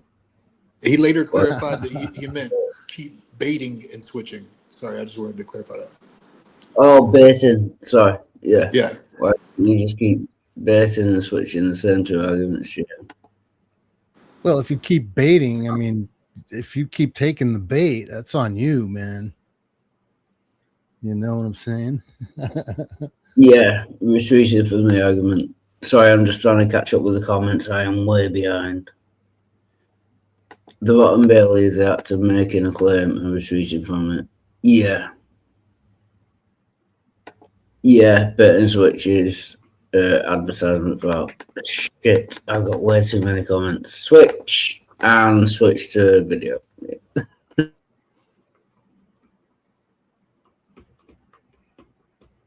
All right, you can worship things Mary is below. quite a ways up the hierarchy, but not at the top. Do you see what's happening?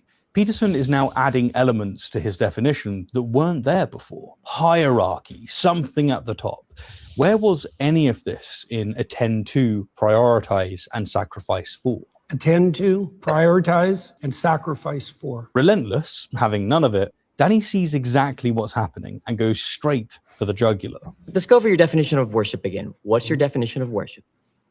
Attend to. Attend to. Do prioritize. Do Catholics sacrifice for? What do Catholics attend to? Do they prioritize Mary over all other human beings? No, I didn't say overall, did I? I didn't add that to my definition. You understand? I said there was a hierarchy. I'm trying to get Jordan Peterson to say, no, you're wrong, Danny. But he's not. No, they don't worship Mary. They worship Jesus. But he doesn't say that. Yeah. So basically, if I can try and work this out in my own head, Martin Bailey is retreating from the argument without changing it. Base and switch is completely changing the argument. Not completely changing the argument, but changing it slightly so you can get out of it. No, there's no change in a bait and switch. You present an argument that's enticing to get someone to bite, and then you change it to something that's totally different. It has nothing to do with why you baited them in the first place. Yeah, but with the Martin Bailey, you're not changing the argument. With the base and switch, you are changing the argument. That's the difference, yeah. Well, you're changing. Well, no, it's a different argument. Yeah, so you're changing the argument. Yeah. No, well, if you use a bait and switch, you're changing the argument. Yeah, but if you use the Martin Bailey, you're retreating from the argument, but you're not changing it necessarily. You're taking a less. No, a bait and switch is not a change. It's a bait and a switch. There's no change. And it's almost like done intentionally to get one over on someone, right? You're not even supposed to notice the change, really. Right. But it's usually buyer's remorse is when you notice the change and you go, they bait and switched me, after the fact. It's a sneaky tactic, man. Yeah. But I would say they're both sneaky tactics. Oh, yeah. It's just slightly different. Yeah. Yeah, one makes him look like the smart guy, Peterson. It makes him look like he's the smart guy and he knows everything, and all these people are stupid because my argument still stands because I have such a good argument. I could just retreat back to the mott, and you can't do anything. That's what he's doing. Oh, Gio is saying it's not a changed argument; it's a totally new argument. Well, yeah, that's totally new. It's totally new. Yeah. Right. I mean, you could compare them, but what he's doing The Mountain Bailey is specifically because you could just retreat, and he keeps his face. He keeps his face because that argument still stands. It's a defensive move. Yeah, It's it like makes him. A bait and switch is almost like offensive in my mind, but I don't know. Something you planned on doing? I don't know. That's underhanded. That's really bait and switch is really, I don't know. Yeah. Deceptive, right? To be honest, I'm gonna have to be fair. I'm gonna have to look this up because I didn't even know it was a fallacy. I've never, like I said, all I knew about Motte Bailey was due to castles and like, yeah. Well, I know it as moat. You can say moat, MOTTE. Right. It's the water hole that fills around the castle. That's the moat. Yeah. Right. A lot of people say mott as well. It's the same. It means the same thing. Isn't it like applesauce? No, because that's how it's spelled. MOTTE is basically the same as mott. MOAT is moat. Yeah, it's part of a castle. It's part of a castle. Yeah, it's the same thing, but if you spell it MOTT or MOTTE, then it is mott. It's one of those funny words. It means it's still the same thing. It's the same structure. Yeah, it means the same thing. Yeah. Is it? Okay, all right. Because Brojo's saying that's MOAT. Yeah, moat is MOAT. Yeah. So I'm wondering if they're different words. No, but the Bailey. No, the Bailey is the town below the castle. The castle is surrounded by a moat, right? The Bailey before the castle. The Bailey is highly fortified. There's a lot of people. It's strong, right? Yes, the courtyard is fortified.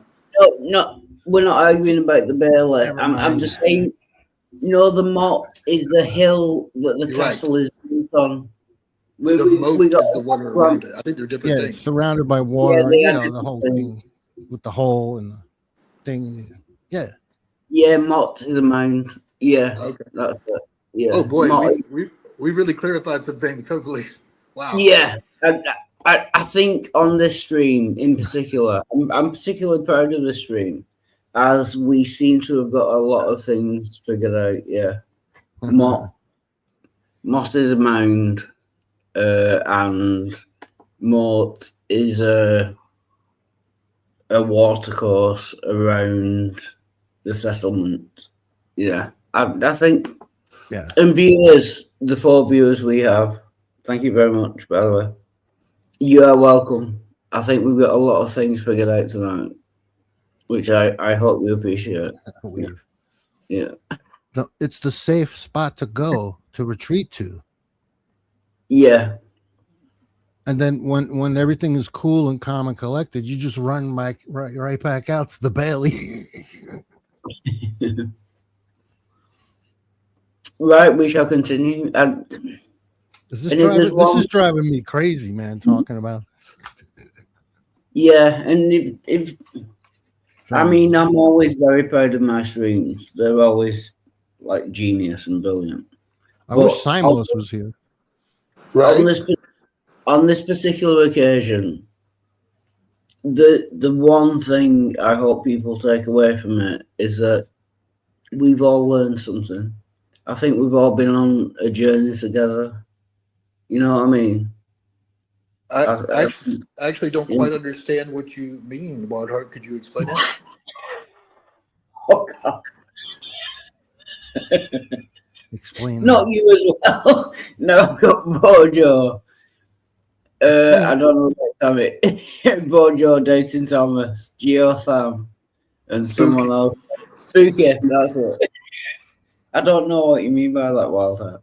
You bastard. So you're just gonna lump me in with everybody else? Yeah. Just cram everybody into this little ball. Let's get this video over.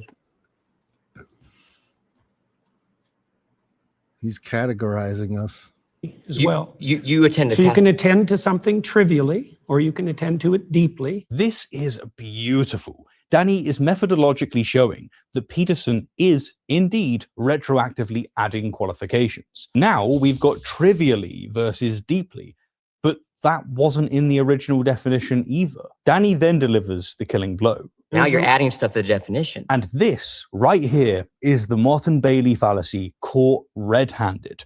But to fully appreciate what Danny just did, we need to understand how this fallacy works.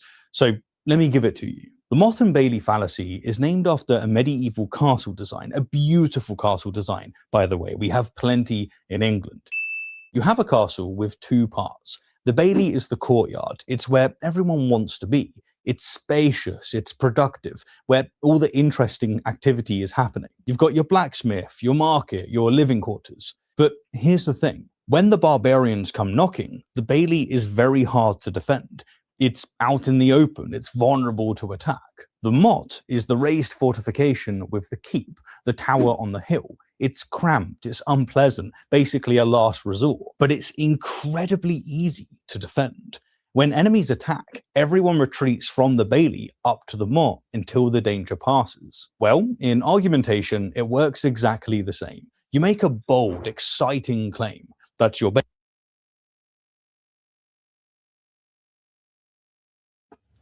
I understand it even more now. Yeah. It's about whether things are easy to defend or not. Yeah. Well, the best part is when he starts running back down from the motte to get back in the Bailey. Yeah. And yeah, if he shows, I hope he shows that in this. Does he? Yeah. Sorry, I've got to mute every time and change tabs. This is very. I think he was about to compare it to a bait and switch. Bailey. But when someone challenges it, you retreat to a boring defensive position, your motte. Then, and here is the key part, you act like your motte was your position all along. And the moment your challenger leaves, you're right back in the Bailey, making the same bold claims as before. Let me give you a simple example. Suppose I was to claim that alternative medicine is just as effective as conventional medicine. That's my Bailey. It's exciting, it's controversial, it sells books, it gets me on Joe Rogan. People love it. I'm fighting the establishment, baby. Support me on Patreon. But then you challenge me. What about cancer? What about broken bones? What about infections that need antibiotics? Pressured, I retreat to the motte. All I'm saying is that the mind-body connection is really important for healing and that doctors should listen more. Okay, who disagrees with that? Nobody. It's so obvious, it's boring. But that's not what I was selling. That's not what got me the book deal. And of course, the moment you leave, I will be right back at it claiming that crystals cure cancer. You see, the trick isn't just the retreat. It's in gaslighting your interlocutor into thinking that there was no retreat at all. Seriously, my dude, you're so triggered, right? Like, this is quite emotional for you. You're not actually listening to me, you know? It's very low resolution thinking on your part. Low resolution thinking that just gets us absolutely nowhere. And speaking of Martin-Bailey, you see this trick everywhere in the media. Here's a story. Islam gains ground globally as Christian share shrinks. When I saw this headline, I knew that it would be one of those stories where perspective is everything.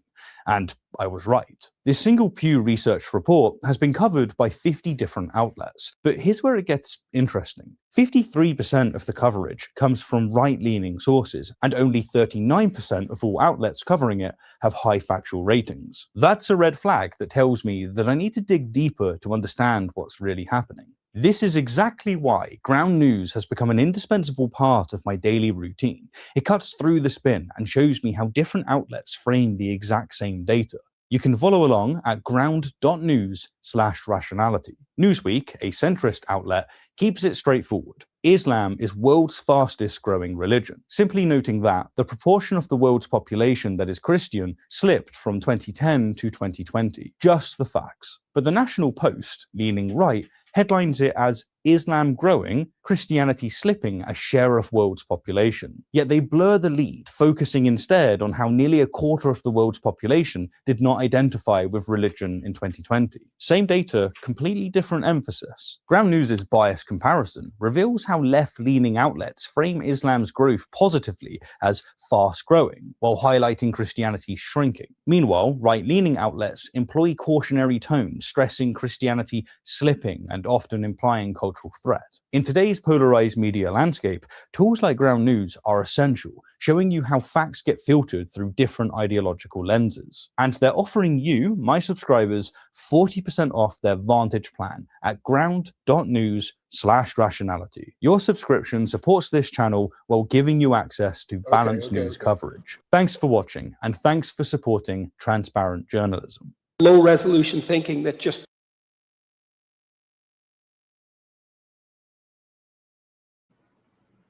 What? Now you stop it? He did his whole spiel about his. Oh, I thought that was him. Sorry. Was that then? He said thank you for watching. I thought that was him. Is that it? Oh, it was over? I don't know. Do you really want to watch more, Gio?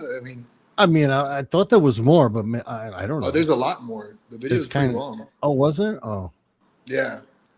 That's okay. Yeah, well, there's only so much Jordan Peterson I can take at one time. Do you know what I mean? So I know what you mean. So, Yeah. so I guess that one guy, he left. He said, "I'm done with you," and that guy left, and then but it continued. It's kind of awkward. And if anyone can help me out, I'm trying to think of a bait and switch. I'm thinking of a masturbate joke. You know, bait and switch. And if anyone can help me out with that, yeah, a masturbate and switch. I'm trying to figure it out in my head. Well, Spooky's right. It would be if we just added another bait after the switch. Kind of. I don't know. You're just confusing everybody, Spooky, now. Let's watch it again, he said.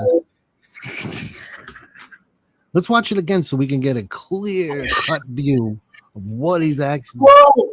No, Sammy is having a go at me. You watched the ad.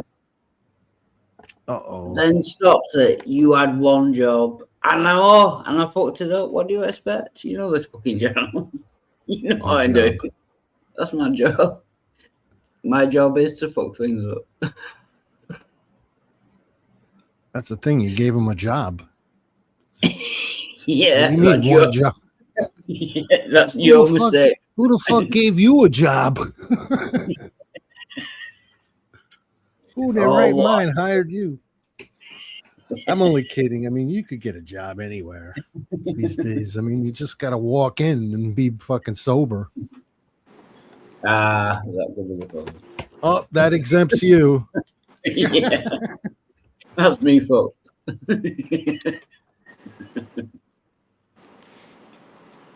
Yeah, no, sorry. There might have been most of that video, but I can't stand Jordan Peterson. Just the way he talks. Yeah, I'm with you on that. Yeah, I know exactly what you mean. I like to punch him, actually. Yeah. To be fair, he does have a very punchable face. Yeah. How did I know you were going to say that? I've always found that. Yeah. If there's a punchable face in the universe, it's Jordan Peterson. Is there a Jordan Peterson punching bag? There should be. If there isn't, let's check online. Let me see. Let me Google it. If there isn't, I'm not Googling. Yeah. There should be. I'm sure you can customize the punching bag. You know, you just put a little sand on the bottom and I don't know. You know what I mean? The punching bags that you give your kids. Yeah. Yeah, take out your... Can you still buy those? Or is that like not good for kids because it's violent? A punching? No, I mean, I suppose if they're learning boxing, you know, if you want your kid to be a professional boxer, I think you should be able to, Not you personally. I mean, if one wants to have their kid become a professional boxer, you should be able to buy a punching bag so they can train. But you know those children's punching bags? Have you seen What them? were you children? No, they're for They're for use for toddlers and children. They're for use. All right. Don't let me bring up my baby boxing. Don't make me bring that up. I thought you meant punching bags with like children. No, they're inflatable. You blow them up. There's sand in the bottom, and they're shaped like a bowling pin or something similar. And you just punch them, and they just keep going back and forth like this. Thank you, Bojo. Never See, mind. there we go. You guys, we were born in a different era. Error.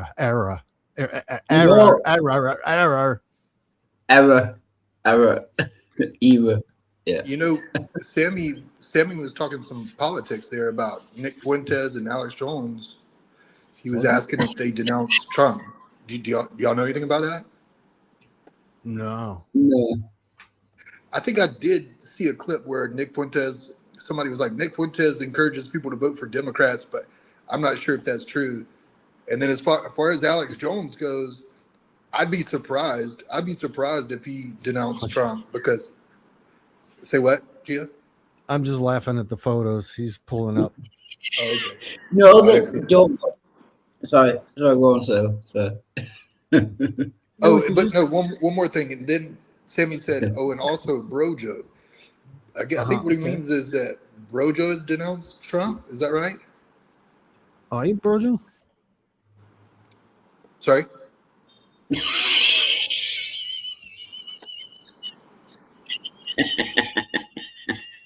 Punch Trump. Oh, they still have punching bags you can buy. Yeah, see, I will buy that. You know what I mean?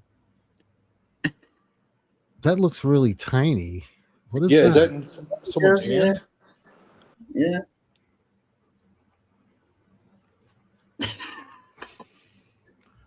Yeah. Punchkids.com. That was fun. Yeah.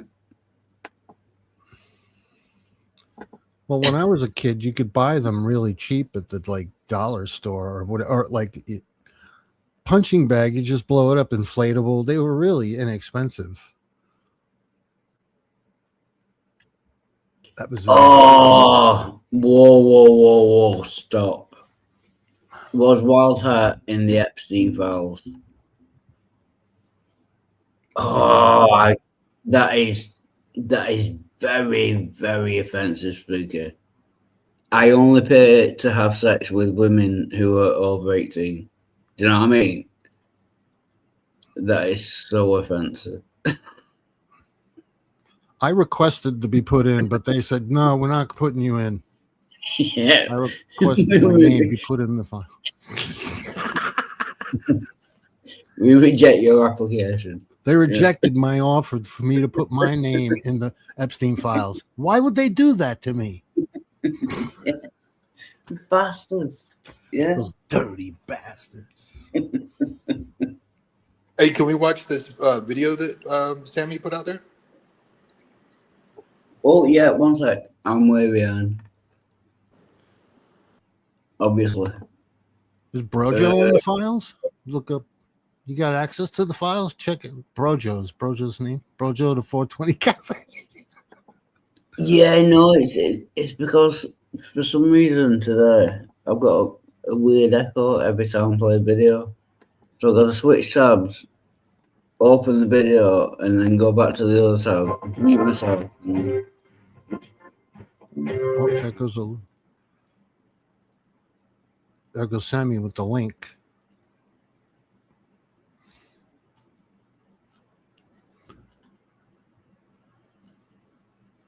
There's some weird pictures associated with punching bags. I never really thought to associate with punching bags.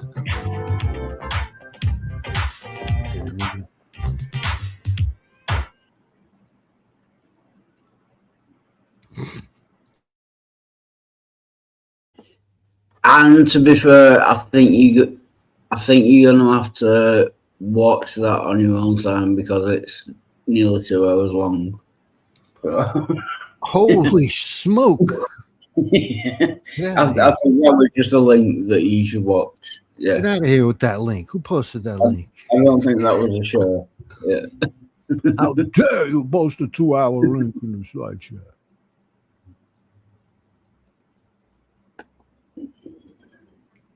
That'd be cool if you just sat down and watched it for 2 hours. Oh yeah. Actually, it's getting quite late. It's nearly 12 o'clock. Go sleep. Yeah. Was it like 1 in the morning over there almost? Nearly 12.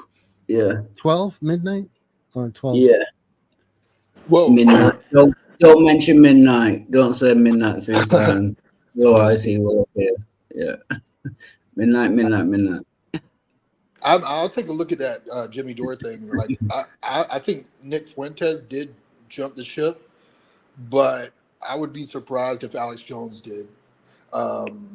Even if he criticizes it, he'll still stick with Trump. But Sam, was Brojo a Trump fan? I thought Sammy was saying fan. I don't know. Fan. Supporter. Fan is the right word, but supporter, voter. Yeah, voter, supporter. Okay. Yeah. Because I thought Sammy was saying that Brojo denounced Trump as well, but I don't know. I don't know.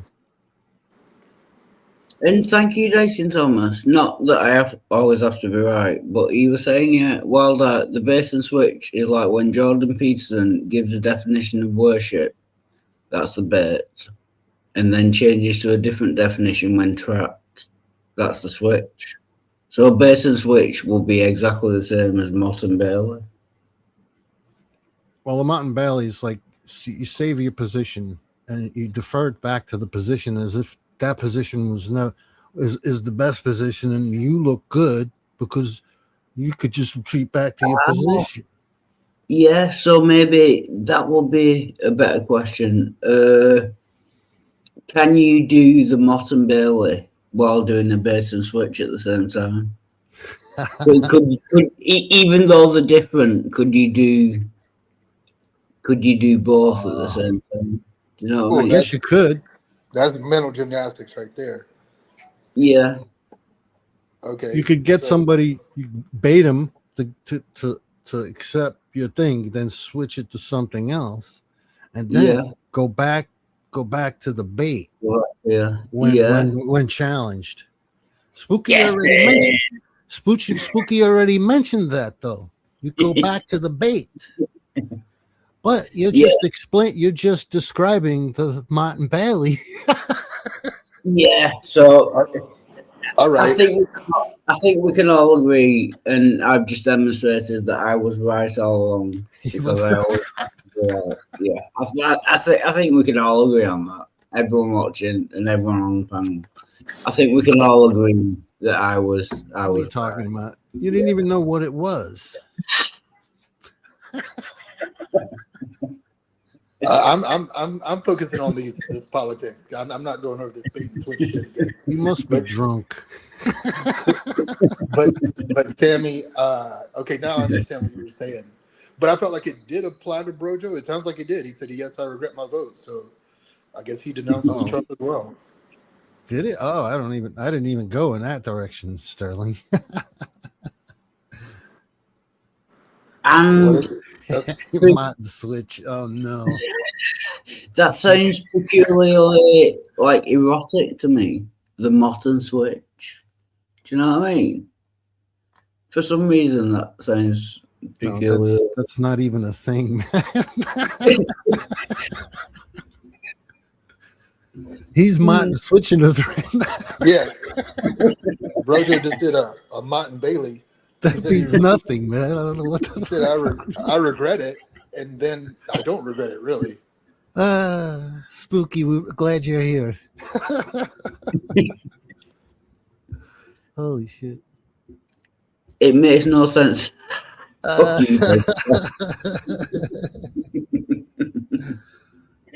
Right, I let's not needed a get good laugh. That was a good one. I needed a good laugh. It's getting hot in here. Let's take your fire clothes. That's okay. Count on you to make me pee my pants, Spooky. Speaking of peeing, I gotta go. And I'm gonna. Bro just said Martin Bailey on Trump's bait and switch. Oh, That's good. gonna give me. That's gonna give me nightmares for months. That makes a lot. Yeah, I don't want to But- get to that. I don't want to think about that. Did Trump do a bait and switch? Yeah, I guess he kind of did, right? He said no new wars. He said, all that stuff, and then what we got was something different. So I guess that is a bait and switch, right? Oh yeah, and can you believe that Donald Trump criticised the UK's Prime Minister? Yes. He said he's no Winston Churchill. He's no. Winston Churchill was kind of a drunk kind of fool. You know what I mean? Yeah. Right. I would take that as a compliment. If someone says you're no Winston Churchill, I would take that as a compliment. I'm not Yeah. smoking. I think he was mad at the UK for not getting involved on those Iran strikes. I'm assuming. Yeah. Because I noticed the BBC was very clear about how it was just the US and Israel, and that the UK is not involved. But then I heard that they got involved later, so I'm not sure. Yeah, I think we are involved at some level, but basically we didn't jump when Donald Trump said jump. Right, we wanted to use one of your bases or something. Yeah. Yeah, he got a little bit pissy about that, which is fine by me. The more annoyed Donald Trump is, the better, as far as I'm concerned. Yeah.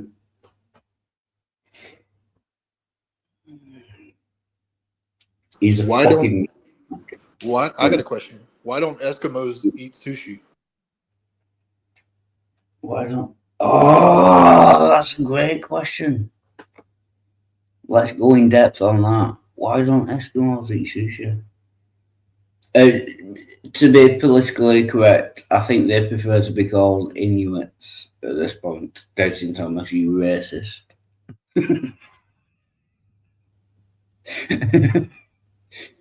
Why don't Inuits eat sushi?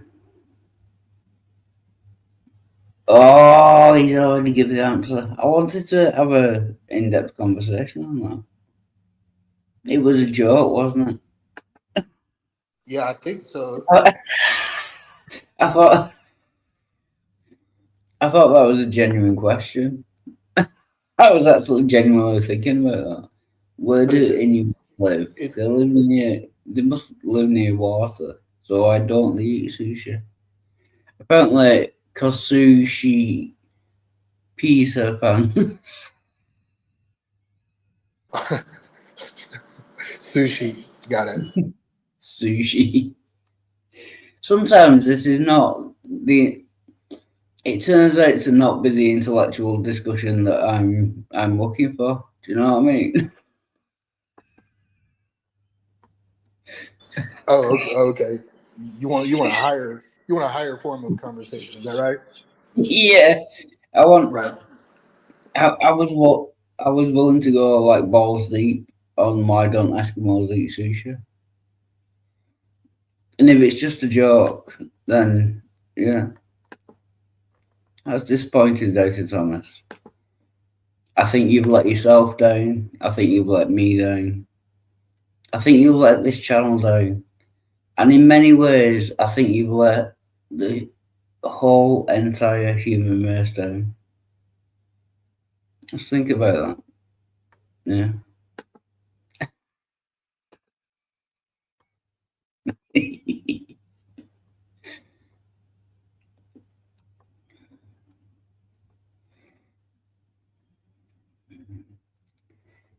I guess, yes, I was. I've got many things to think about when I'm doing a live stream. I was. I think they're talking about Geo, because someone was like, Geo's still in the house. I think he was saying he was just sucking on a unlit sticky, which when I first read it, I thought it said something else. Yeah, I do. Unclit. What?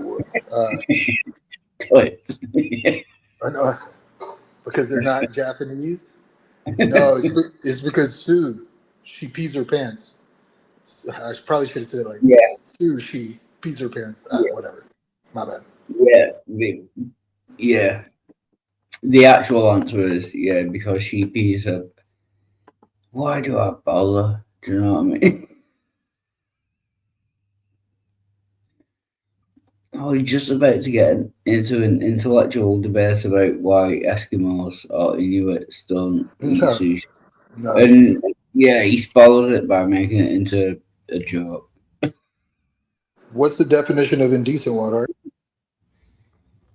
Right, I'm not going to read the answer. Who is that from? It's Doubting Thomas. I haven't seen an answer yet. Of course, it's Doubting Thomas. Right, let's take this seriously. What's the definition of indecent? Did you use that word? Is that why he's asking you? I missed it. I'm not sure.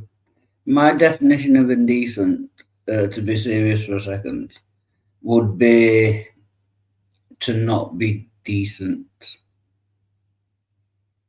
I know that's a simplistic kind of definition, but being indecent is to not be decent, in my opinion. He's not giving a punchline yet either.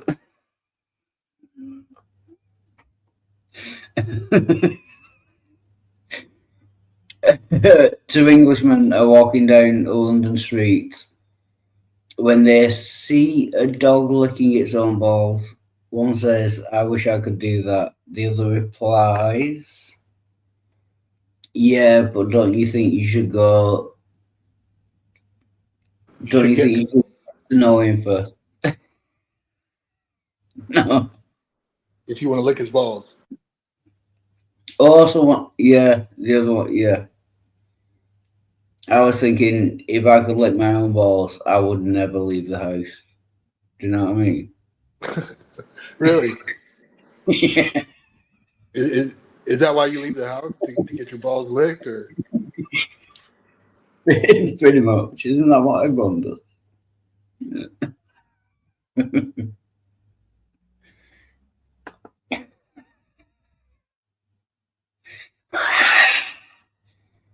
Wilder is a fucking genius. I can't help but think, on some level, Spooky is trying to be sarcastic when he says that. I don't know why. But for some reason, I get the feeling, he's not completely genuine in that statement. What? Oh. Who'd have thought it? Indecent. Okay, that's good. That's a good one. Indecent is when you're in balls deep, wild heart. Like, instead of, you could look at it like indecent. Indecent. Oh, no, descent just means going lower. So Exactly. When your balls deep. Indecent. Yeah, I'll go with that. Yeah.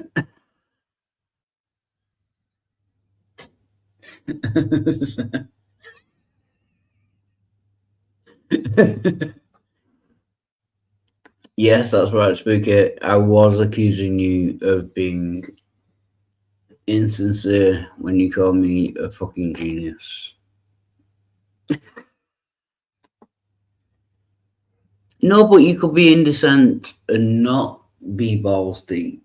Do you know what I mean? Like, before you get to the balls, you'll still be indecent.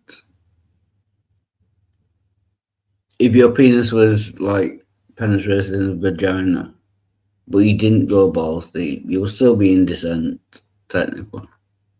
I think so. I think that will work.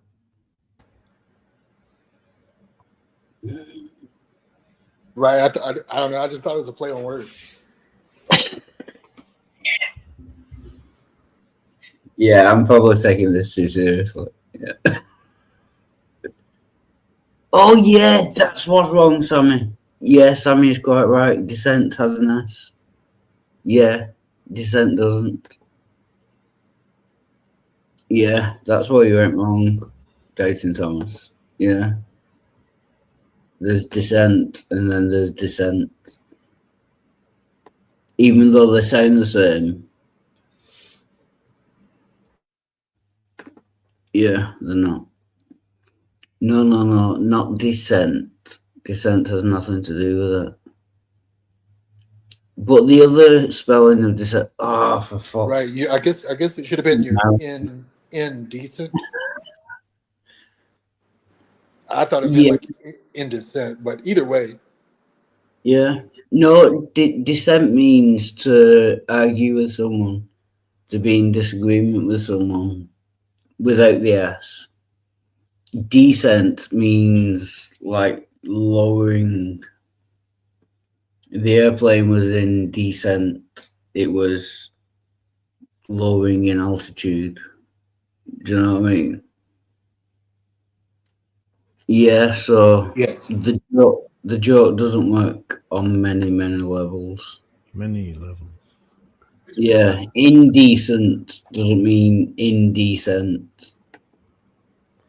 There's levels. Yeah, there we go. We're all so fucking wrong. I have a feeling it's like indicant, like you're in the cut. No. Was it level 2? Like level? No, Dayton Thomas is right. Level 3. I have a great joke about construction, but I'm still working on it. Go. Yay! Yeah, I got that one. You got that?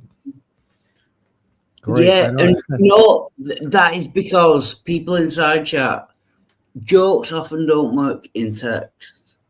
Huh? Oh. If you want to join the panel, the link is in the side chat, then I might understand the jokes. Like the one you just told, I got that straight away because it was in speech. Yeah. That's dissent. And he's quite right, actually. Yeah, it is dissent, not decent.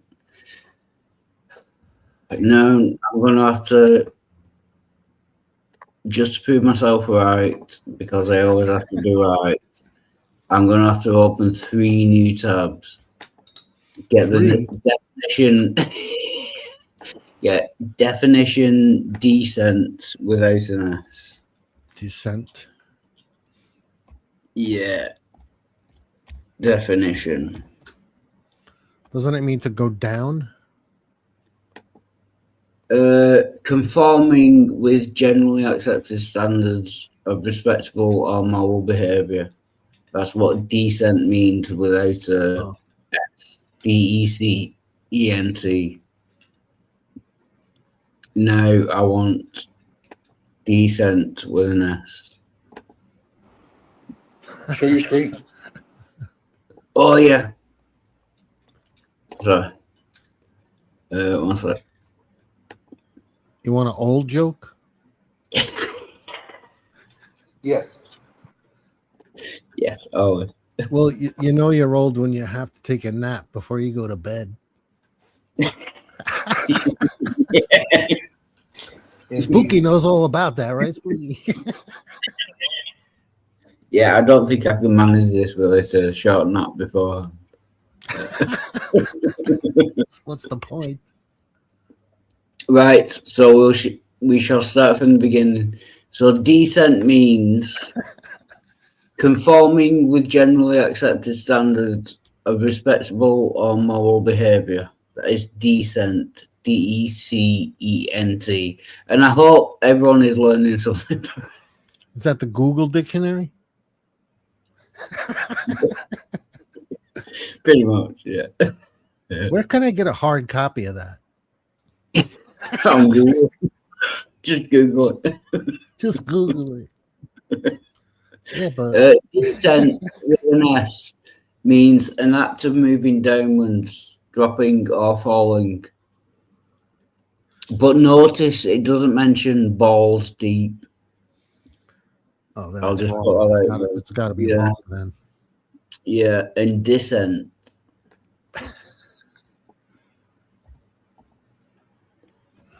I have a muffin.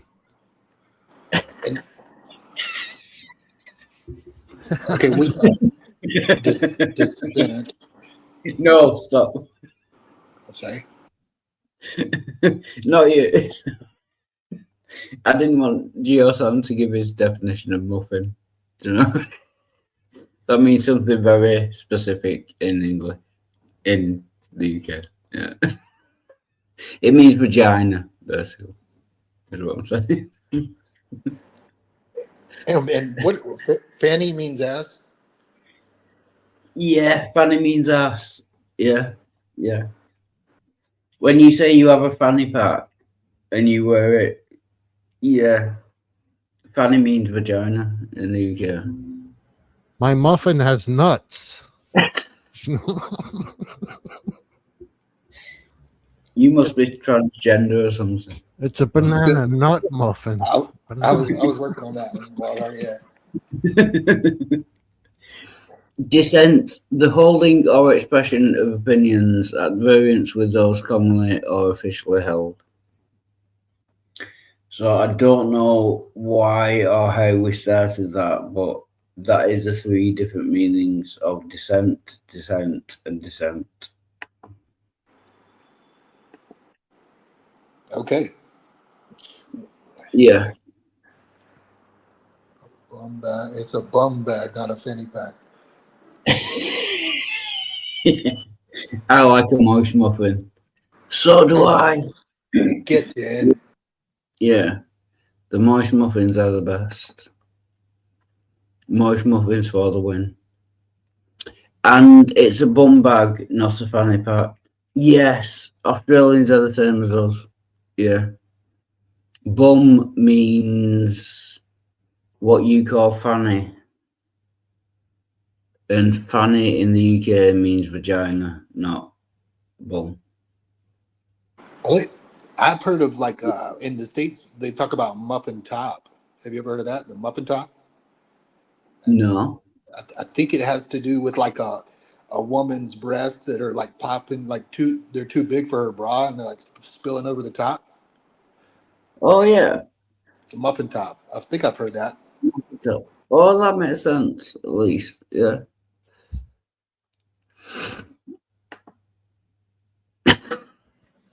You know what I found? That's a bit harsh speaking.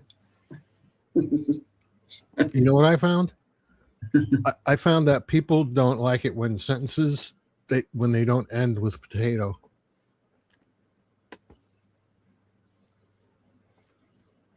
Wait, I'm trying. I'm sorry. Yeah, you're gonna have to explain that. Yeah, they usually get annoyed. Oh, no, like, yeah. Never mind. It's too like much. It's over. It's at another level. I'm up here like 10, level 10 with that one. And you guys are down at like 2, still down at like 2. Right? Are you talking about like bum grapes? Yeah.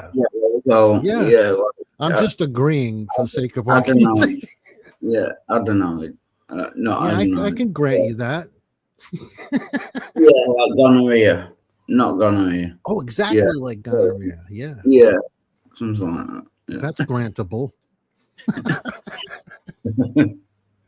What do you go into Aces next time you go and just mention before you start that you're just going to grant everything that he just puts forward, just going to give it to him from the start. That's pretty much what I have to do in order to stay in the room. Yeah, exactly. And then roll over and play dead live. You could do that. Yeah. I mean, I try my best, but at some point, I just lose it. Do you know what I mean? I'm going to Martin Bailey this joke in a moment. What's the difference between a woman's track team and a tribe of? Is Wiley? that Wiley or Willie? I think Wiley Pigman is. I or think Wiley's Wiley? like unruly. Like, What's the difference? I think, yeah, Wiley just means unruly, and if I'm not mistaken. Willie? No, but I think it will be Wiley, Wiley, not to be pedantic or anything. Oh my goodness. Yeah. I don't know the answer though. Do y'all? Track team? No.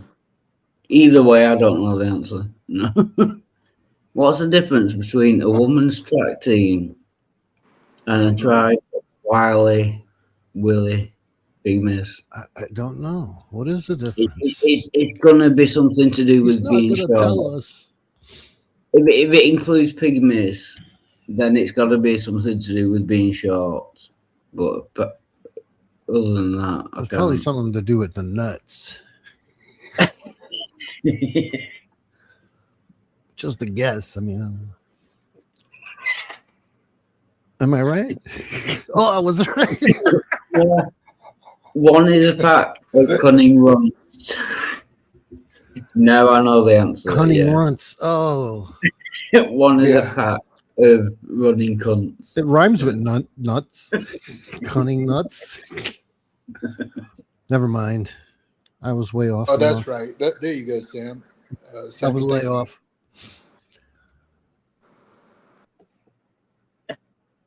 Oh, brother. Yeah, I was way off with the size thing. I was off. Yeah, as soon as you said pygmies, I just go to size. Do you know what I mean? Yeah, didn't know what that was. Yeah, one is a pack of cunning runts, the other is a pack of running cunts. That is quite funny, actually. Yeah. Well, you know you're old when you wake up in the morning with that like morning after feeling, but you didn't do anything the night before. Oh, I get that every morning. Not to give too much away, but yeah, I always wake up with a one of them. Wiley is spelled Wiley. It is an adjective that describes someone as cunning, crafty, or skilled at using tricks to deceive. Such as, Wiley, yeah, like Wiley Coyote. Right. Yeah, I was way off. Okay. Wiley. Yeah, that's what confused me. Yeah, Wiley, not Willie. Oh, yeah. I still want an E in there for some reason. I want it to be spelled Wiley, even if it's Wiley. I don't know why. Wiley. Yeah, but that's different again. Wiley Coyote. Wiley. How do you say that word, Gio Sam? That C word What? right there. How do you say that word right there? That What's C word? Coyote. How do you say that? Coyote. Okay. I just heard that some people say coyotes. Coyote. I've heard that as well. Yeah. Coyote. Yeah, coyote. Like some people say roof. Oh yeah. For the roof. Uh-huh. You go on the roof. Oh, this is a good joke. What's the difference between a nun and a woman in the shower? One has a hope in her soul. Oh.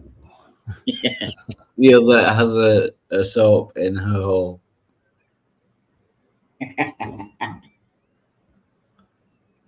Well, now that I'm old, I realize that I started off with nothing and I still have most of it. Hooray. Sorry, DC, that was good. Yeah. My wild oats, they've all turned into brand. Oh, I so wanted one word in this sentence to be spelled wrong. Wildheart cannot spell, never has, never will. Although, no, you shouldn't. I can pick you up on, I don't know if it's grammar or punctuation. Wildheart never has, never will. There shouldn't be a full stop before the hyphen, because it's all the same sentence. If you put a full stop before the hyphen, then Spooky, you are technically incorrect. Yeah.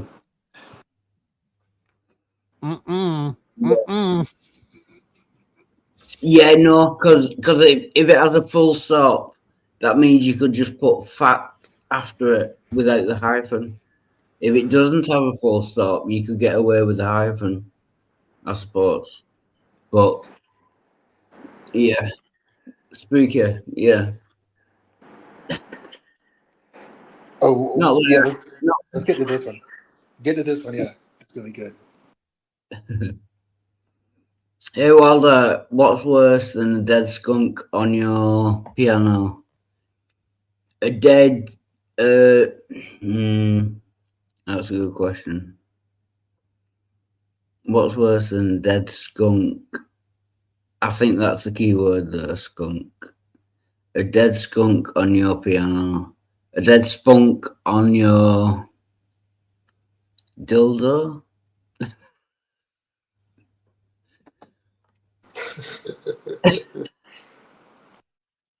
That's just a guess. A diseased beaver on your organ. That goes back. That can't be without its charms. You know what I mean? As long as you don't know about it. Again, Spooky is fucked up. 2 dead skunks. Hyphen fact. See, you don't need the hyphen. You could just say fact. That will be equally as valid. Yeah, I'm not saying hyphen. Actually, no, I am saying hyphen fact is invalid. But even if it wasn't, at least it would be more efficacious to just say fact rather than hyphen fact. Yeah, Spooky is wrong. You don't know how the English language works. Ha ha ha.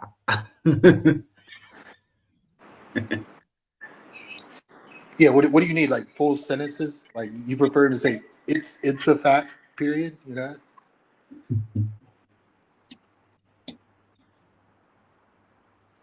I'll take them.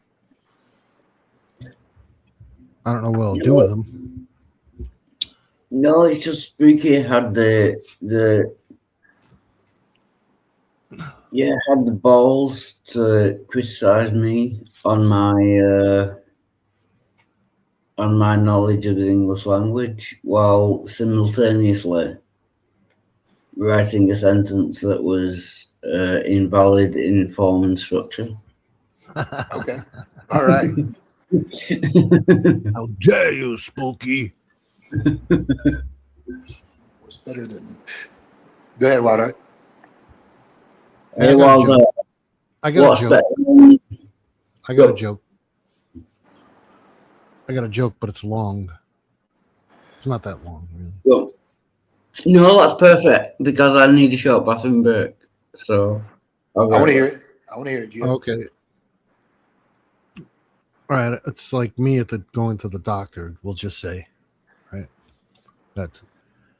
And I go to the doctor. I ask the doctor, hey, doc, am I going to live to be 80? I just ate a muffin. I got muffin mouth. Take that as however you like. And the doctor says, I ask, would you think I'll live to be 80? And the doctor says, well, do you smoke or drink? I go, well, no, never. No, never. And the doctor goes, do you eat ribeyes, steaks, and barbecued ribs and stuff? I go, no, I haven't. Never eaten that. I don't eat that stuff. Doctor says, do you spend a lot of time out in the sun, like playing golf or anything? I say, no. No, I don't do that. I'm not a golfer. The doctor asks me, do you gamble, drive a fast car, or run around with sexy women? I'm like, nah, I don't do any of those things. Doctor says, well, what the fuck do you want to live to 80 for? Yeah, good point. Well, did you have an answer? Hypothetically? Why would I live to? No. That's not part of the joke, Sterling. I understand. What are you going to analyze that joke? But if it were true, if you did go to the doctor and you're right. Well, first of all, I lied in the joke. I smoke and I drink. I haven't had a drink in a long time, but gotcha. For joke purposes, I eat steaks all the time. Okay. I don't eat ribeyes a lot. Do you? Oh, I haven't had a ribeye in a long time, but I eat meat. Put it that way. Yeah. Oh, that sounds. Yeah, someone could clip that. Do you know what I mean? I had hamburgers for lunch. Oh, right. Okay. Yeah. Okay. What's better than a rose on your piano? What's better than roses on your piano? Bro, I don't know. Roses. Better. Emily Rose sat on a pin. Emily Rose. I'm getting sick with all these jokes that I don't understand. Is that the moist muffin? What's not to understand? Moist muffin mouth. Oh yes, Sam said he just ate a muffin while you were in the bathroom. Well, I ate 3/4 of it. I have like 1/4 left to eat.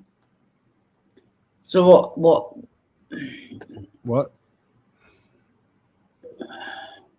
I got a You joke. trying to figure out the joke? Hey Wilder, what's better than a rose on your piano? Okay, now go to the very last comment. A pause on your piano. Go to the. He's put the answer in there. Good. I'm just catching up. I've just been to the silent. It's the very last one. Tulips on your organ. I get that. Yeah. You want to hear a joke? It's got nuts in it. It's a joke with nuts in it. Yeah, you can tell it, Gio, but before you do, I will just have to create a warning. This joke may contain nuts. Carry on. Well, it does contain nuts. All right, there's these two peanuts, right? They're walking down the street and one was assaulted.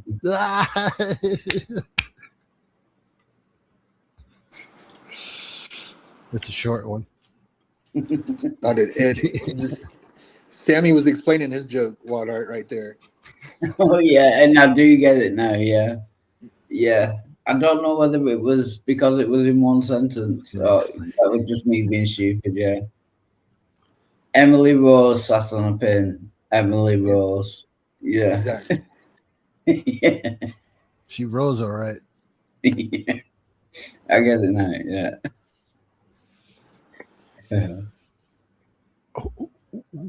What's the difference between beer nuts and deer nuts? I don't know. I do not know, Jason Thomas. What is the difference between beer nuts and deer nuts? I don't know. The price? Yeah. Pretty much. Just under $1. Should have known.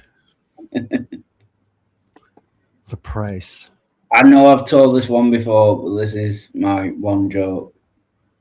What's the difference between a prostitute and a bowling ball? You can only get 3 fingers in a bowling ball.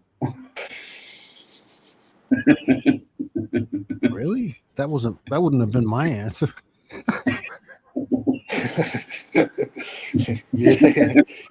Maybe I'm just different. Yeah.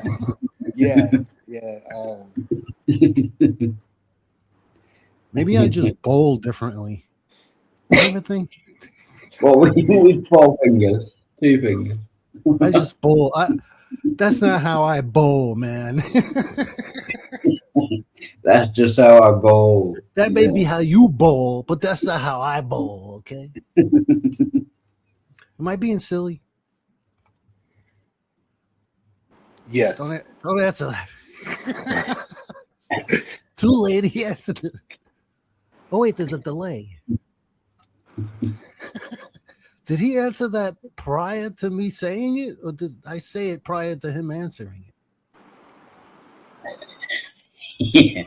Never mind. That's an internet joke. Everybody gets that, right? Yeah. Geo fist the ball. Did you get that joke? I didn't even get that joke. Prostitutes are human beings, bowling ball.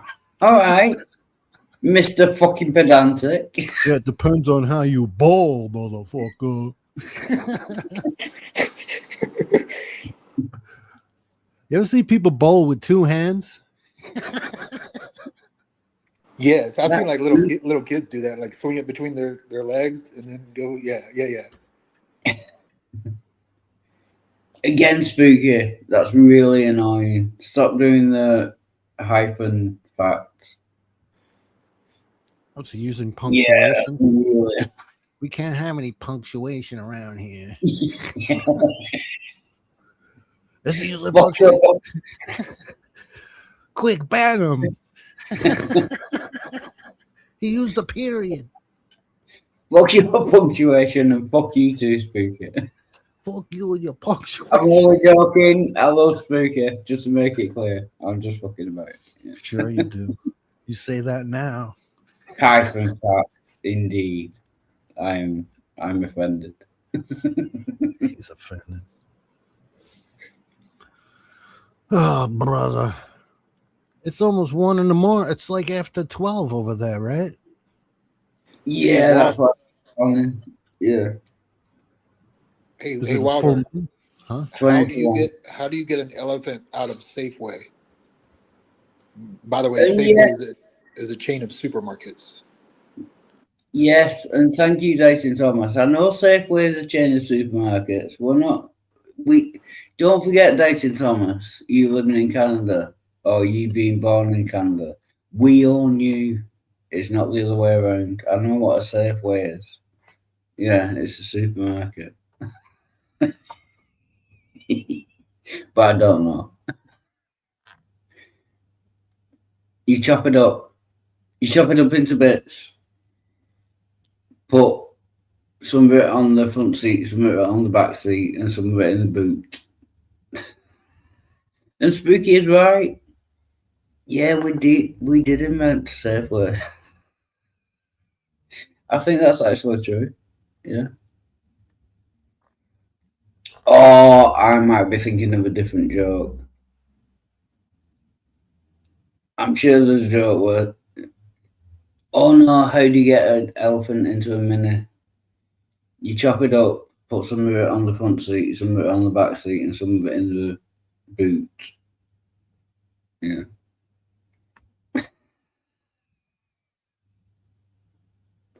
We did invent Safeways, yeah. Fact. I'm willing to put up with that fact. Yeah.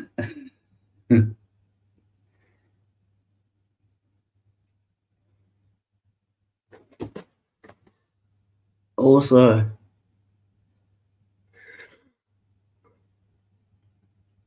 you take the A out of safe, which will make it suffer, and the F out of way. That's quite good, actually. Yeah.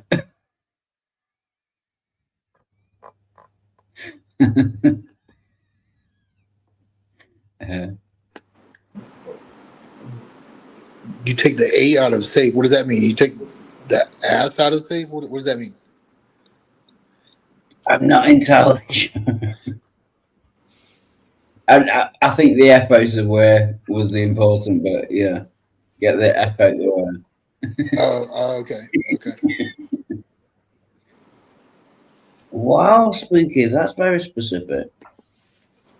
Apparently, Spooky is here for the next 19 minutes. Okay. That's, yeah, but it's worrying because it's very specific. 19 minutes, not 20 minutes. No, most people say, I'm here for the next 20 minutes. No, he's here for the next 19 minutes. Oh, Safeway was started in Idaho. Huh. We had a Safeway here, but a dollar store took it over. No more Safeway. I'm going with Spooky. I think we invented Safeway. I'm going to look it up. Not that I have to, right? Who's we? The UK. Oh, National Pride showing. Safeway UK. Get in! Wikipedia, Safeway Limited is a British groceries brand and former chain of supermarkets and convenience shops. The British Safeway was founded in 1962. Get in, Spooky was right. And me by default. Safeway. Is it the British Safeway? Yeah. Yeah. The British Safeway was founded when? No, Safeway Limited. 62, you said 62, right? 1962. Yeah. Yeah. You guys weren't even alive. You weren't even alive. Yeah. Safeway Limited is a British groceries brand and former chain of supermarkets and convenience shops. Founded in 1962. Yeah, that AI says that Safeway was founded in 1915 in American Falls, Idaho. Shit. That's what the AI would like you to believe. Yeah, that's what AI. Yeah, that's what AI does to you. Yeah, it lies. And then I think they merged with some other company or something. Yeah, let's close all the tab related to Safeways. Yeah, I think I won that because I always have to be right. Yeah. Is it a pharmacy in Britain too? No, a grocery store. Yeah. Because it's a pharmacy here. It was a pharmacy here, as well as a grocery store. Yeah. It was like a pharmacy and a grocery store. Yeah. Well, like the branched out. Yeah. That kind of makes sense. 62. Yeah, well, Tesco, I think, have done the same thing there. Yeah, you can go into a supermarket and get, yeah. There's like a chemist when you first walk in. Yeah. Yeah. Right on, Spooky.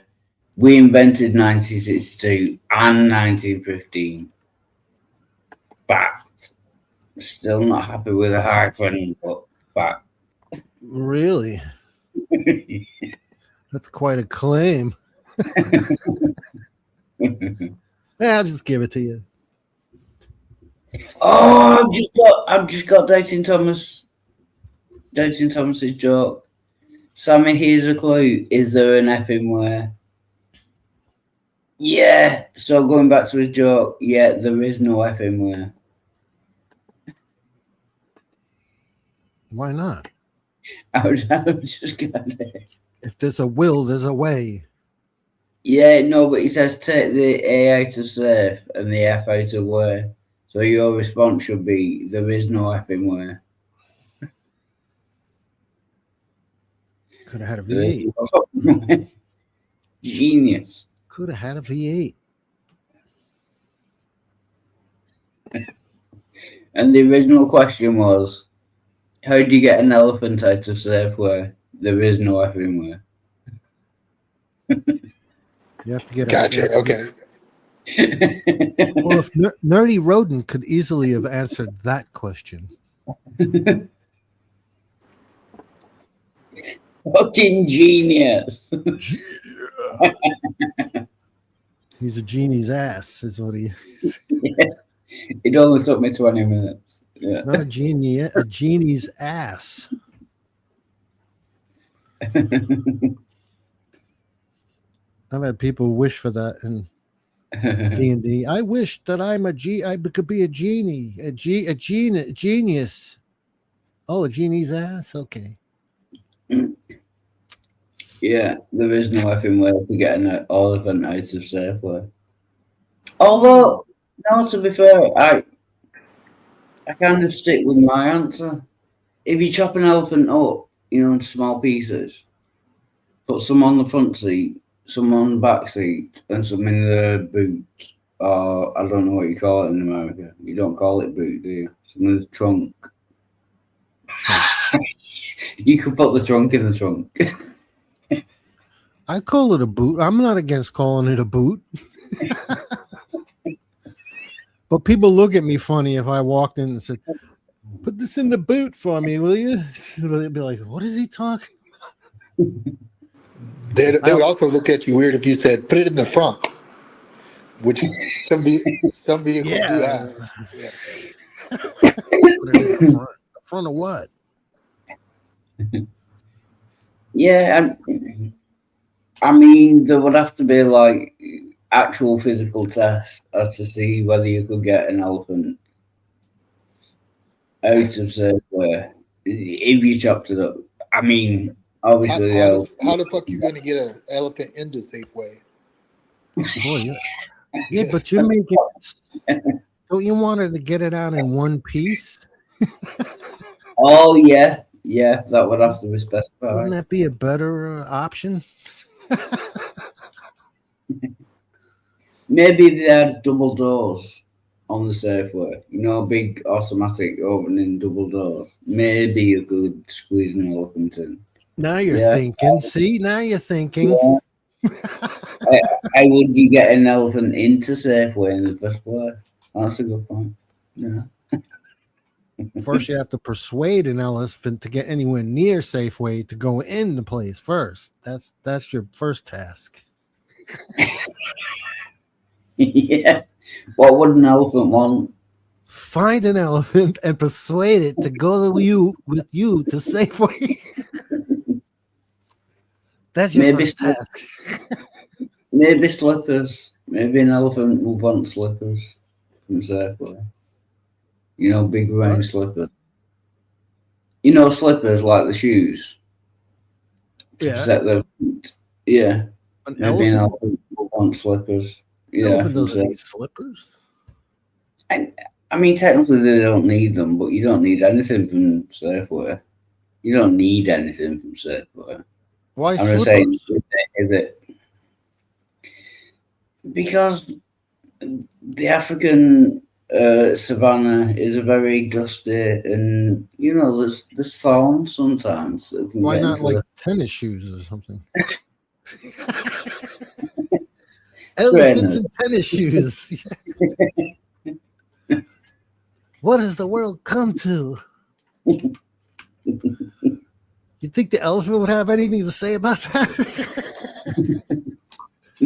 I don't need no stinking tennis shoes. A cattle prod. Yeah. Leave the elephant alone. What do you think? No, I've solved it. That's how you get an elephant into Safeways, a big cattle prod. One of those big machines that don't let you if I was an elephant and you came me with anything, I would grab you with my trunk and throw you like 50 feet away. What if you slammed the trunk on the trunk? Oh, and then man. You drove to the supermarket. That's dangerous territory, man. Yeah. Just drag them there. You mean you're gonna attack an elephant? You're probably not a good idea. I would do that. If it was an emergency, if you really needed to get that elephant in the Safeway. I think you need more than a cattle prod. I'm trying to think of the emergency where you an elephant into Safeway. Is there an actual scenario you could compare? Right, we've got a new one. Hey, Walter, what's the difference between an elephant and a lemon? Uh-oh. It's a trap. Don't answer it. I don't think we've got an answer yet. No, I we've don't not. know what that Coaching means. Thomas, don't leave so long between asking the question Lemon? and answering the question. Do you know what I mean? One's yellow and one's not.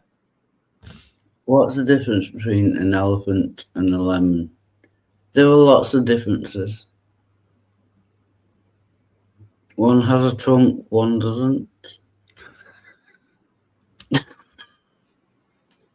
One's an animal, one isn't. What's the differences? A difference between one's a fruit and one's a mammal. Ding ding, win a prize? Do we win a prize? No. We're wrong. We're both wrong. You ain't fitting an entire elephant in the sedan, chopped up or no?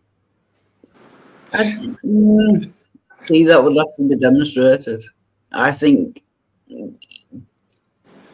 given a sufficient amount of time to chop the elephant up in sufficiently small pieces, I think I could fit an entire elephant into a sedan. I don't know, man. That's you'd It'd have to be a convertible. or a really small elephant. Oh yeah, open top. Yeah, an open top one. You could stack it as high as you want. Convertible. Yeah, you could fit an entire elephant. Yeah. No, we're talking full-grown elephant, man. I think. I'm not talking. Yeah, but if it was open top, you could just put it on the back seat. And if it was a convertible, there was no roof, then you could just sit on the back seat. Sure. No. I mean, it would fit. Elephant? I don't know Are we whether talking about the same creature? I don't know, man. I don't know whether it would move, but it would definitely fit. I mean, they're big. Elephants are pretty big. I know, but if it has no roof, if the car has no roof, then there's no limit to what you could put in it. Technically, I guess. Yeah. Maybe it's like a small female elephant. A baby elephant. But now we're ruining the whole joke. Oh, my headphone batteries are dying. Ever work in a supermarket, Walter? I've never worked in a supermarket. Basically, I've had two jobs. One was, like long distance lorry drivers where they deliver things. Yeah. I was the second man for like one day, and then I give that up because, yeah. You know the song by The Clash, all lost in the supermarket, all alone in the supermarket, or something like that? No. And my other job was a plasterer for like 15 years, so no, I've never worked in a supermarket. Mountain Bailey. Yeah, we've been to the bit in the supermarket, the lemonism. Yeah, okay.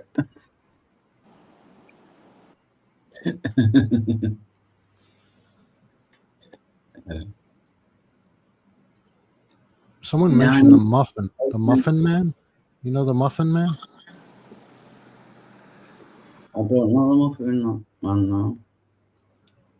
I think there was a song, The Muffin Man. I think so too. It was about buying weed or something, wasn't it? It was about buying drugs, I think. Yeah, it was, I think it was something like that. It's a story about a killer. Muffin Man. I put a link in the back chat, Walmart. Yeah. I've just been getting that up. That's why I was so confused. You know that song, Wild Heart? I mean, he knows the song. You know the song, Spooky? Muffin Man? No, it's about an elephant in a car. It's not about. It could be. I mean, So while you don't. Right, no, I'm sorry. I'm trying to do 3 things at once. he's somethinging. Yeah. Is that a task he's doing? Wait, he's making a cigarette and he's doing what else is he doing? Nothing.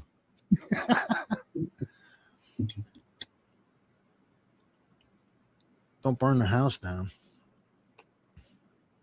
Burning down the house. No, that is not.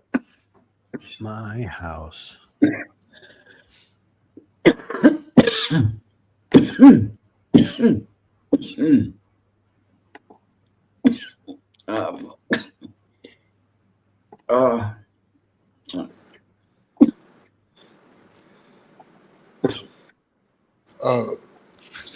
Yeah, DT is saying, so you don't know, all right? I know he has such a. Oh, so he really wants a question. No, I don't know. Yeah, the difference between an elephant and a lemon. Obviously, I don't. He was genuinely waiting for an answer before he'll give me the answer to the joke. He lived in Darby He doesn't Lane. know, DT. You don't know. He don't care. What is that? Is that a hat that guy's got on his head? The green thing? It looks like a hat from here. Yeah, it is a green hat and a red hat. Like a hat. Yeah. What's that other thing? Is that a hat? Get it.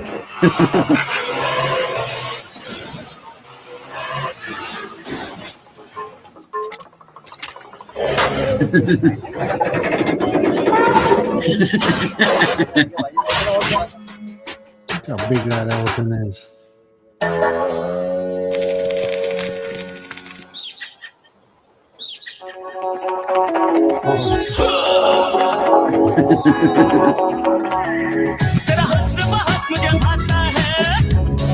Never mind.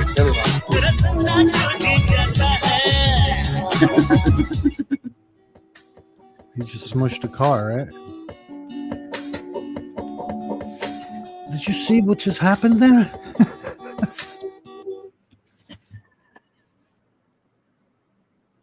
Elephants are terrific animals, man. They really are. Yeah. Would you ride one? Would I ride one?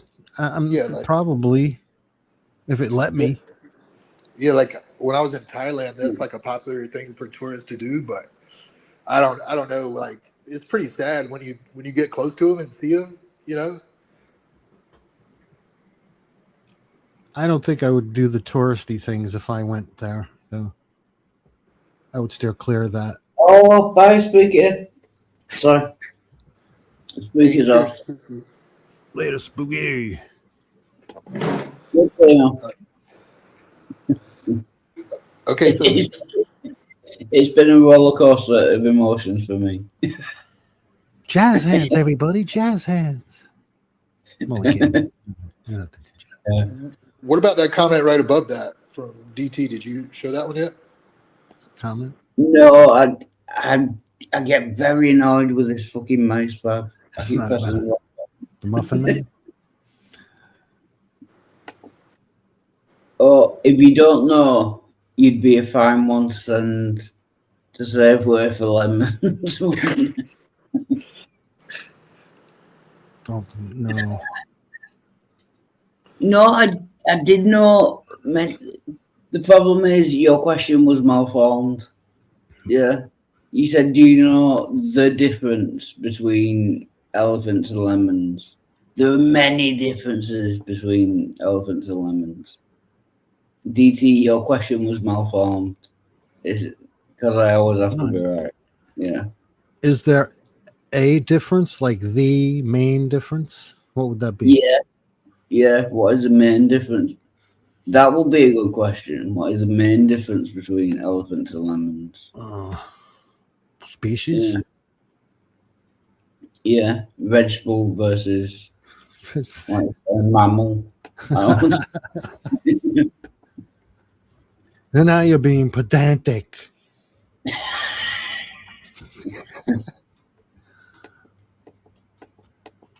It never ends well, right? When you start doing that, somebody's always unhappy.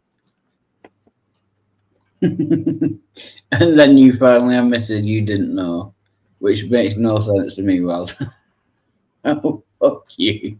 He's like, oh. He's retreating to the mott. Yeah, I'm going back to the Bailey. Oh, yeah. No, you go back to the mott, man. What are you talking about? That's Get the away from elephant the in the belly. room. Get out of the belly. Get out of the belly. Quick, get out of the belly.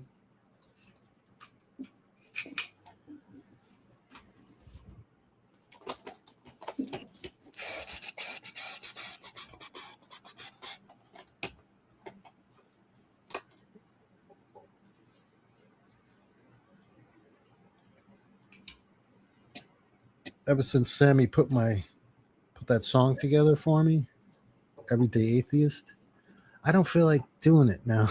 I don't feel like making my lazy. Oh, I think I heard that song. I'm just like I'm a modern day atheist or something like that. Yeah, something like. Yeah, he played that for me. That was pretty good. But you said you don't feel like doing what? No, I had it like all set up. I was, producing it myself and gonna like put it out, and I just stopped, right? And then I gave him the lyrics, and it's like, boom, there it is. Boom, there it is. Boom, there's my butt. There it is. I didn't have to do any. Yeah, I remember asking him. I was like, "Did Gio write these lyrics like verbatim?" Because I wrote them. There's a lot of motherfuckers in here. I was like, "Did he really write motherfucker like 17 times?" Yeah. I wrote motherfucker. I had the actual lyrics on notepad. I'm looking for it now, just to show you that it wasn't a joke. It was real. It was real.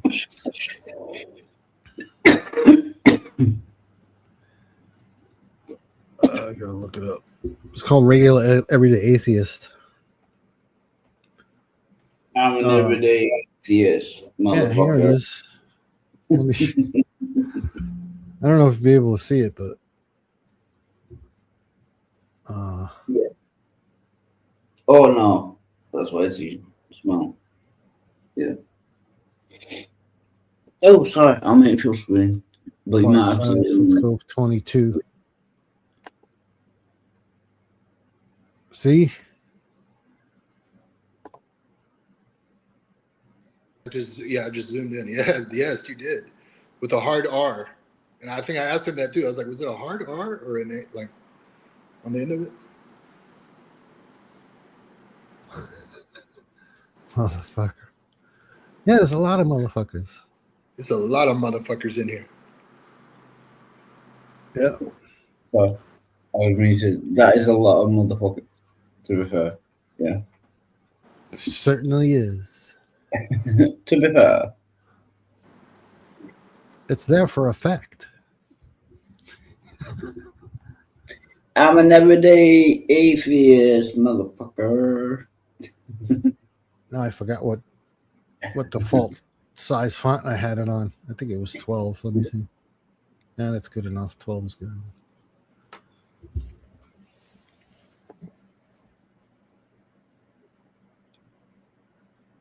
Switch back to the mop bit. Switch back. Oh, does mops mean in the UK? Mop means vagina as well. I've never heard that. Yeah, mop. Yeah. I just call it vagina.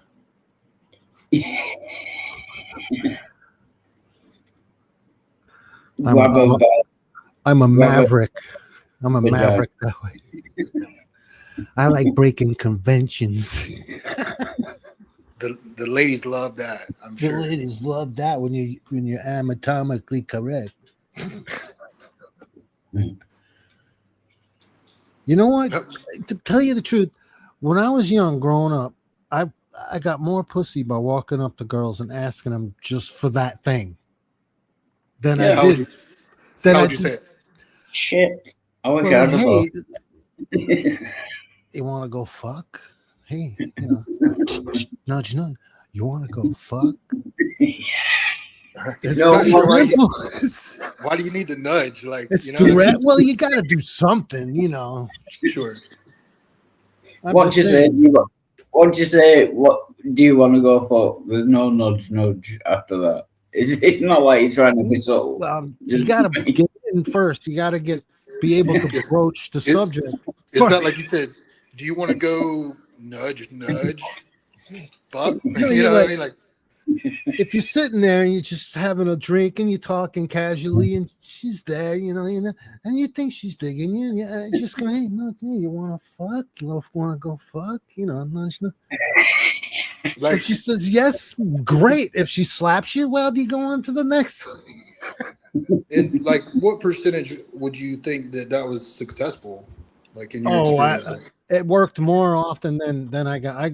Most of the times the ladies would just walk away, but there were times when they didn't. So it was like I never really went and did the calculations. You know what I mean? Sure, but if you had to ballpark it, I'm just curious. I don't know. I've done that. That was a big thing I did in the service because you just go in there and there's army women. Sometimes they're in uniform, sometimes they're not. And why are they alone? Like, why would they be in the bar in the club all alone by themselves? And you know, and with a group of girls. Why do groups of girls go to clubs? Come on, because they want you to proposition them. They want to go get fucked. It's kind of a non-sum game as well. Like, if one woman says yes, you know, you kind of won. If you go up to like 100 women and one of them says yes, yeah, so you might as well, yeah, I suppose you might. You know what I that's mean? normally not even. That's not even a factor. 100 women. No, I mean, no matter how many women you go up to, you know what I mean? If one of them says yes, you kind of up, if you know what I mean. Well, everybody's got a number, I suppose, that, you know, some people may have to approach 100, or some people may have to approach just one, or, you know, sometimes it takes 2 or 3. Everybody's kind of different. It depends what your luck is that particular night, I guess. Well, it's good fun if you go with like a group of guys.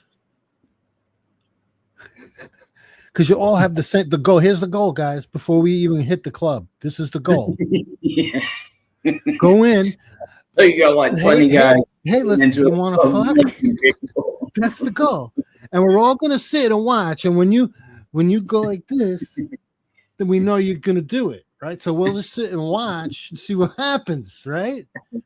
If you get smacked in the face, you lose, right? If she gets up or walks away and never bothers with you again, you lose. But sometimes they both get up and walk out, and we go like, yeah. Like, you know, he's a win. It's a win. I like how now it's they and not we. You know, now this happened to someone else. Someone else did this. No, it was we. I did it a lot, and so did all the other guys that I was with in my I roomed with 4 guys, so it was at least us 4. I apologize for this, but I am going to have to go to bed now. I am very tired. It's like 10 past 1 in the morning. You're done. So, yeah, I'm done. Take a nap before you hit the hay. I'll take a short nap and then I'll go to bed. All right, great. Cheers.